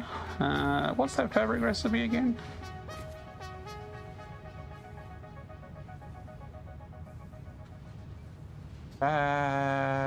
Nope. Brick. Water, okay. 30 per minute. So we could technically do 3 refineries to make 90 per minute of fabric, which is way more than we will ever need. So maybe we don't make quite that much.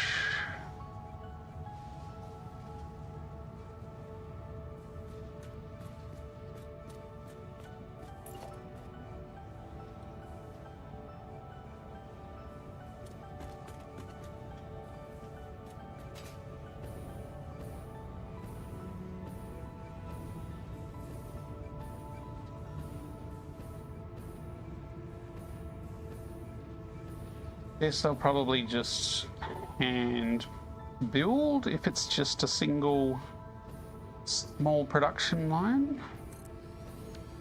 I could do one back to back. I could do two. So there's water already there. So water and polyester, all we need to do is make sure we're pumping enough water up. That's the point. We don't have, we haven't increased the water capacity from the other side, so we may not have enough total water for the system at the moment.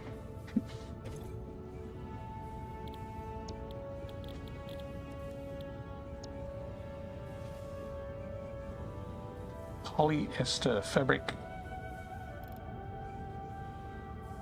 30, 30, 30.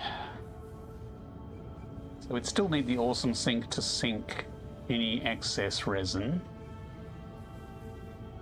I reckon just one will be enough. Like this is for effectively just for masks. I'm not going to be using 30 per minute for masks.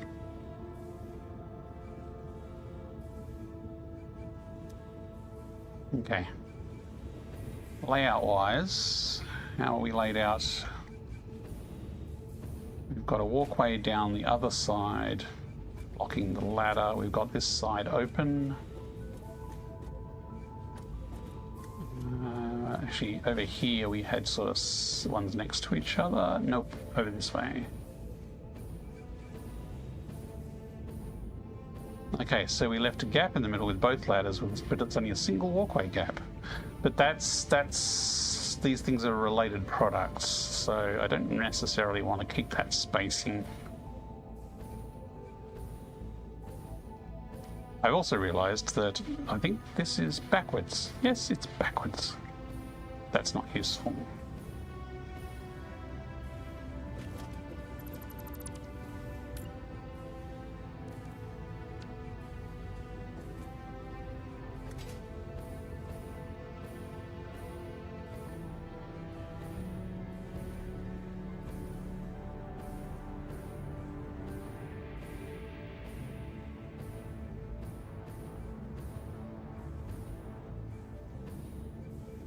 Does that line up down there similarly? Okay, so if we do that, and then we put one of these here.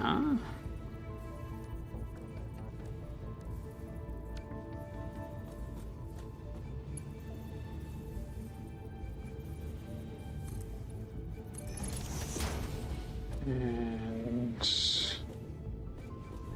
okay, we've actually, yes, okay.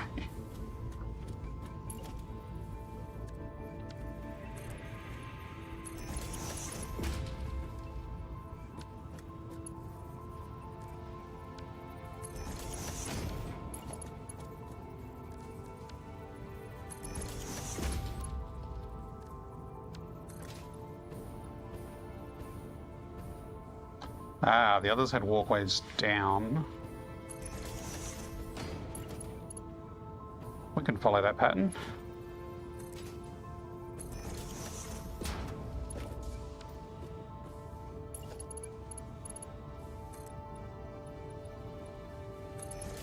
Obviously, we didn't follow it well enough.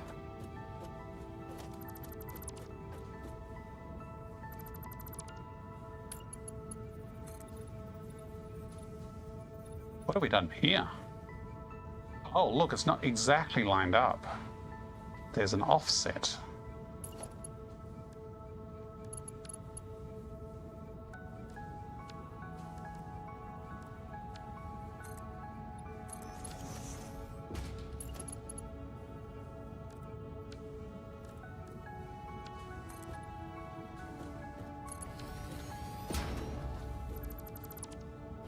Oh, there's even an offset there. Ooh, interesting.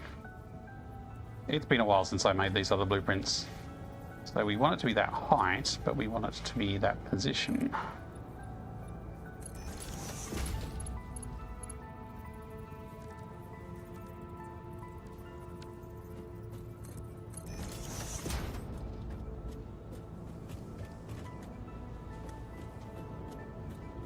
Here we go.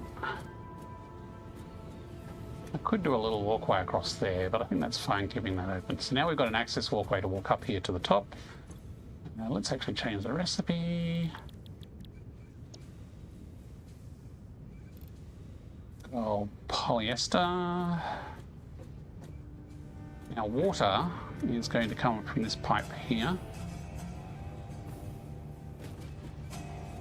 So we need a bit of a wall there to put a hole in. How did we do this? Oh, that was going into there. That's why that's different.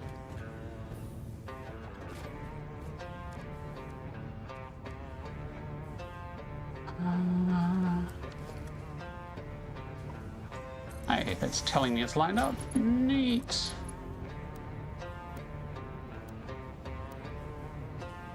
Okay, I don't want it quite like that though.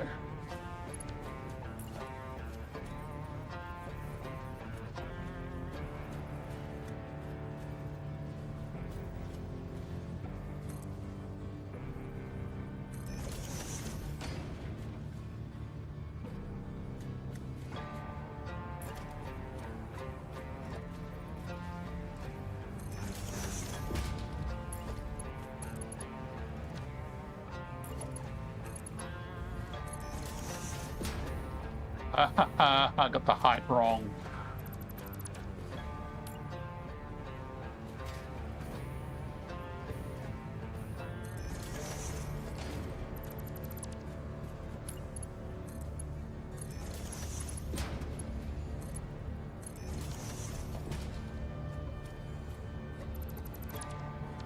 And there'll be a bit of a gap in the middle here.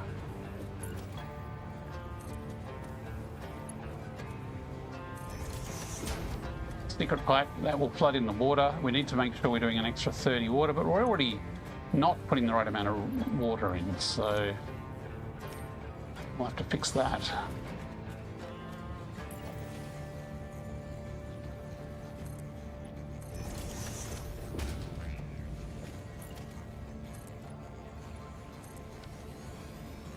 That's not right.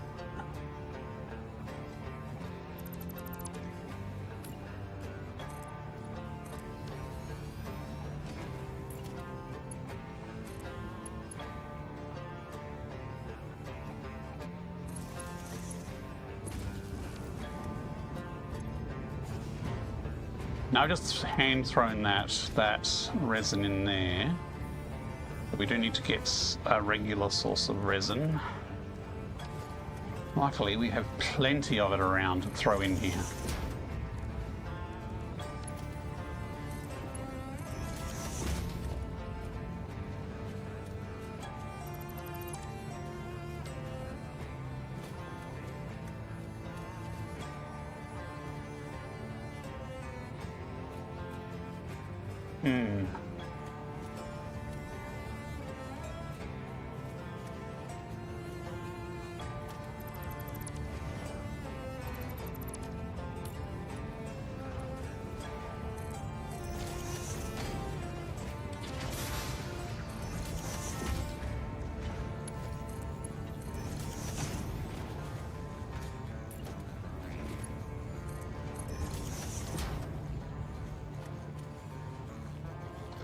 I am not going to lose sleep over that clipping, I don't think. Actually, we do want a smart splitter here because we do want to prioritize resin going to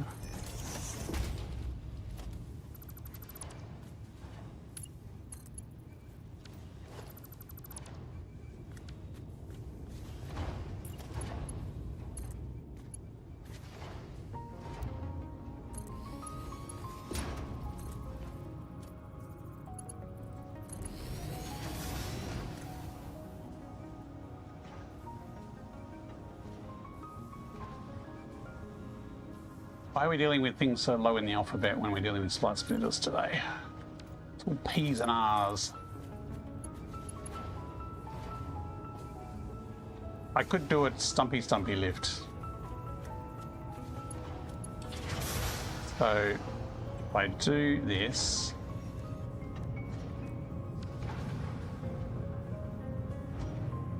and then I nudge this up a meter so it's tucked up super tight like this. This used to work. Let's see if it still works. It does. There you go. No clipping at all. Well, at least no conveyor clipping. Everything else, that's up to your imagination.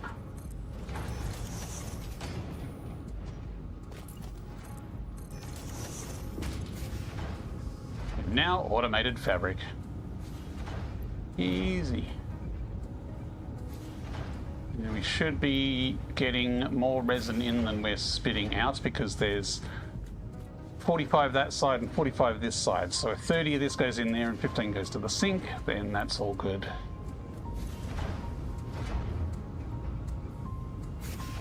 The thing is though, is instead of sinking it, we could just shove it on the same conveyor belt that all the plastic and rubber is on, and it would filter through the entire system and then get sunk.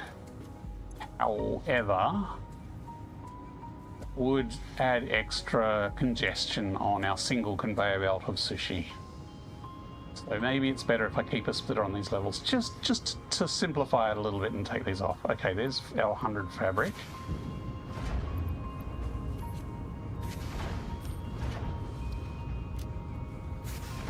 We have 1 cement left. Woo! I don't know how we have 1 concrete.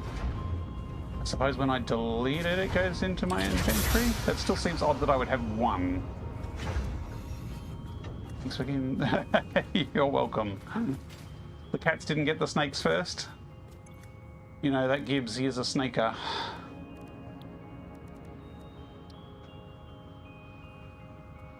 Oh look, we only needed 50. Easy. We do need coal though. That's fine.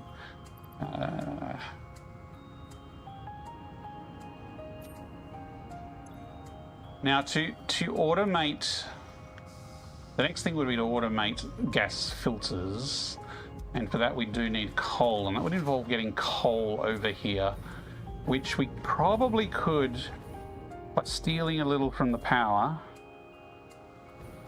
and because we're already stealing oil to go to a factory over there, so we could steal a little bit of coal to automate filters right here, and that would be easier. Because the alternative is... Can I have that coal, please? Thank you. I don't need all of it, actually, but that'll do. I would normally build things like this at the munitions factory, which is up there. There. But there's space here, so I might as well just do it here. Like, we've got the coal, we've got the fabric.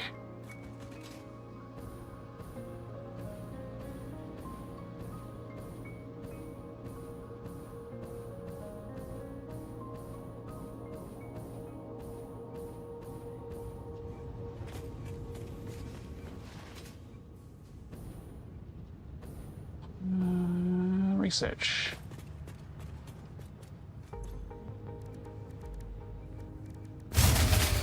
Ah! Thank you. Just trying to wake up the whole of chat.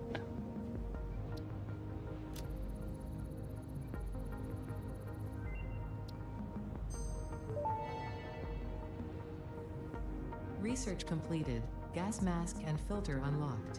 Mycelia fabric is highly absorbent, making it more effective at toxic gas filtration than the standard issue Pioneer helmet. A pleasant pine scent is included. Gas filters require regular replacement for optimal safety.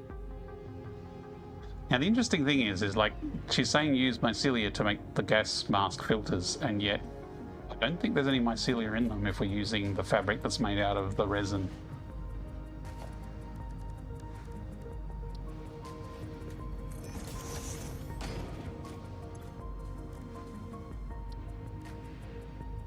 Look, just enough fabric.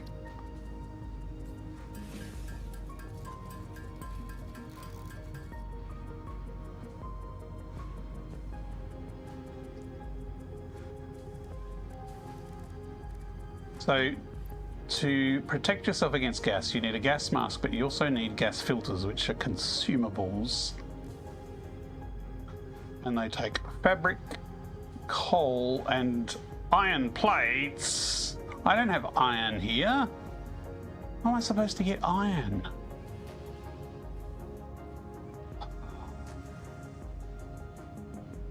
I am tempted to throw fabric on a train, which seems complete overkill, but we do have lots of spare carriages.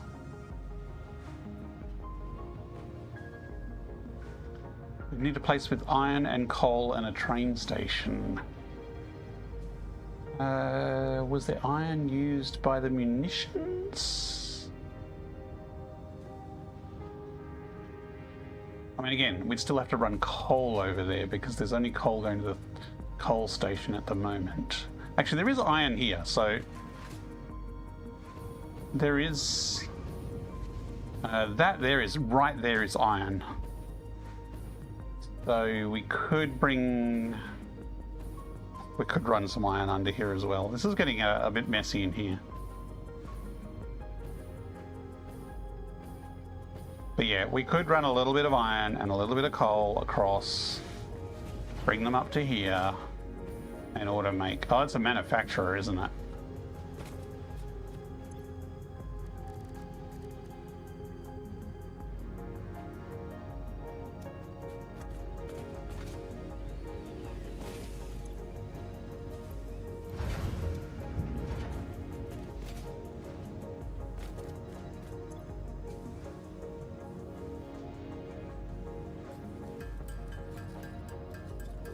It would kind of be useful to automate these and put them in the depot, which would mean having storage downstairs to put them in, which we certainly could. Okay, so gas mask goes on our head. Yay! And it's the only thing that goes in that slot. And filters, I think I just carry them on me and they get consumed, just like the ammo.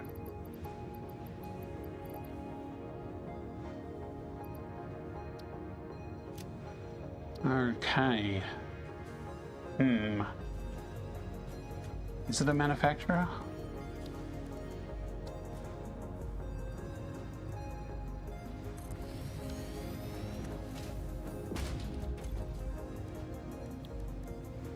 Yep.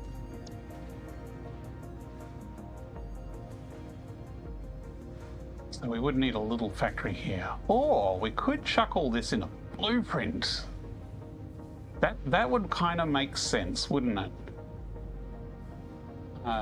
If we just bring a little bit of coal, iron, and fabric into a blueprint, we stick a refiner here to make the fabric, and then the manufacturer to make the rest.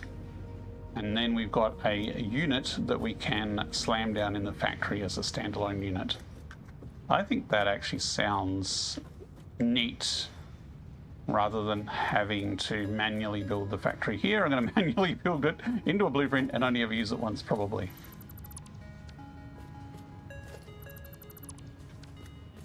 Yeah, let's do that.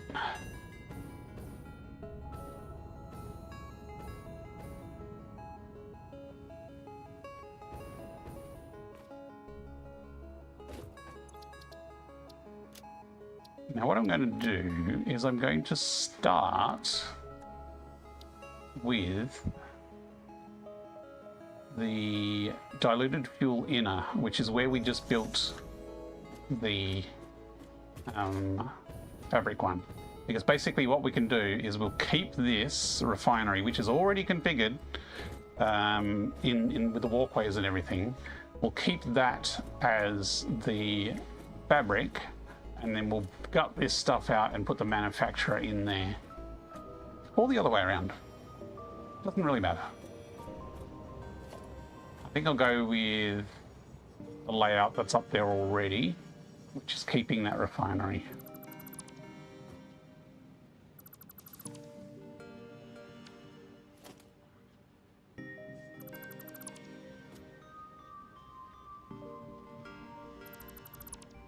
Now, I'm pretty sure that middle pipe was the water.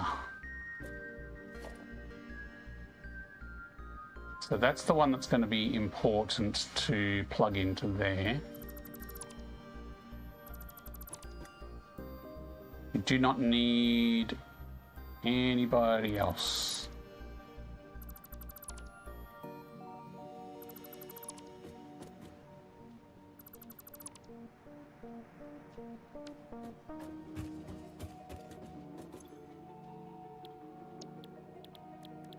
You know, maybe I should have done a double one, because this is 30 per minute. Is that only 15 per minute needed?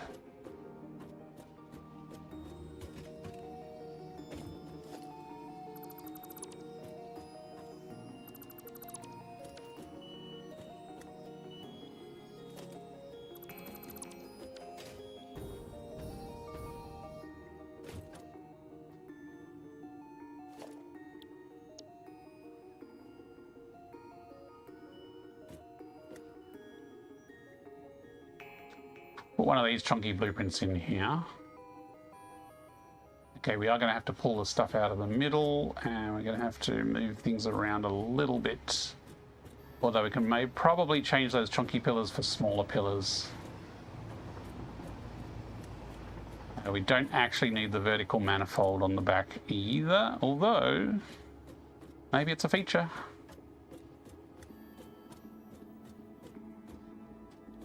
Maybe it's a feature.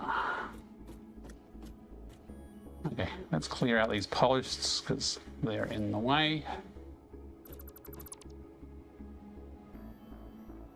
Cool as they were for the double packager setup.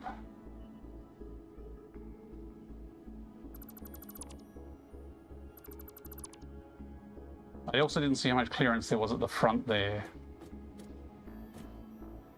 We're going to delete that one because we don't need that.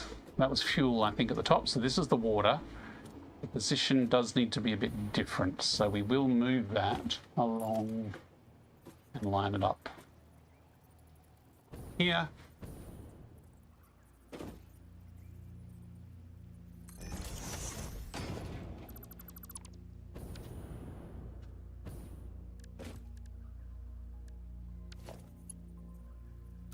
Oh, that was the right one. Horizontal to vertical.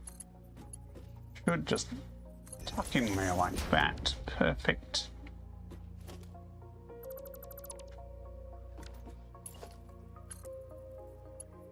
Not that that needs to continue, but it looks cool and it's supportive.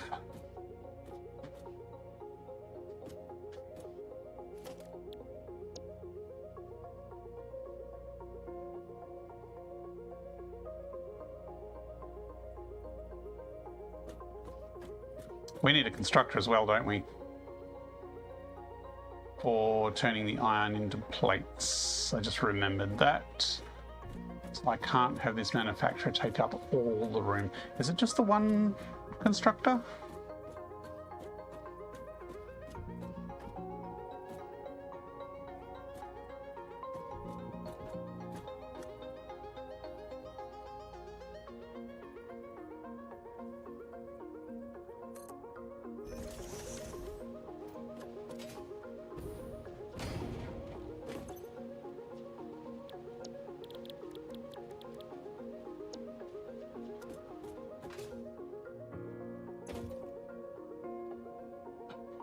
Per minute out of fabric, 15 in. So if we do this, half of the fabric is going to be spare, so we can still shove some in a depot if we really wanted to, which might be good in case we need to make our million parachutes for some reason.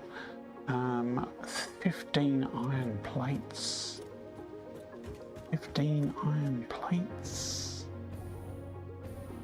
Okay, yeah, this has got to be slimmed down a bit. This is too fat.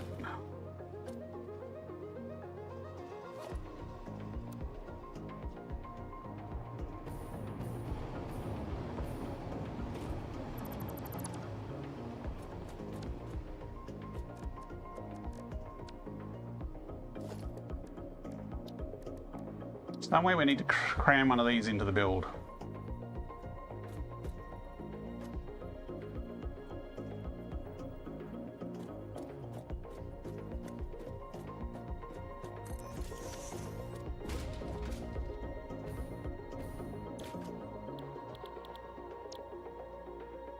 Okay, 20 per minute. So one is enough. We can underclock it a little bit. I'm tempted to put these side by side this way round, maybe?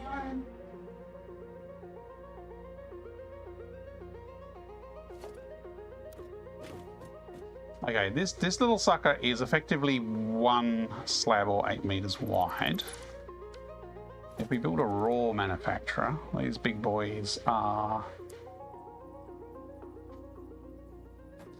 1, 2.5, and space-wise we have 1, 2, 3. So we're a half over.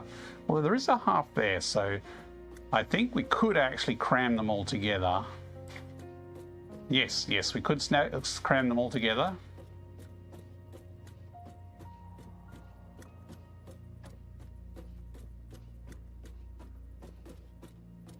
So maybe we put the manufacturer over here.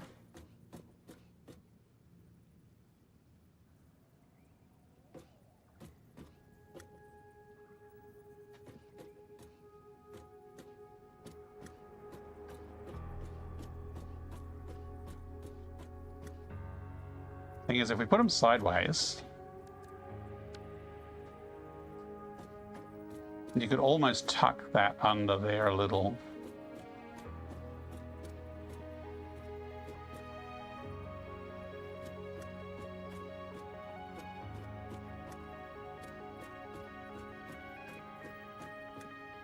I mean, yeah, sure, it's overlapping there a bit, but if we push it back there, and then put a constructor next to it.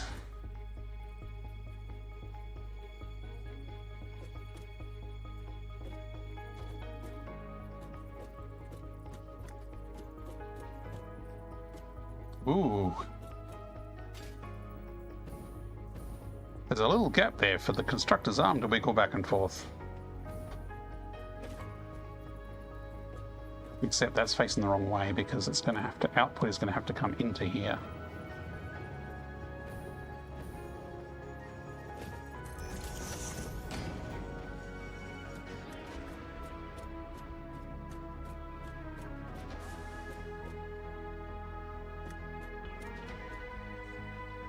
It would be better the other way around because that way their powers would be in the middle together.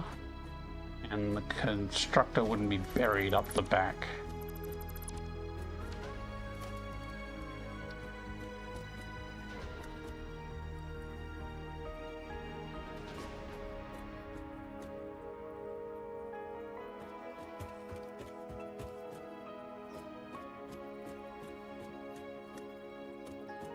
That could actually tuck right under. Well, not right under, I guess. And we do need to leave room for outputs. That should have room for outputs. Oh, does it have room for inputs though? Oh.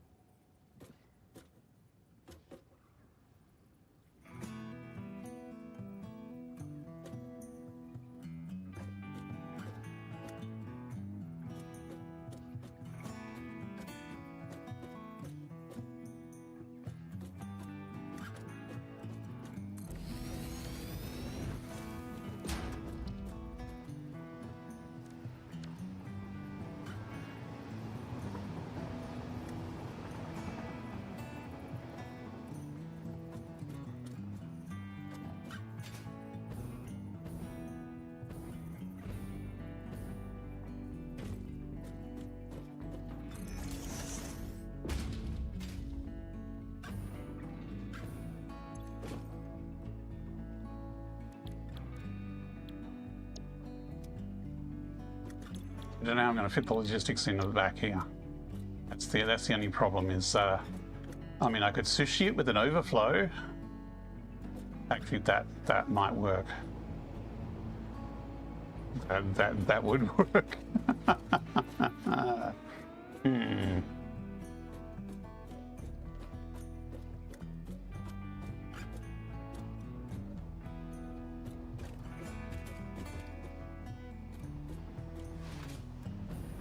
actually, you know what? We can bring this forward and have a walkway go over this. Let's move that forward a bit.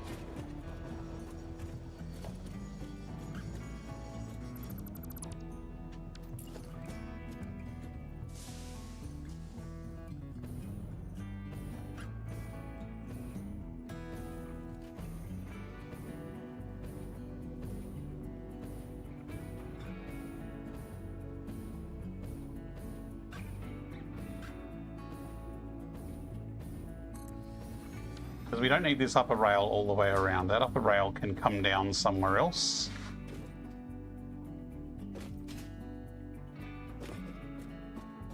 Like it could actually just come down here.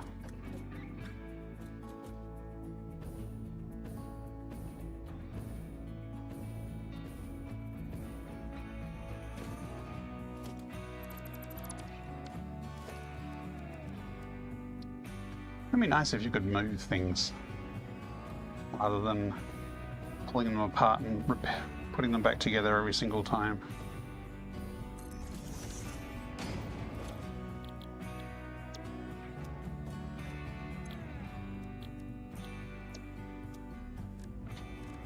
I wonder if there's a mod to do that.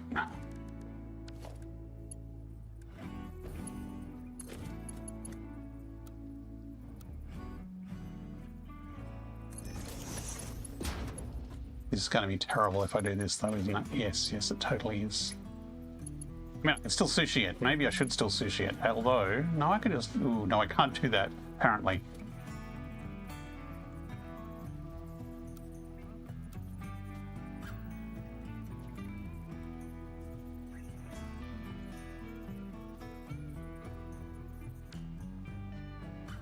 Hang out from the ceiling. I could go up and bring it down from above.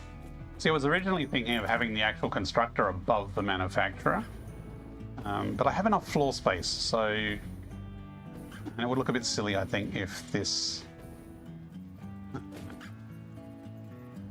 You know, this could sit up here. Or even, you know, here.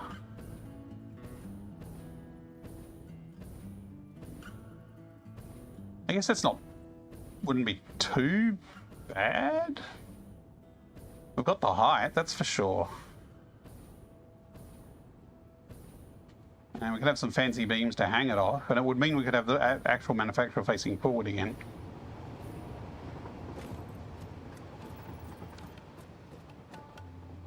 I mean, yes, I could have a conveyor go up, across, and down.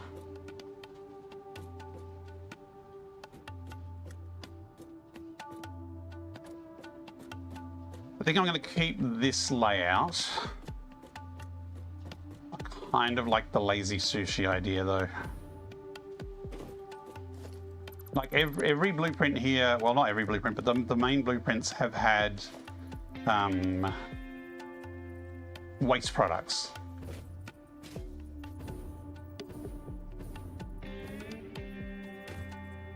What was the third ingredient? Coal. Yeah.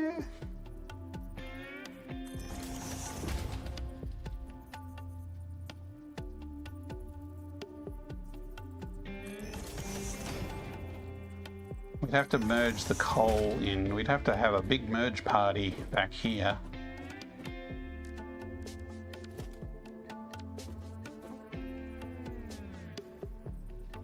It would be a very good example of why not to make sushis.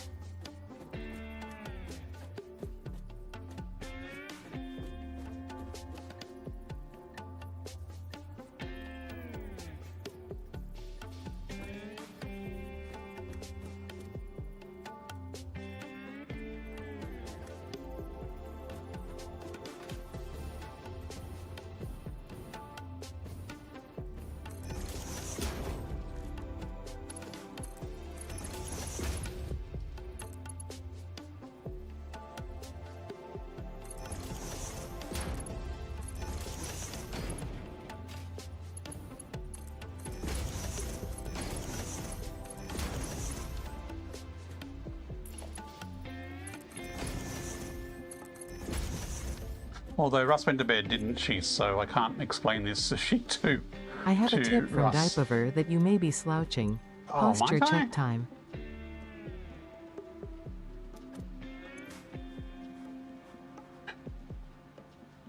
Okay, I mean, I am standing up, but it's probably good to move my feet and do some stepping exercises. I should have these wrist menus not open when your hands are above your head. Can anyone ever think of why you would want the wrist menus to be open above your head? Maybe if it's below eye line only. Maybe if it's above eye line, I don't open the menus. Unless someone's going to be playing the game lying down, but I think that would be a terrible idea. Hibiki Ruga's back. Hey Ruga, how's it going? Oh, a bit of a stretch. Oh.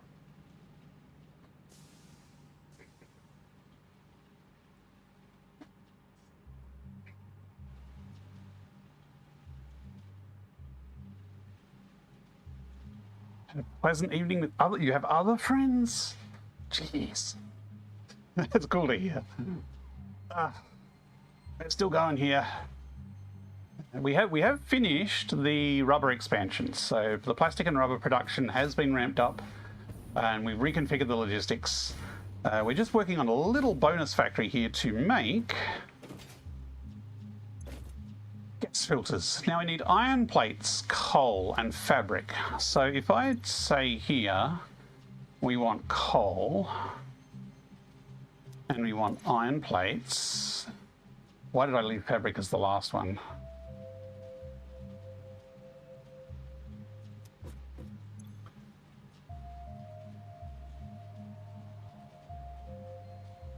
Now, if we feed a single belt with all three of these products on it, and it is perfectly right amount, this will not block and it will be fine. However, because we're not going to be feeding in the perfect amount, we're going to make an overflow here. I mean, I'll try and make the perfect amount.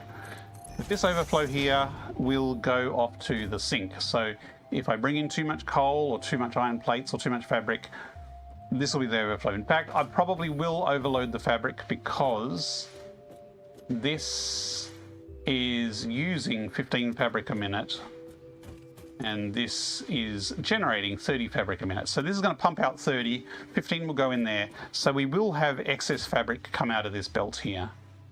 And in fact,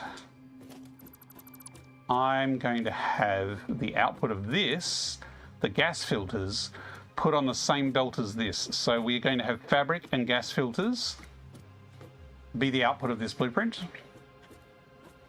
And then we're going to send them down the factory and they'll just all get sorted in the auto sorter and any excess will go into the sink. Easy.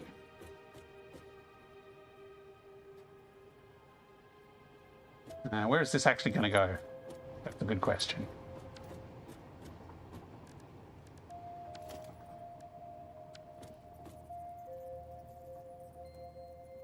It's going to go out that way.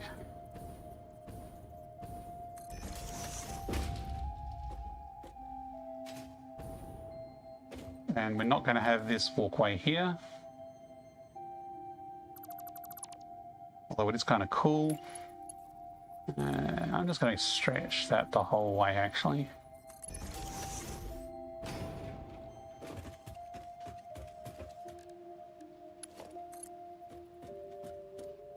So this is the sort of sushi your mama says not to make.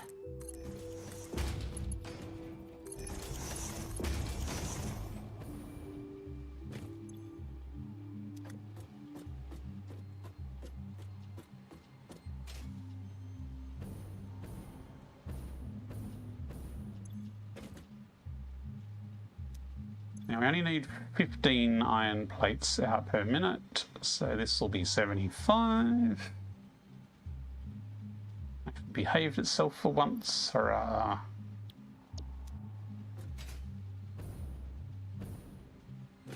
And this needs water in and resin in, so we've got the water there, and the resin I will just chuck in a hole and bring it up from below.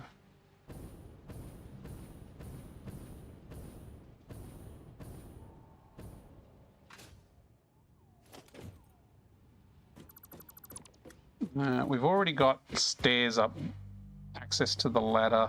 Kind of got access to the ladder, but not so much. That's okay. I'm still going to make this go across. You know, actually, I can bring this across here.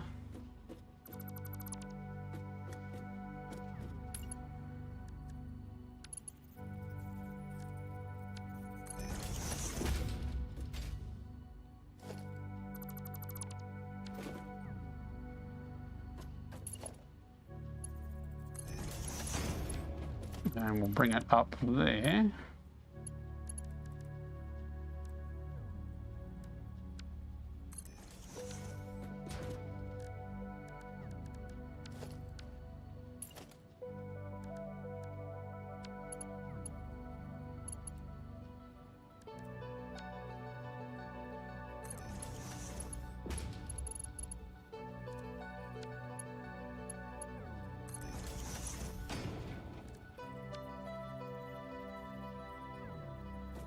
Is that the right height? I think so.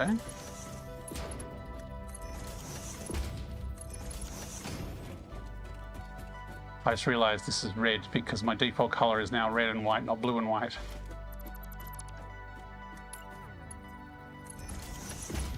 If I copy it, it's blue. If I change type, it becomes red. Customizer. Colors. Blue. You want standard parts to be that blue, thank you.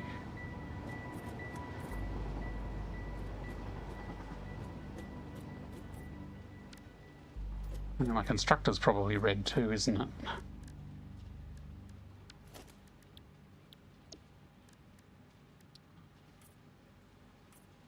Might leave the belts as red, they go faster.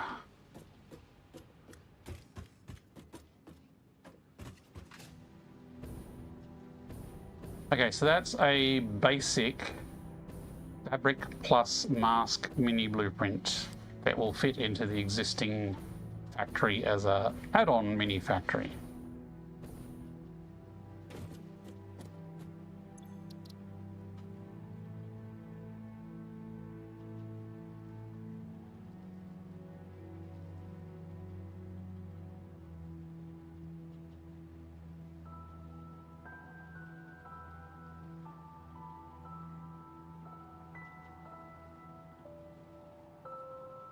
Filters, not masks.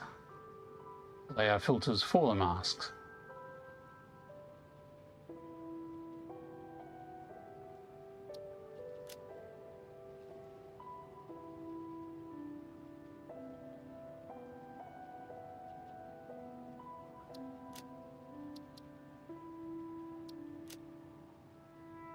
Right. That's going to be a hole up. That's going to be a hole down. Power. We didn't connect power.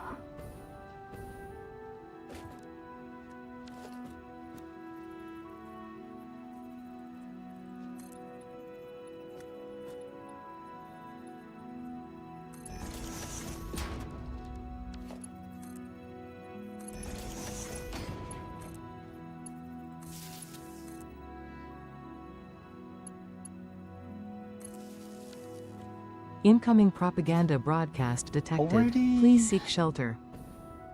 Isn't there one just like an hour ago?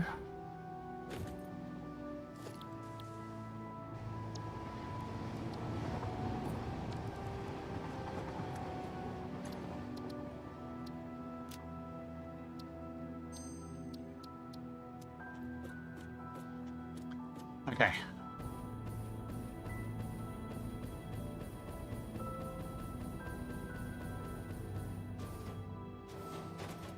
Voila. Okay, we will plug this in after the ad break and we'll see if it works. I probably do not need these connectors on the back, but it might be another back-to-back factory. I should make a back-to-back sink actually. That's kind of themed. That would be interesting. Yes, exactly. Didn't I pay this bill last month? Okay, I'm going to take a short break, folks. I'll be back shortly. My controls are behind me. Let me press buttons back here. Back in a few minutes.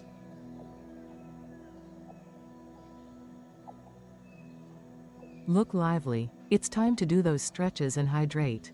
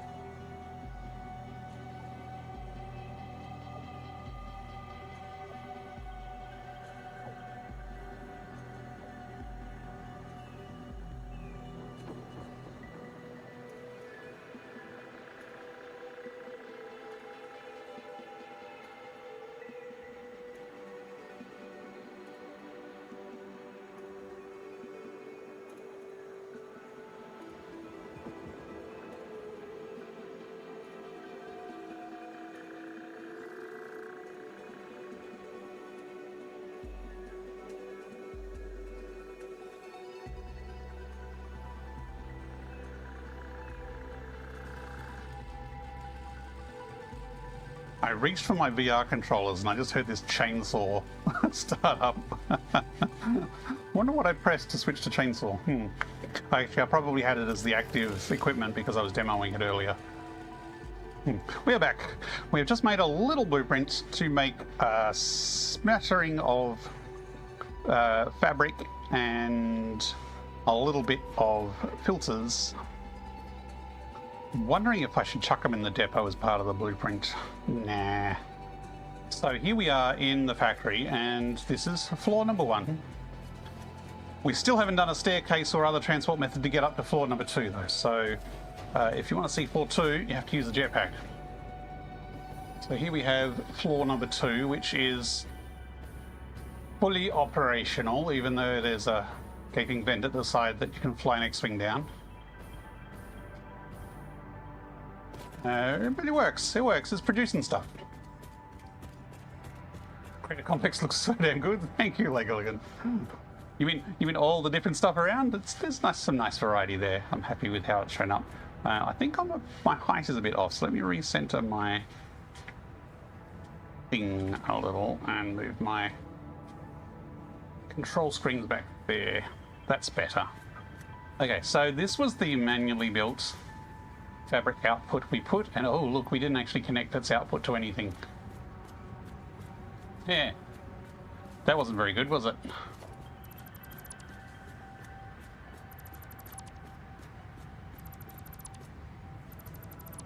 You can see the lift that I nudged, sort of peeking through there a little bit.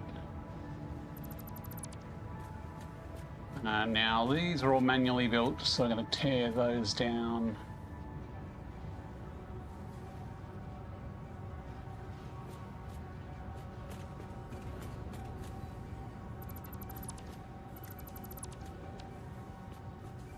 I have considered using an elevator.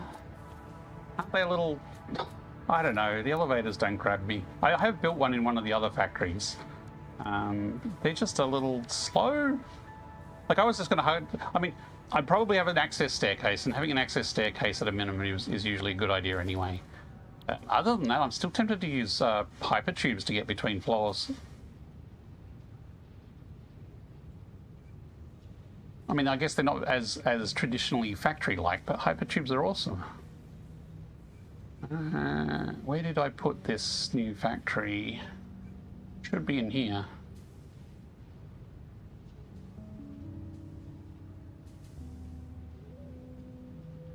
It should look like a filter. I should be looking for a filter icon. Let me guess, it forgot the category. Oh look, it forgot the category.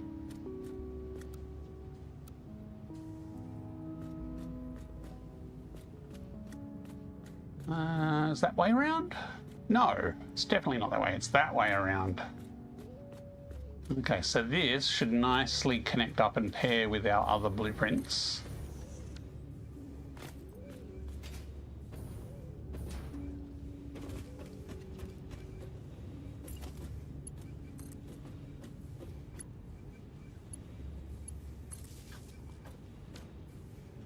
So they got power. There's got no inputs at the moment.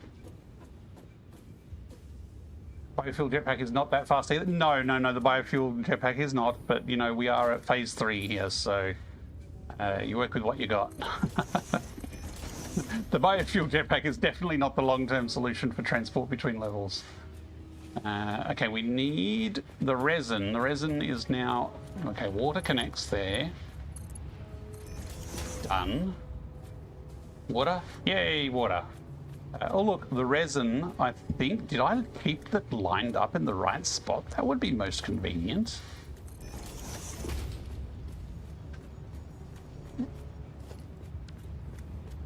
I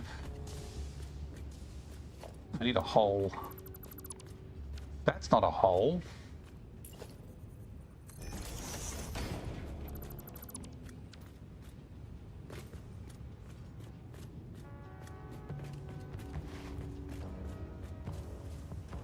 Oh, look, it is in the same spot. Well, at least I got one thing on my side. Except that... Oh, because I just built the hole, I haven't got anything on top. Okay, resin going in. I'm going to need to go down again, but there's a big hole over there.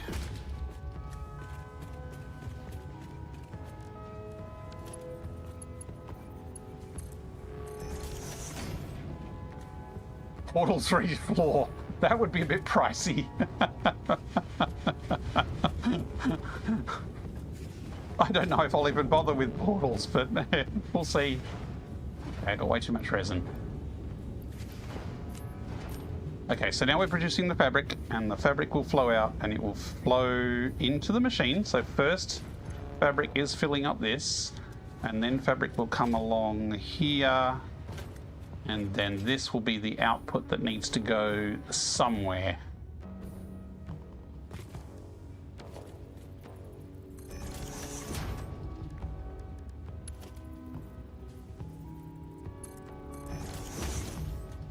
And that somewhere will be that output there, because that output is going down to our filtering setup. Oh, do I trust a vertical merger? Ugh. It's a bit risky, isn't it?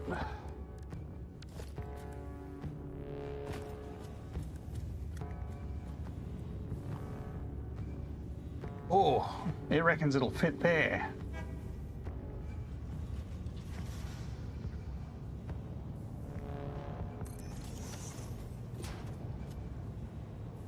Phew, stuff is still coming out.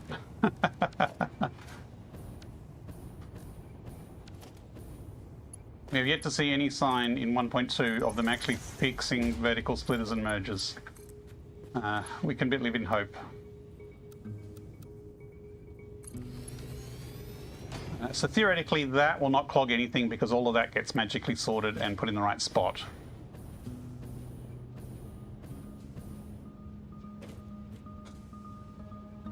Just unlock portals, each factory is receiving one. Wow, so rich. That's one of my no holes for you. Finish the game, I forgot to build a single one. Enjoy trains a lot, so I typically just grab one that goes where I want and enjoy the ride. Yes, yeah, I like trains, I like zip lines, I like hypertube cannons. There are lots of different options. I mean, admittedly, I have not. I've gone through Phase 5 partly on 3 different saves, but I haven't finished it, and I don't think I've got to portals yet. And I've never done nuclear, and I think some of the ingredients for portals involves nuclear.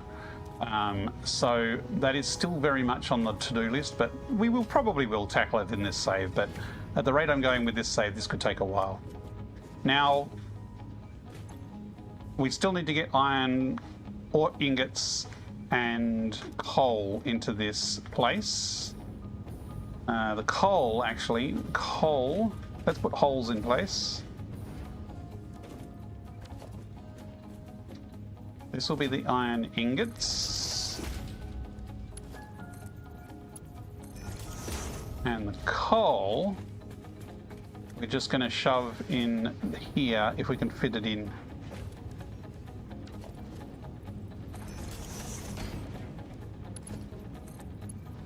This is the scrappiest, most poorly laid out blueprint yet, with a lovely sushi manifold into the manufacturer, which is the most efficient way to load a manufacturer. You might have missed a feature if you missed portals. Yes, they are very late game. Built something in almost all biomes outside of the swamp and dune desert. I have a worldwide train network with a large hub in the rocky desert. Nice. Just need to find the correct station. Yes. Well, I did show in my dinner break my old video on my hypertube network, which lets you pick a route through using priority power switches, and then you just hop in one end of the hypertube network and it magically takes you to your destination. It's a very cool system before 1.0 broke the physics. Okay, fabric is going down. We need to go get other materials. But I will also set up... we need a walkway on this level. Why isn't there a walkway on that level? Oh, there is 5. No, there's not 5. There's a door. 1, 2, 3, 4. Okay. So we've only got spot for one more, and we're making fabric and filters. I think that having filters in a big pot might be more useful than fabric.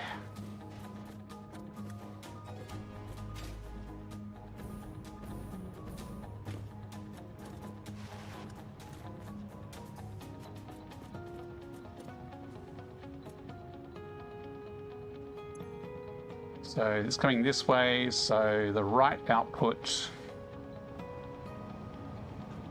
is gas filters.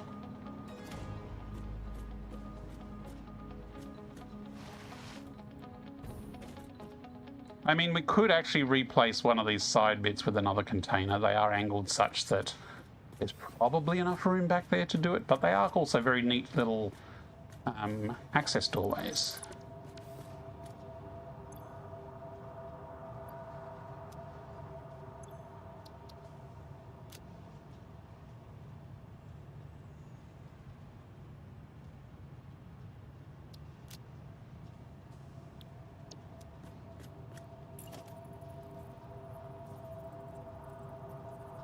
Oh, please, there still be a spot I can snap it to. Phew.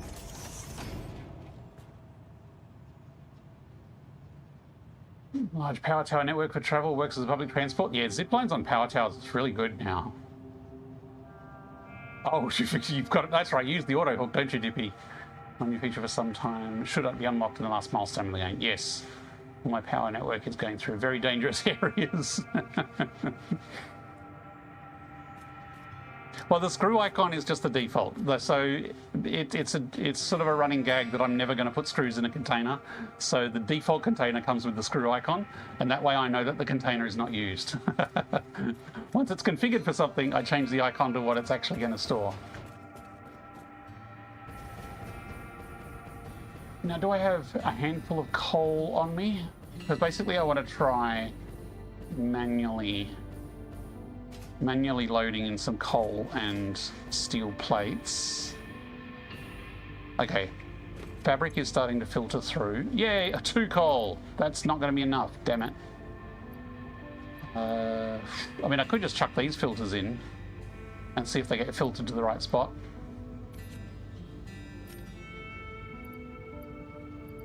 Probably easiest. I just want to check the filter works. The entire game with 500 screws just for building the awesome shop. Yes. I used to carry 500 screws. I thought it was only 200 screws. I think it's 200 screws for the awesome shop. I used to carry around exactly 200 screws just in case I needed an awesome shop. There is no screws in my depot. My depot is screw free. Okay, we need iron ingots and coal, so we're going to steal some from the nearby power station. Anyone remember how much I need? Okay, this is definitely the late tired end of the stream. Let's actually look at the numbers before we go herring off. Actually, having the manufacturer face this way is kind of cool. 30 coal per minute. And 22.5 iron ingots a minute. Hey, I'm using screws a lot in factory production. I'm just not storing them anywhere. I do not need to carry them around on my person. 22.5 and 30. 22.5 is probably the easier one to configure first. This needs architecture. This is still a bit of a fixer-upper.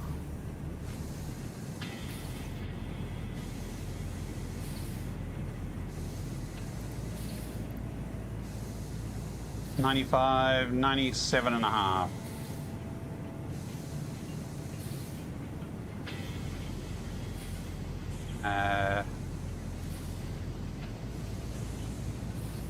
It's going to need a little bit more copper and ore. And my math brain is not working up how much more.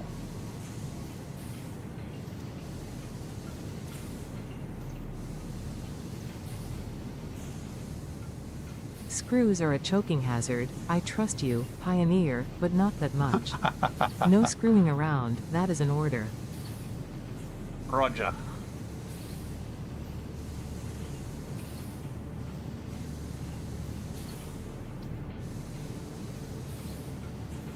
We said 22.5, which is going to need a whole... Hang on, we can edit this, can't we? Click to expand. Hang on. Did I put a keyboard in here? I guess I did. Holy crap, it works. So we're going to need another 3 copper and another 12 ore iron from our source. Is that 12 iron or 12.5 iron?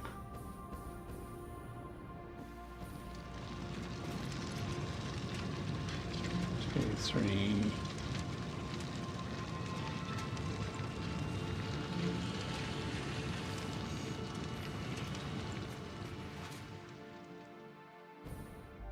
The number of times I've tapped these a little bit more and then stolen resources off to other places.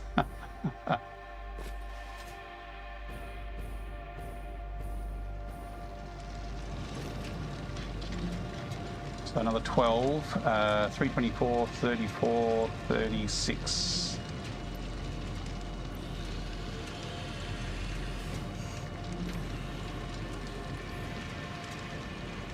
Actually, we're 93% efficient, so we're all probably already over making stuff. Although the fact that that wasn't a choking hazard suggests it's not by much.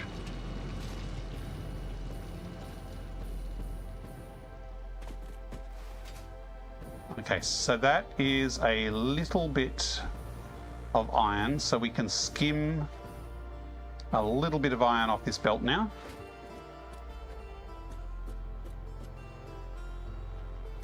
We're in the blue crater and only have 500 points. I don't think there's many stingers around here and it's daytime. And you're trying to scare the Aussie with a spider.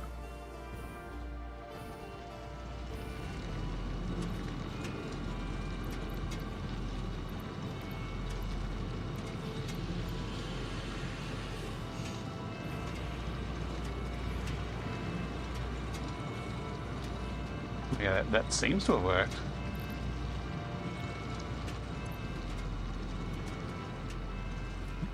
I am messing around with power stations. There are more scary things. Although now I'm expecting it, so... Okay, so we can skim 30 coal off the end of this line. We do need to steal some of that iron though, so we need to hijack that from the iron over here.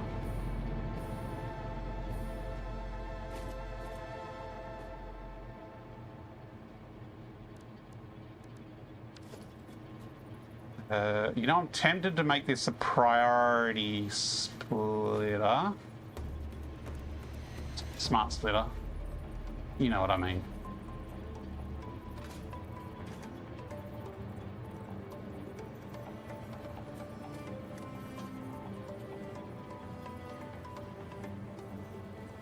This staircase is in the way.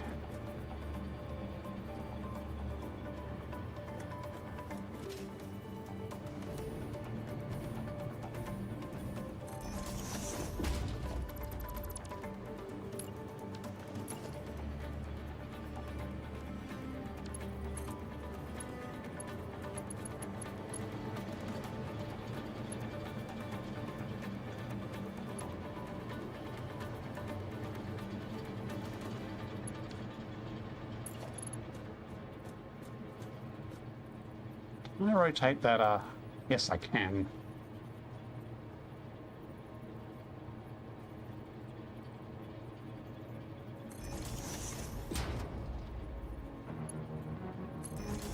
That's not going to work.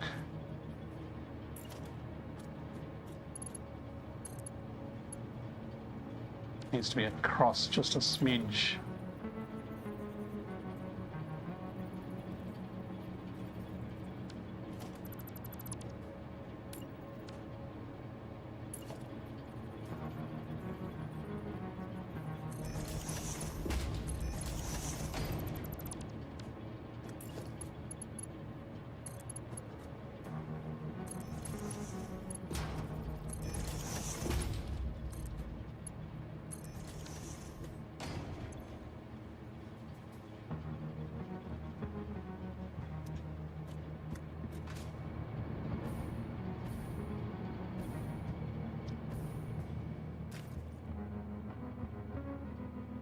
Choked on my food when I saw the true scale of the elite spider compared to the buggy. Yes, they are huge. Yes, the poison spiders are ginormous.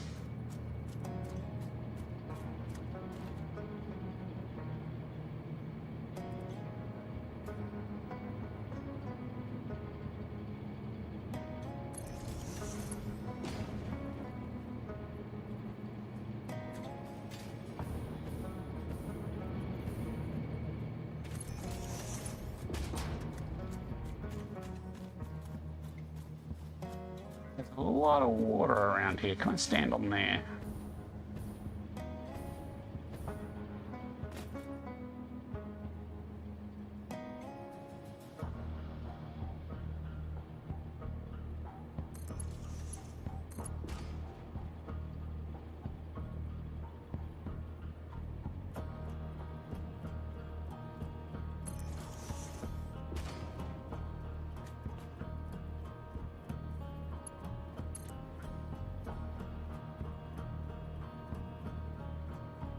The orb weavers aren't man-sized spiders. They are real spiders, though. They're a bit smaller than stingers.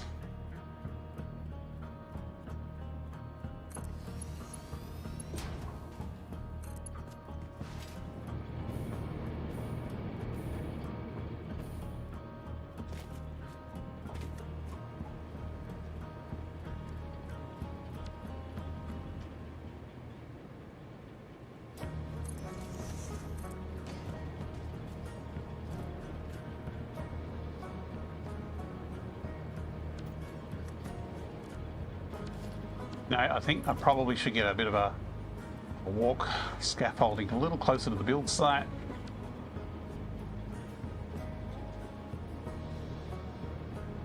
So I can figure out what the heck I'm doing over there.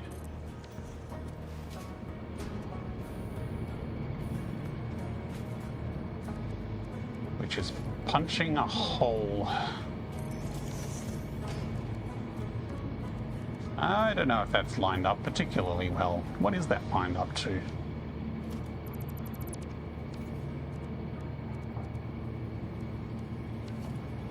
That looks better.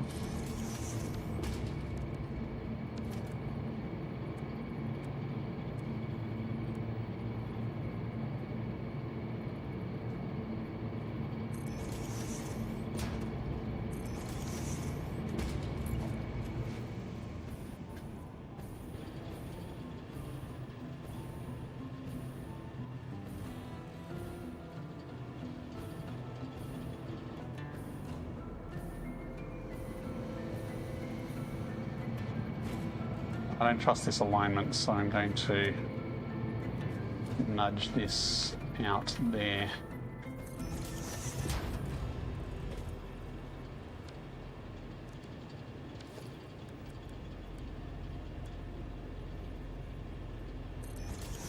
Was it there and there? I think it was there and there. Yes, it was there and there. Okay. So this one comes from here to there. This one comes from here to there. Where did that go? Okay, that's where that went. Now I'm going to make this last one a Mark 1. I'm not going to make this a smart splitter. I mean, I should make this a smart splitter.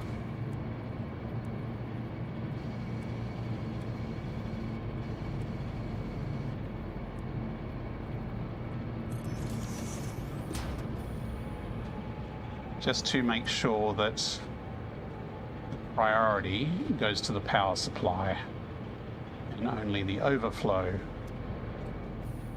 goes to the other factory.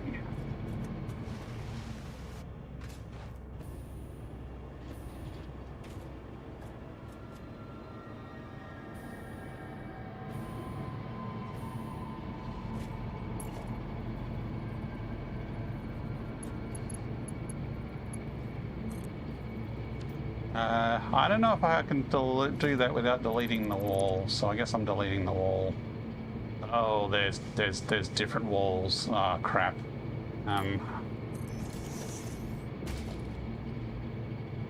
That's a corner piece. That should actually be fine. I should just be able to delete this one. Yeah, there we go.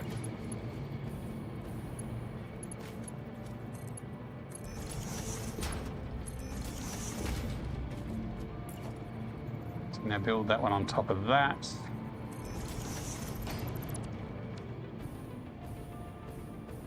I'm gonna run out of time, aren't I? Chicken Spider, I can see us cute though with those big eyes. Kittens, bunnies, and puppies are pretty. This is spidery. The orb weavers are very spidery. Yes, yes, they kind of are. How am I going to? I just realised that's not connected. We just lost half our factory production. Actually, quarter of our factory production. There we go. No, nobody saw that. Nobody saw that.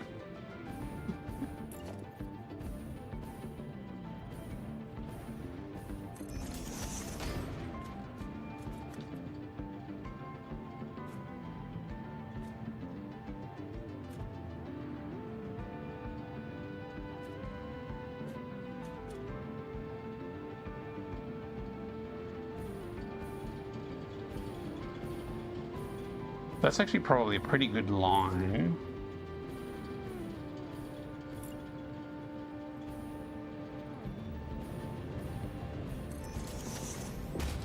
Now, I might bring this up on the outside here and run them up the side of the building.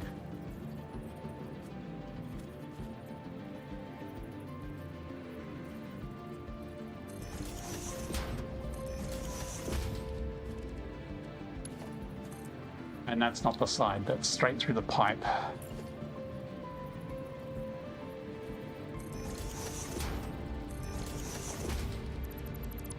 Oh, this is a half thing over, that's why it's... That's better. So that's kind of a general guide.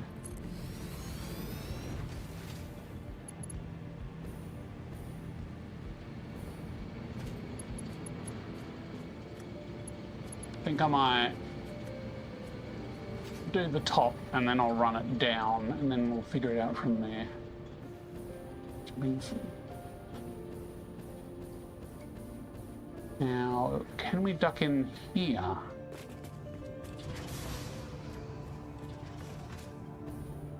Okay, so here's the two holes. Anyone remember which is which? Let me guess. Iron, coal. Now do I put the iron and coal in here and hope I'm right? Or do I actually test it and check it first?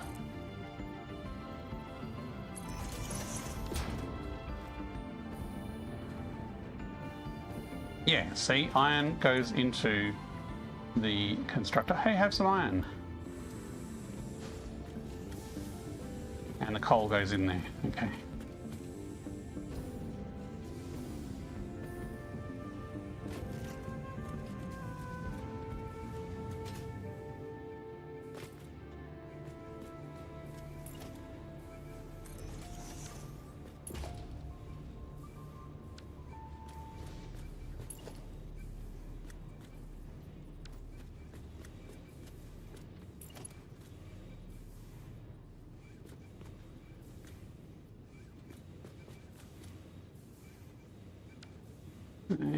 How am I going to line this up?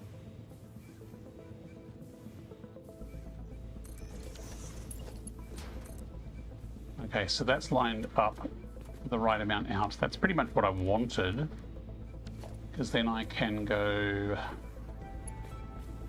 down the line here and line it up.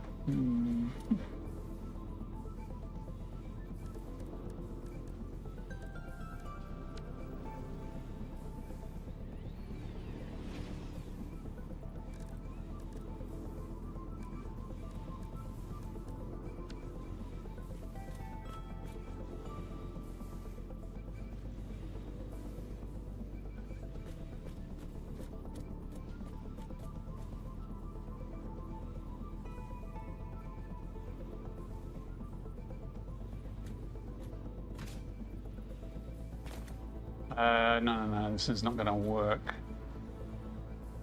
We're going to need this over here. I need to know the exact position this side. Okay, that's one of them. So it's going to be there and it's going to be there.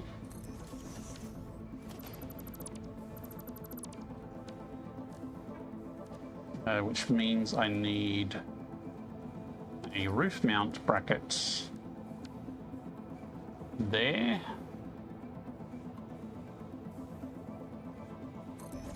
And one there. So I'm not actually using those holes, I was just using it to line up, but I should be able to attach this to here, run it straight down. Okay, it doesn't go all the way until I match the hole. Okay, so this I kind of need to be... I think it's pretty close. That's actually spot on. If this was only 1 meter? No, surely not.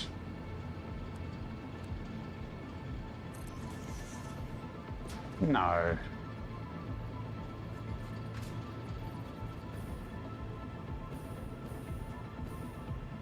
Okay, it's that low. I think that's what it is. Unless the heights are all wrong, in which case I'm stuck. That was the wrong position, wasn't it? I think. Yeah, I think it was one across. I think this was here.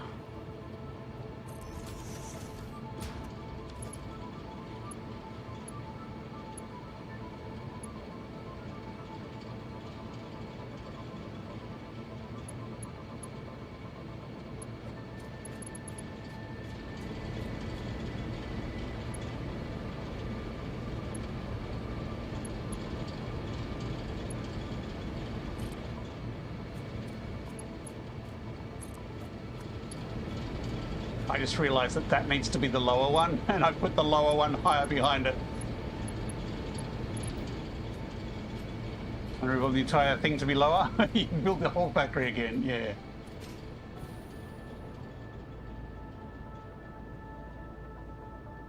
I mean, I do have normal fuel. It's just normal fuel will not burn long enough to get up this high. Later on I will get turbo fuel and rocket fuel, which will probably get me the height. What was that? Tear it all down. Tear it all down. So now if I attach, let's do this one first. Let's actually attach it. Let's get rid of those holes. Those holes are going to get in the way. I mean, it is mostly blueprints, so how long do you think it'll take for me to rebuild? Man, these little stupid lifts are really annoying to try and attach to.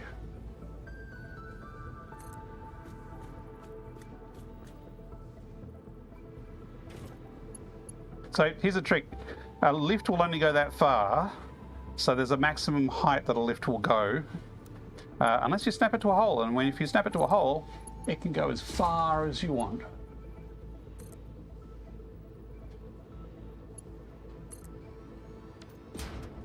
Yeah, there we go.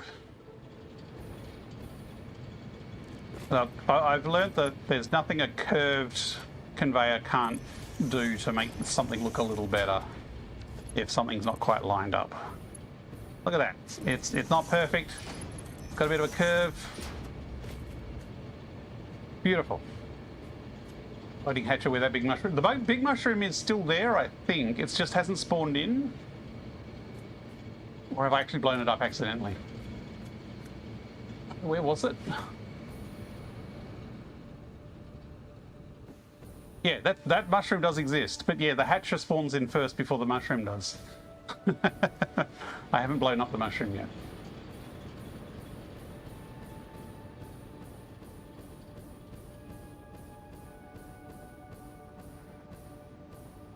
Okay, now we're cooking.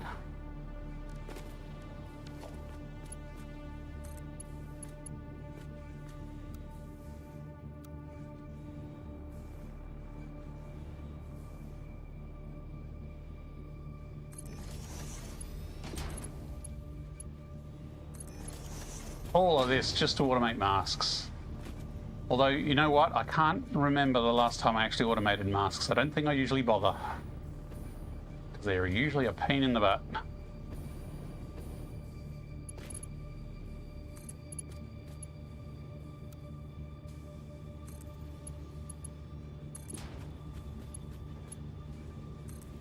See, just curve belts.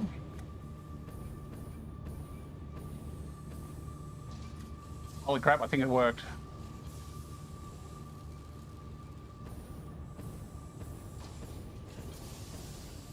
A belt lift up to the top of the space elevator?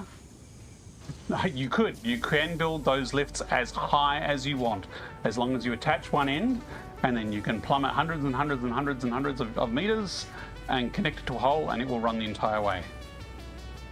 Kind of a feature now. Okay, so now we just saw some fabric go past. That's the spare fabric. But we should be seeing, occasionally, a gas filter going past. That's a gas filter? That's tiny.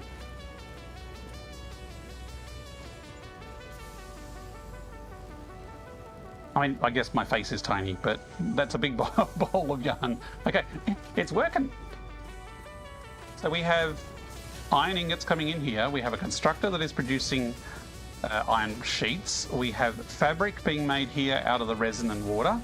And then we have coal coming up here. We're putting all three things on a single belt, aka a sushi belt.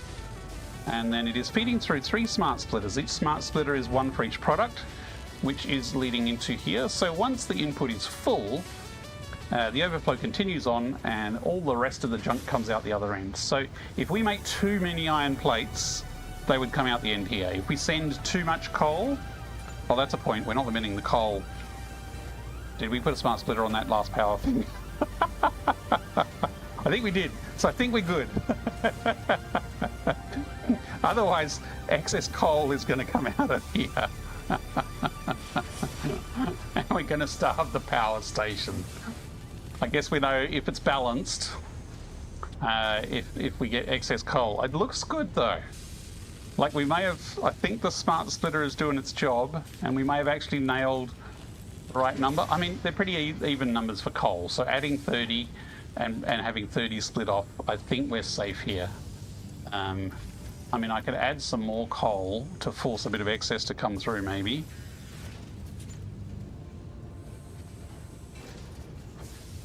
No excess?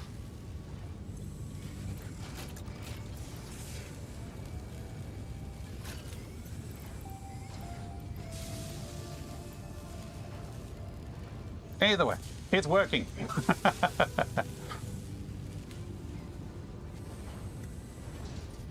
Yeah, you could just send your parts just directly straight up into the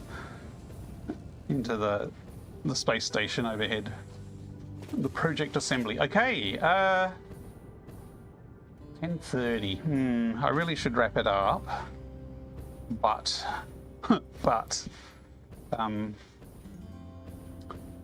functionally we've achieved the goal. We've doubled the production of plastic and rubber. Why is that yellow? That should not be yellow. We have added a bonus of producing fabric and also producing masks. The problem is this front plate thing here is not a blueprint. This is, there's actually blueprint bits in here, but most of this was handcrafted, so I might make a blueprint just of this bit here that's possibly reusable. Just so I can simplify rebuilding the top bit so I don't have to do it all by hand. How high is that?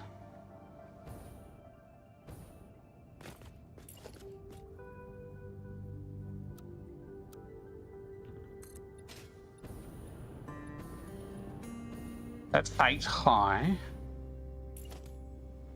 And how big is the blueprint maker? Okay, we can fit it in. I thought it might have been too tall, but you know, now I'm going to do it, aren't I? When is the next ad break? 20 minutes away. I want to go for another ad break. Now I feel like I'm kind of on a roll here. And 1, 2, 3, 4. Okay, so it's 4 across if I'm just doing from the edge. So it's one of those. Let's do it in the middle.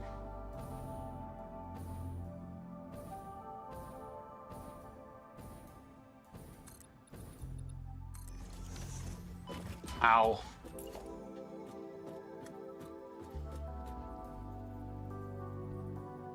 And it's 3 of those, and it's also 3 of those underneath.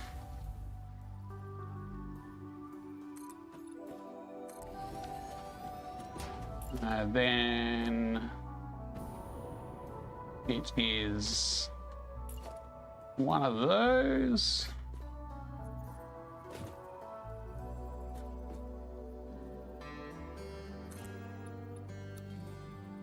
Two, three, 4, 5. 2, 3, 5. Is that correct? 1, 2, 3, 4, 5 up.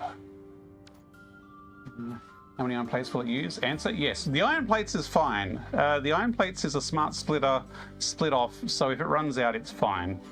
The steelworks gets priority, and I don't think the steelworks is 100%, so there should be plenty of iron for the iron plates. The iron plates probably will run off some extras, although maybe I've perfectly balanced it. Stranger things have happened.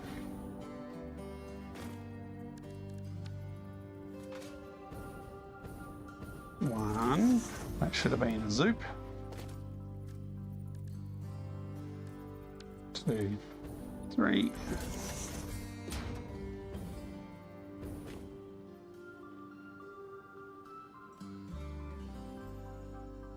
Come on, I want you to rotate, please.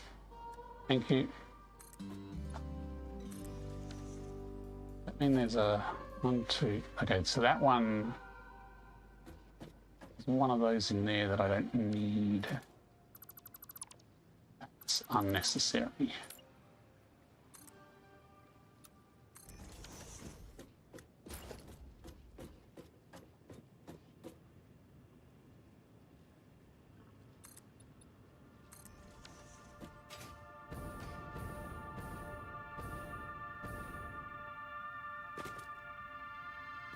So that should be this section.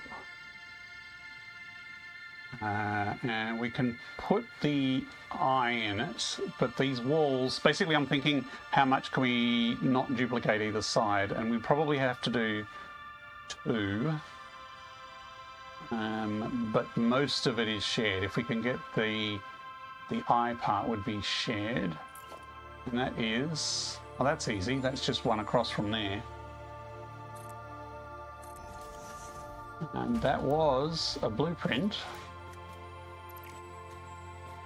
No, I want to sample it, please, not delete it.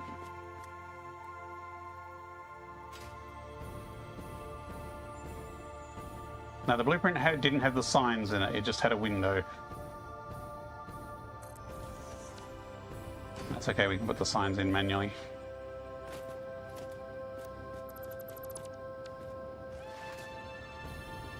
Because basically these recessed walls stick out the back. Okay, the sign is quite a bit forward there. And there's no sign on the back.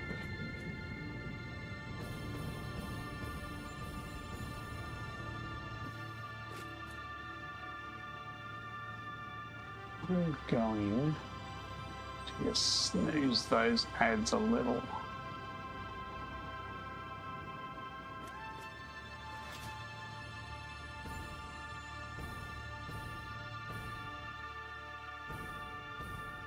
So I think that's all we can do that's duplicated on either side.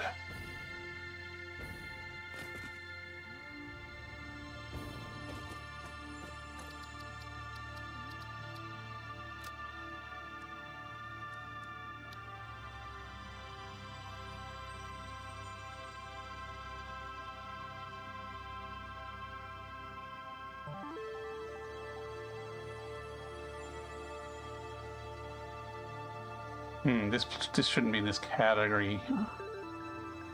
Should be somewhere else. I'll just stick it here for now.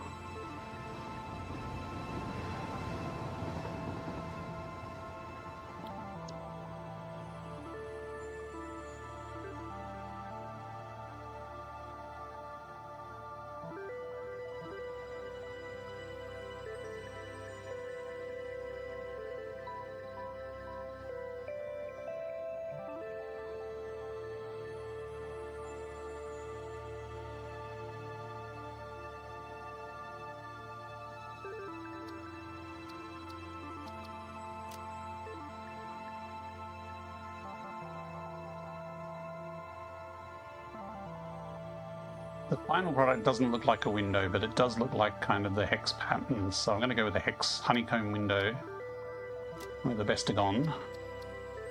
That will hopefully be indicative of what it is. So now if I try and build this, it should match what we've already got.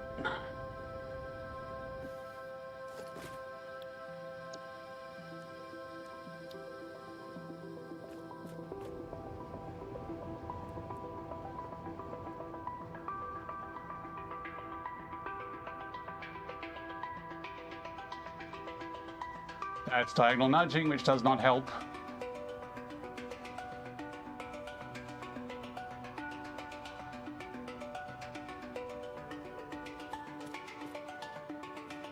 Looks like a pretty good match to me. So I should be able to flip it on this side.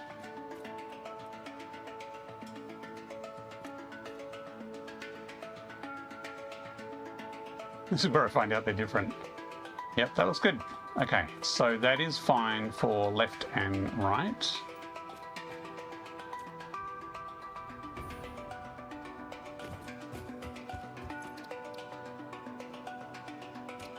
What the?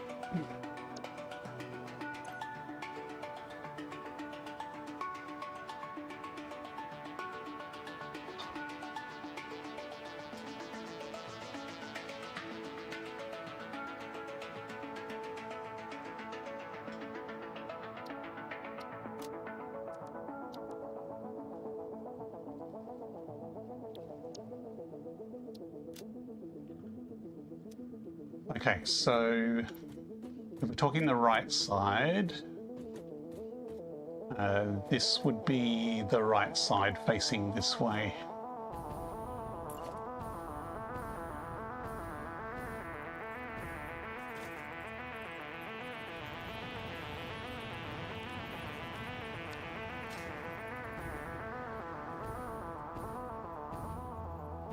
I think it was that far out, wasn't it? Yeah. It wasn't that far, it was there.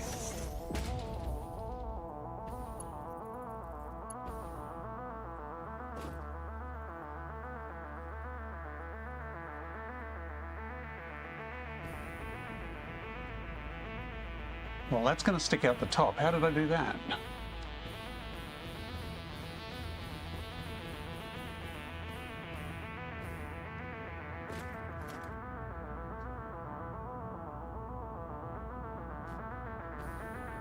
Okay, it's a hiding behind, but it's not Z fighting.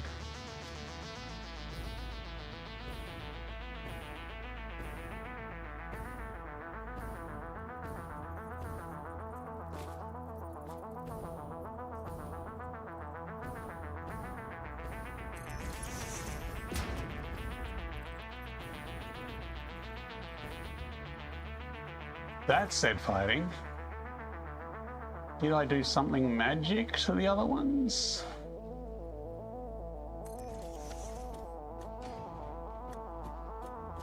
That is very Z fighting.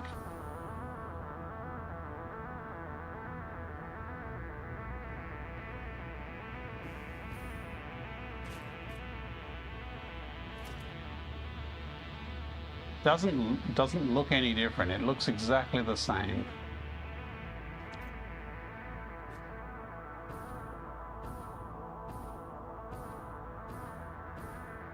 But I might need to... You know what, I'm just going to delete those because they're bugging the heck out of me. And I'll fix that later. That is a minor detail at the moment. It's more these walls that are going to take time to put in, and I'm pretty sure I gave up and did start to make... Oh, these are just... Oh, these are just... Ooh, okay. These are 1 meter walls, just slabs and slabs of 1 meter walls.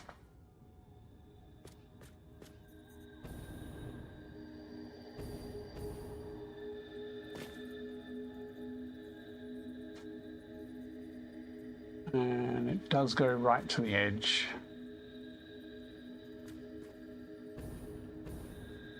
But it is nudged back 1 meter.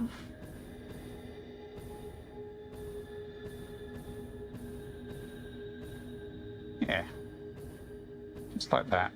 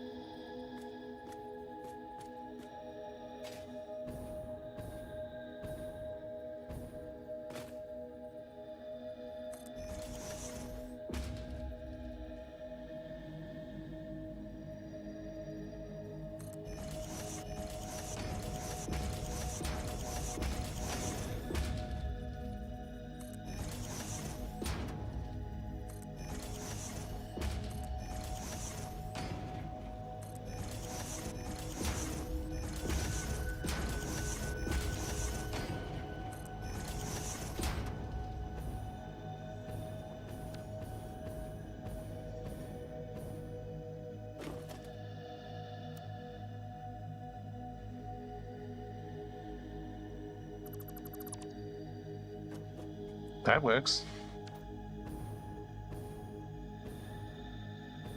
I probably didn't do it quite that simply in the other one. This is going to come up all the way on this side.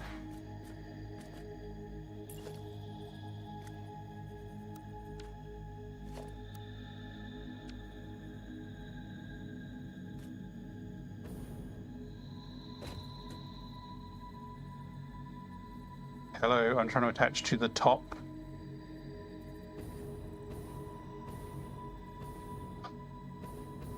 Right, there we go. I wonder if I had a smaller version as well, because obviously I didn't stack it that high. Unless I just did a few. And then attach this to here kind of thing.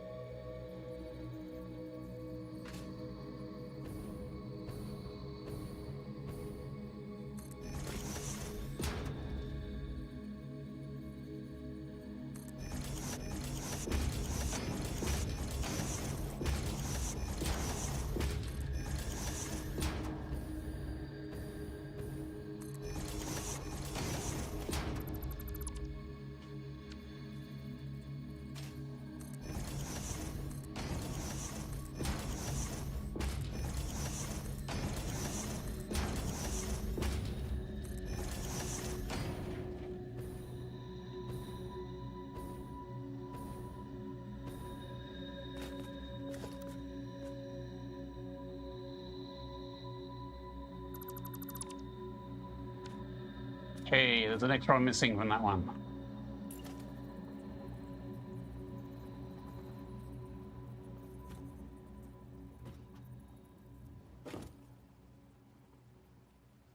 Come on, just get in there. I don't care what you smell.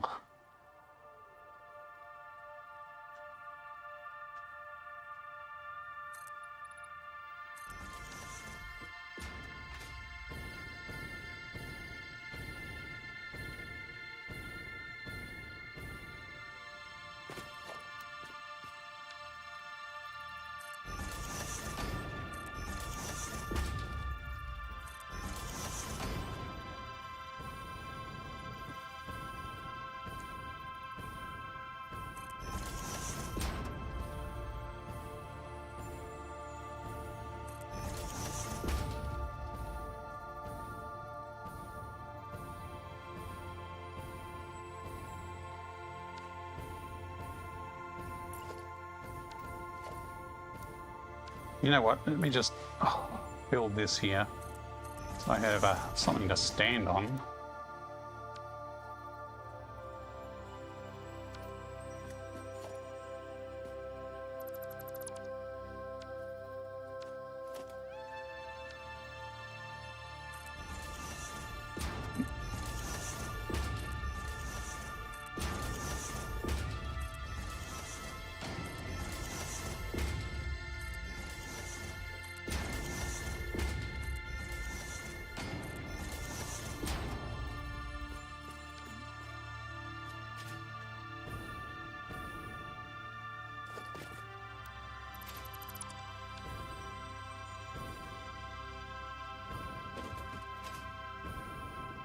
Yeah, that's not too bad. A couple of little holes in the middle to fill.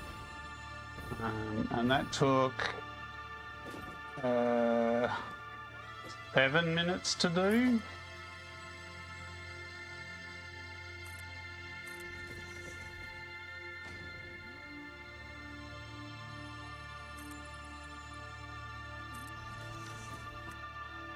And we've done a blueprinted version of that. We haven't done the corner bit though. And it'd be nice to do at least a bit of the corner, although I don't think we're going to be able to fit it in.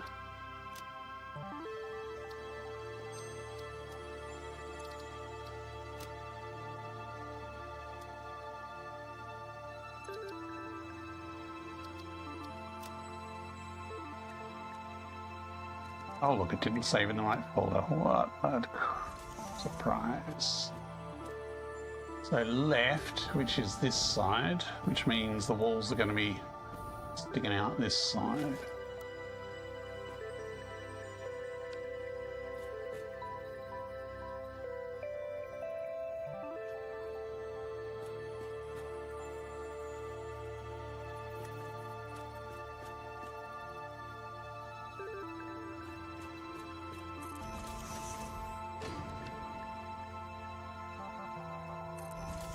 Yeah, I was waiting for that. It's like, surely we're going to run out of iron plates sometime soon. There he goes. Okay. Right. You know what? Thank you.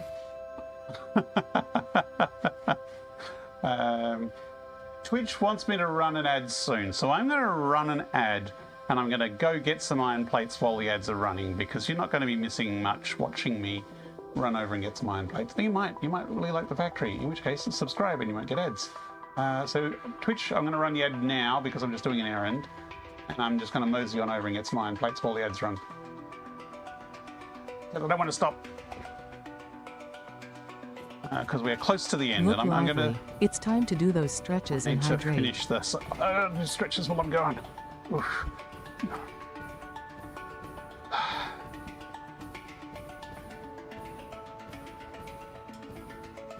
See, all those people watching ads are missing me jetpack dance.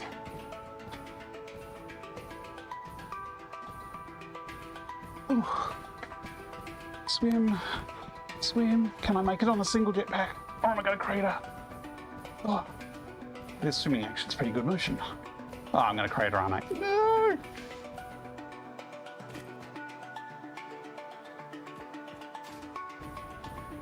Doggy paddle.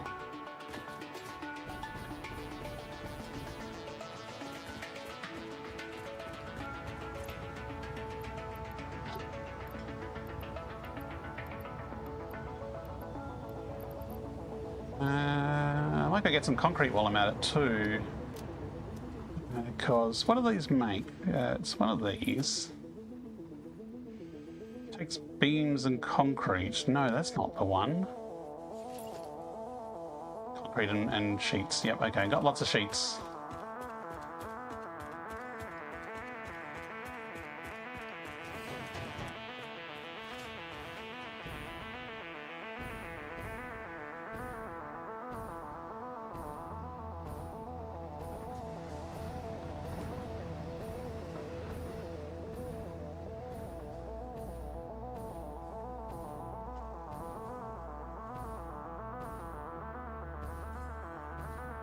One day I'll put some walls on this and call it a real factory.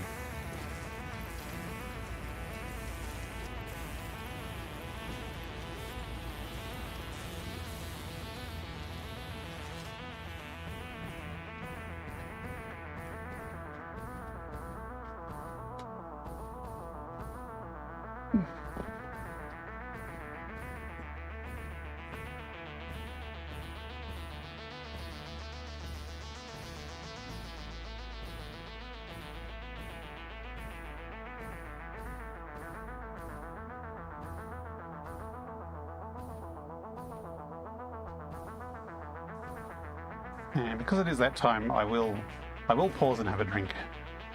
Oh, I think I've got my chainsaw on me currently. Where's my mug? Oh, my mug is equipped. Okay. One mug. Where's my real mug in real life? There it is down there. How long on the ad break? Oh, 10 seconds. I better drink my drink quickly.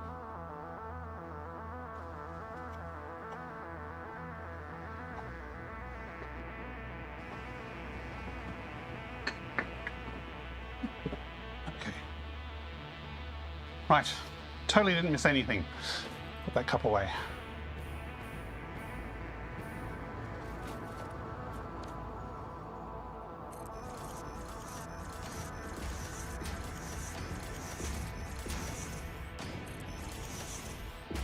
How do I do these across? Oh, it doesn't. Helps if I look at the right side. I think I was to about there before I started nudging it.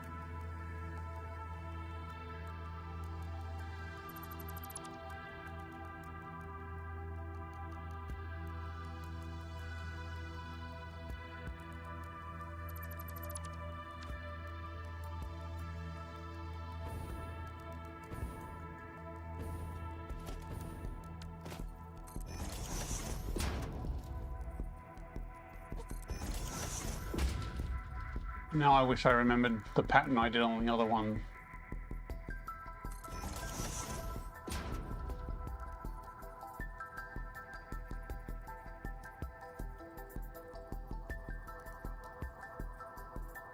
We're just down 2 and up 2 like that, and that's it.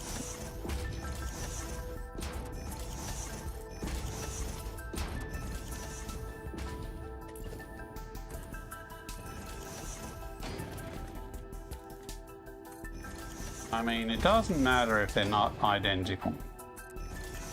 As long as they look symmetrical from the front.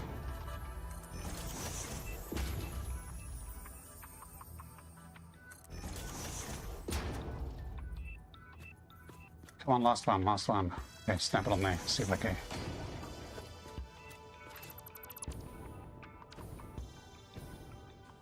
Yeah, the other one had 2 holes. This one's only got 1.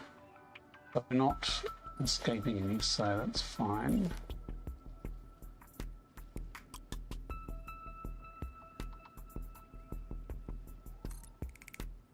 What? Hang on, what's that conflicting with? That's weird.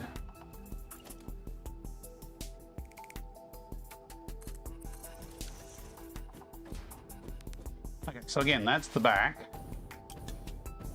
This is the front compared with that. And looks pretty flush. We do need to fill the gap in here.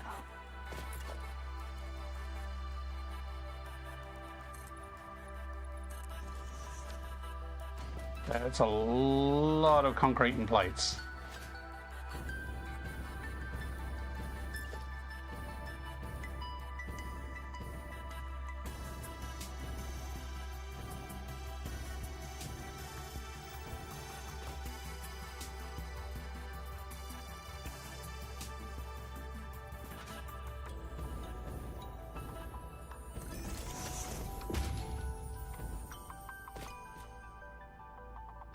I reckon we could put a couple of smaller billboards under it and it would be just as fine.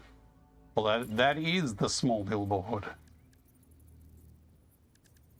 Gee, how big's the large one? Okay, that's pretty large.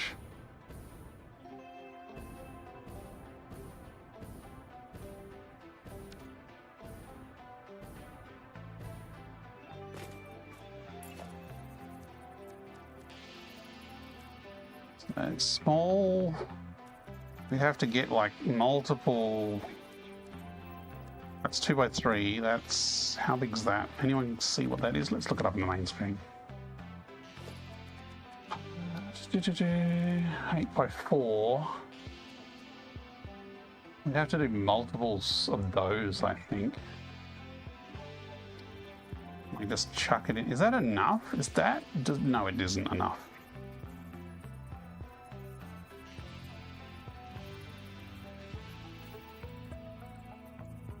We would need 3 of those. I'm not sure how I put those other ones on without clipping, unless I did a barrier, a pillar slide.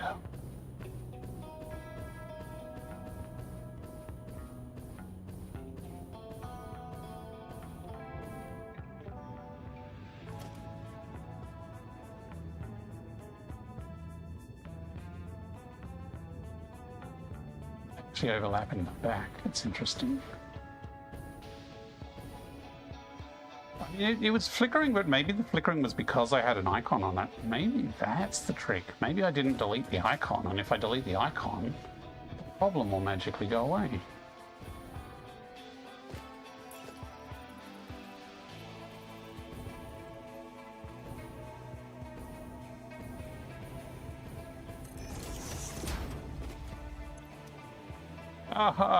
My eyes! Where's the control panel? There it is.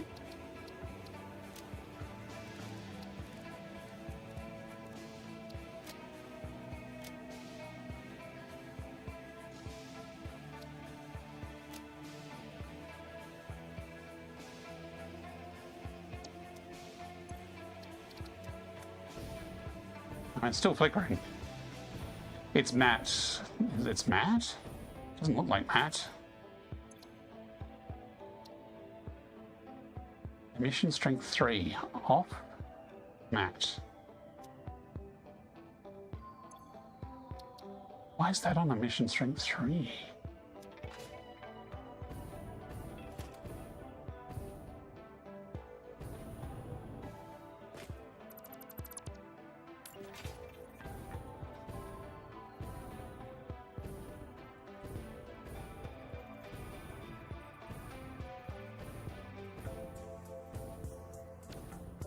I can't remember how I did it, although I think I actually did it off stream, so I don't even think the stream knows how I did it last time.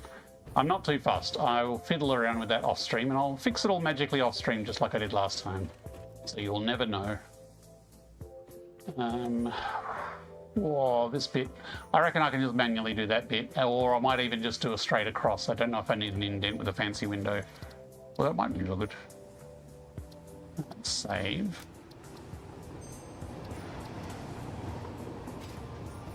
Okay, I'm going to clear the blueprint to get all my stuff back.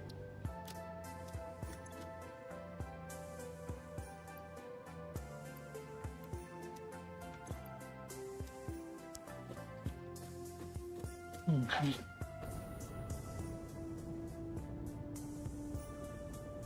I've nearly... Actually, I think I have gone through 100 rocket fuel this session. Because I'm pretty sure I was on like... oh no, I only topped it up to 100. But I was down to about 30 before I topped it up to 100, so...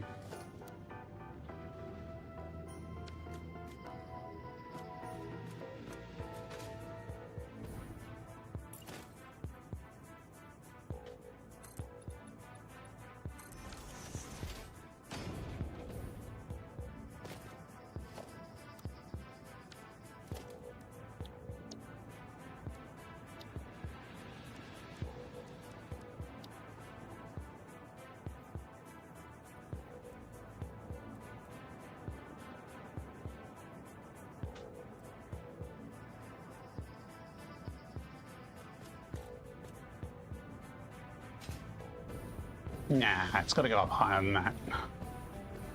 I mean, it is I've got to go forward. Ooh, that's interesting. That's lined up. Okay, that's lined up that way. Need to come up so that the roofs align. I think there was like a half slab overlap.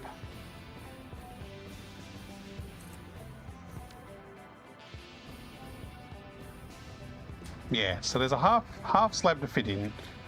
Other than that, that is done. Ow!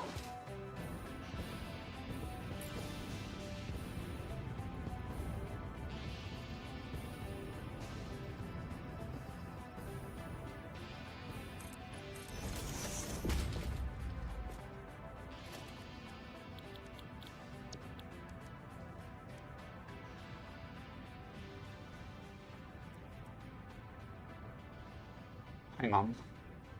That's... I did say right? This is right.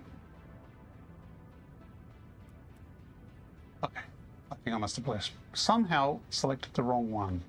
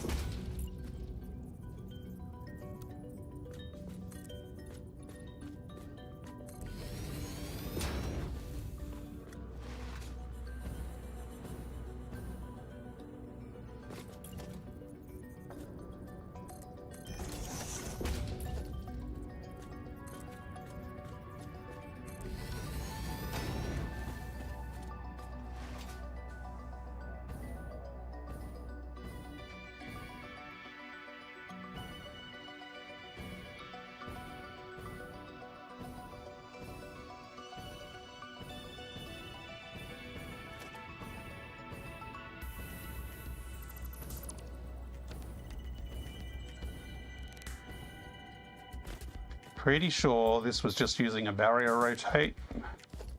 Looks about, what, 30 degrees? Sorry, 45. Because these are 15 each. That's 45. Otherwise known as 3 clicks of the old barrier.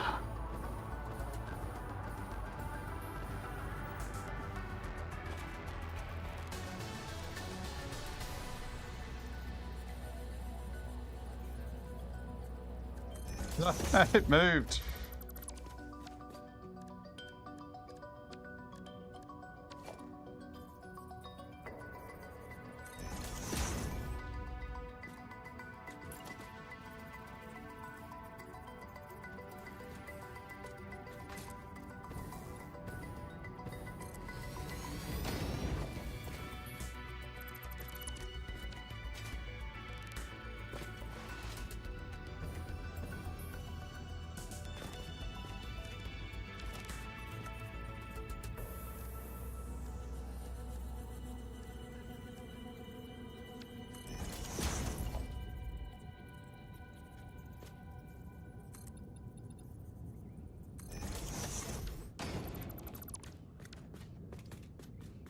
Okay, so it's like one in and then, we did a half one in. Okay, that makes sense.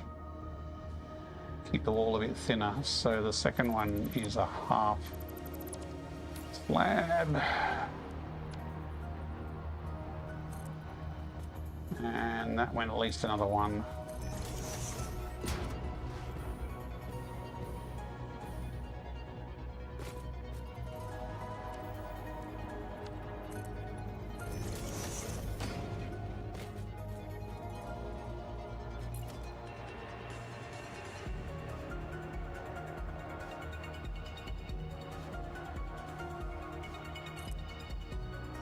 That can probably stay as a 4 meter. Sorry, 8 meter. 4 meter thick, 8 meter wide, deep.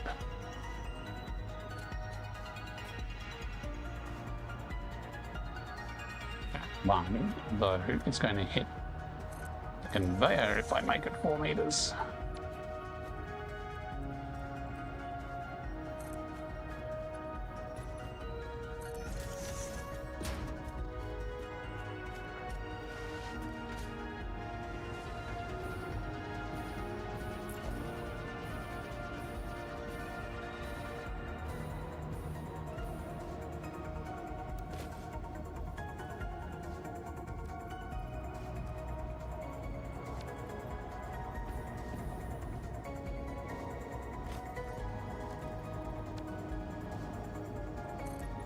Oh, don't fall over backwards. Okay, that's a sign I should stop.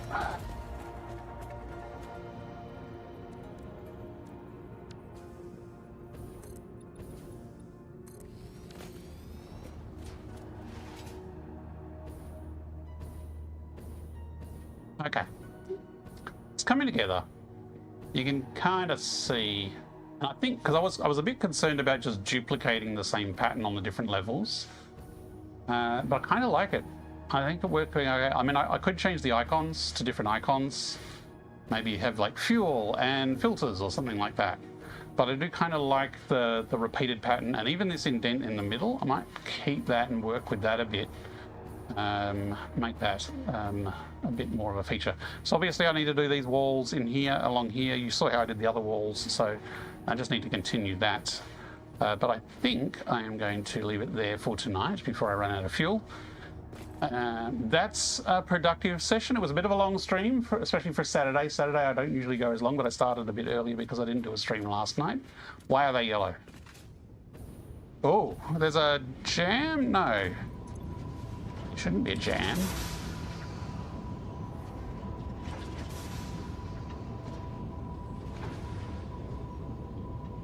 There is just enough fuel. Oh, there is actually a jam of the plastic coming out. There's a... Oh, no. Look, my math said there would be no jam, which means I probably missed a conveyor. I probably accidentally shoved a Mark III somewhere. I hope that's all the problem is, because there should be enough capacity to deal with this. Okay, it's stuttering below. So the whole lot has backed up. It could actually just be because the train is not taking any stuff away. That no, I was expecting everything to go through here, but it's not. Is everything going out the sink out the back here?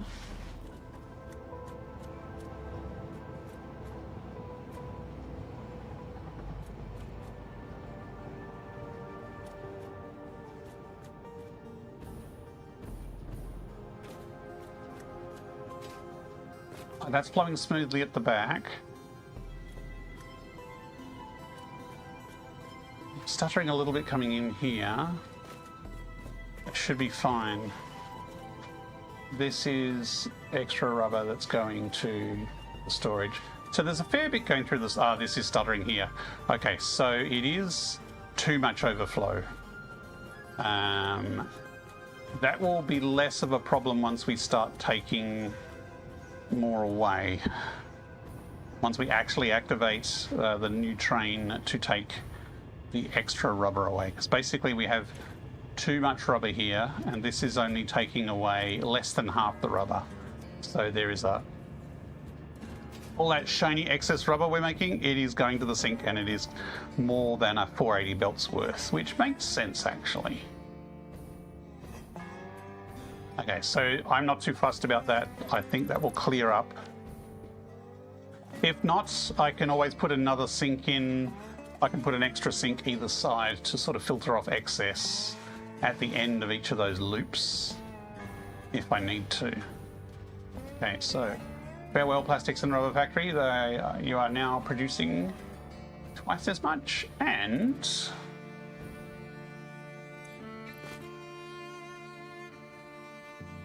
we have gas filters.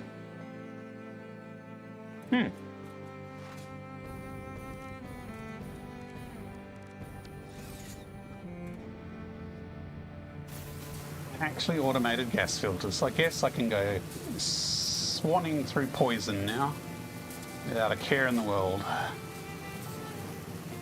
Means I can play chicken with balls in the poison. Ooh. They don't have gas masks.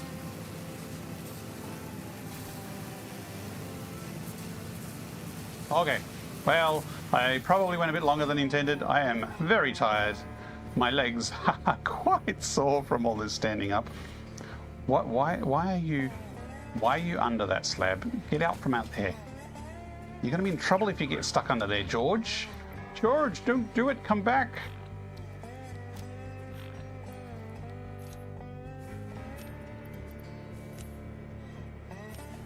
I need to rescue George.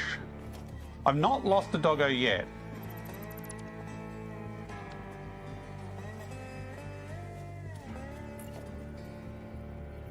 I'm not about to lose one now. Oh crap, they're all going to fall in the water now.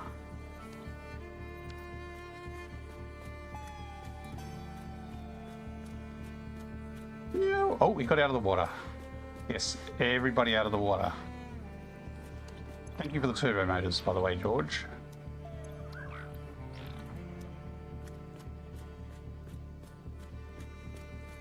Stop floating like you're a dead doggo.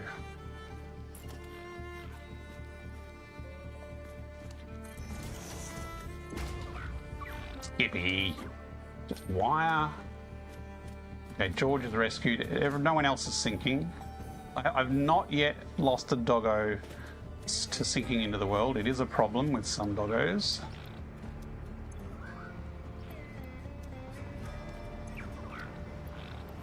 Scratch, I actually am apparently full on those.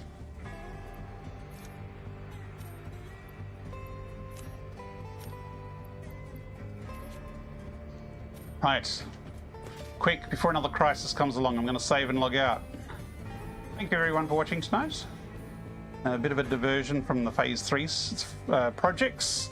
Next time we'll be getting back into the Phase 3 projects. We're going to be finishing off some architecture for the motors, the modular engines, and we'll be sending them off to the elevator. Now that we've got enough rubber, although really we had enough spare rubber.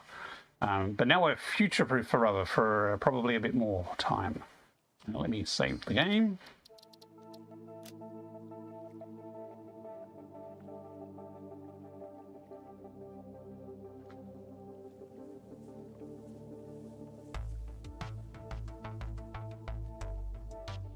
Done.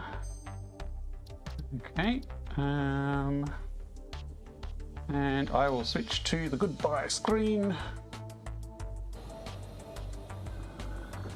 And exit to desktop here so I can take my headset off and do the whole farewell thing. So YouTube, I will bid you good night and I will sign off. Twitch people, hang around and I'll see if there's someone to raid out to so you can continue your weekend adventure in either VR or factory automation. We'll see who's streaming. Now, which mouse is which? This one's which?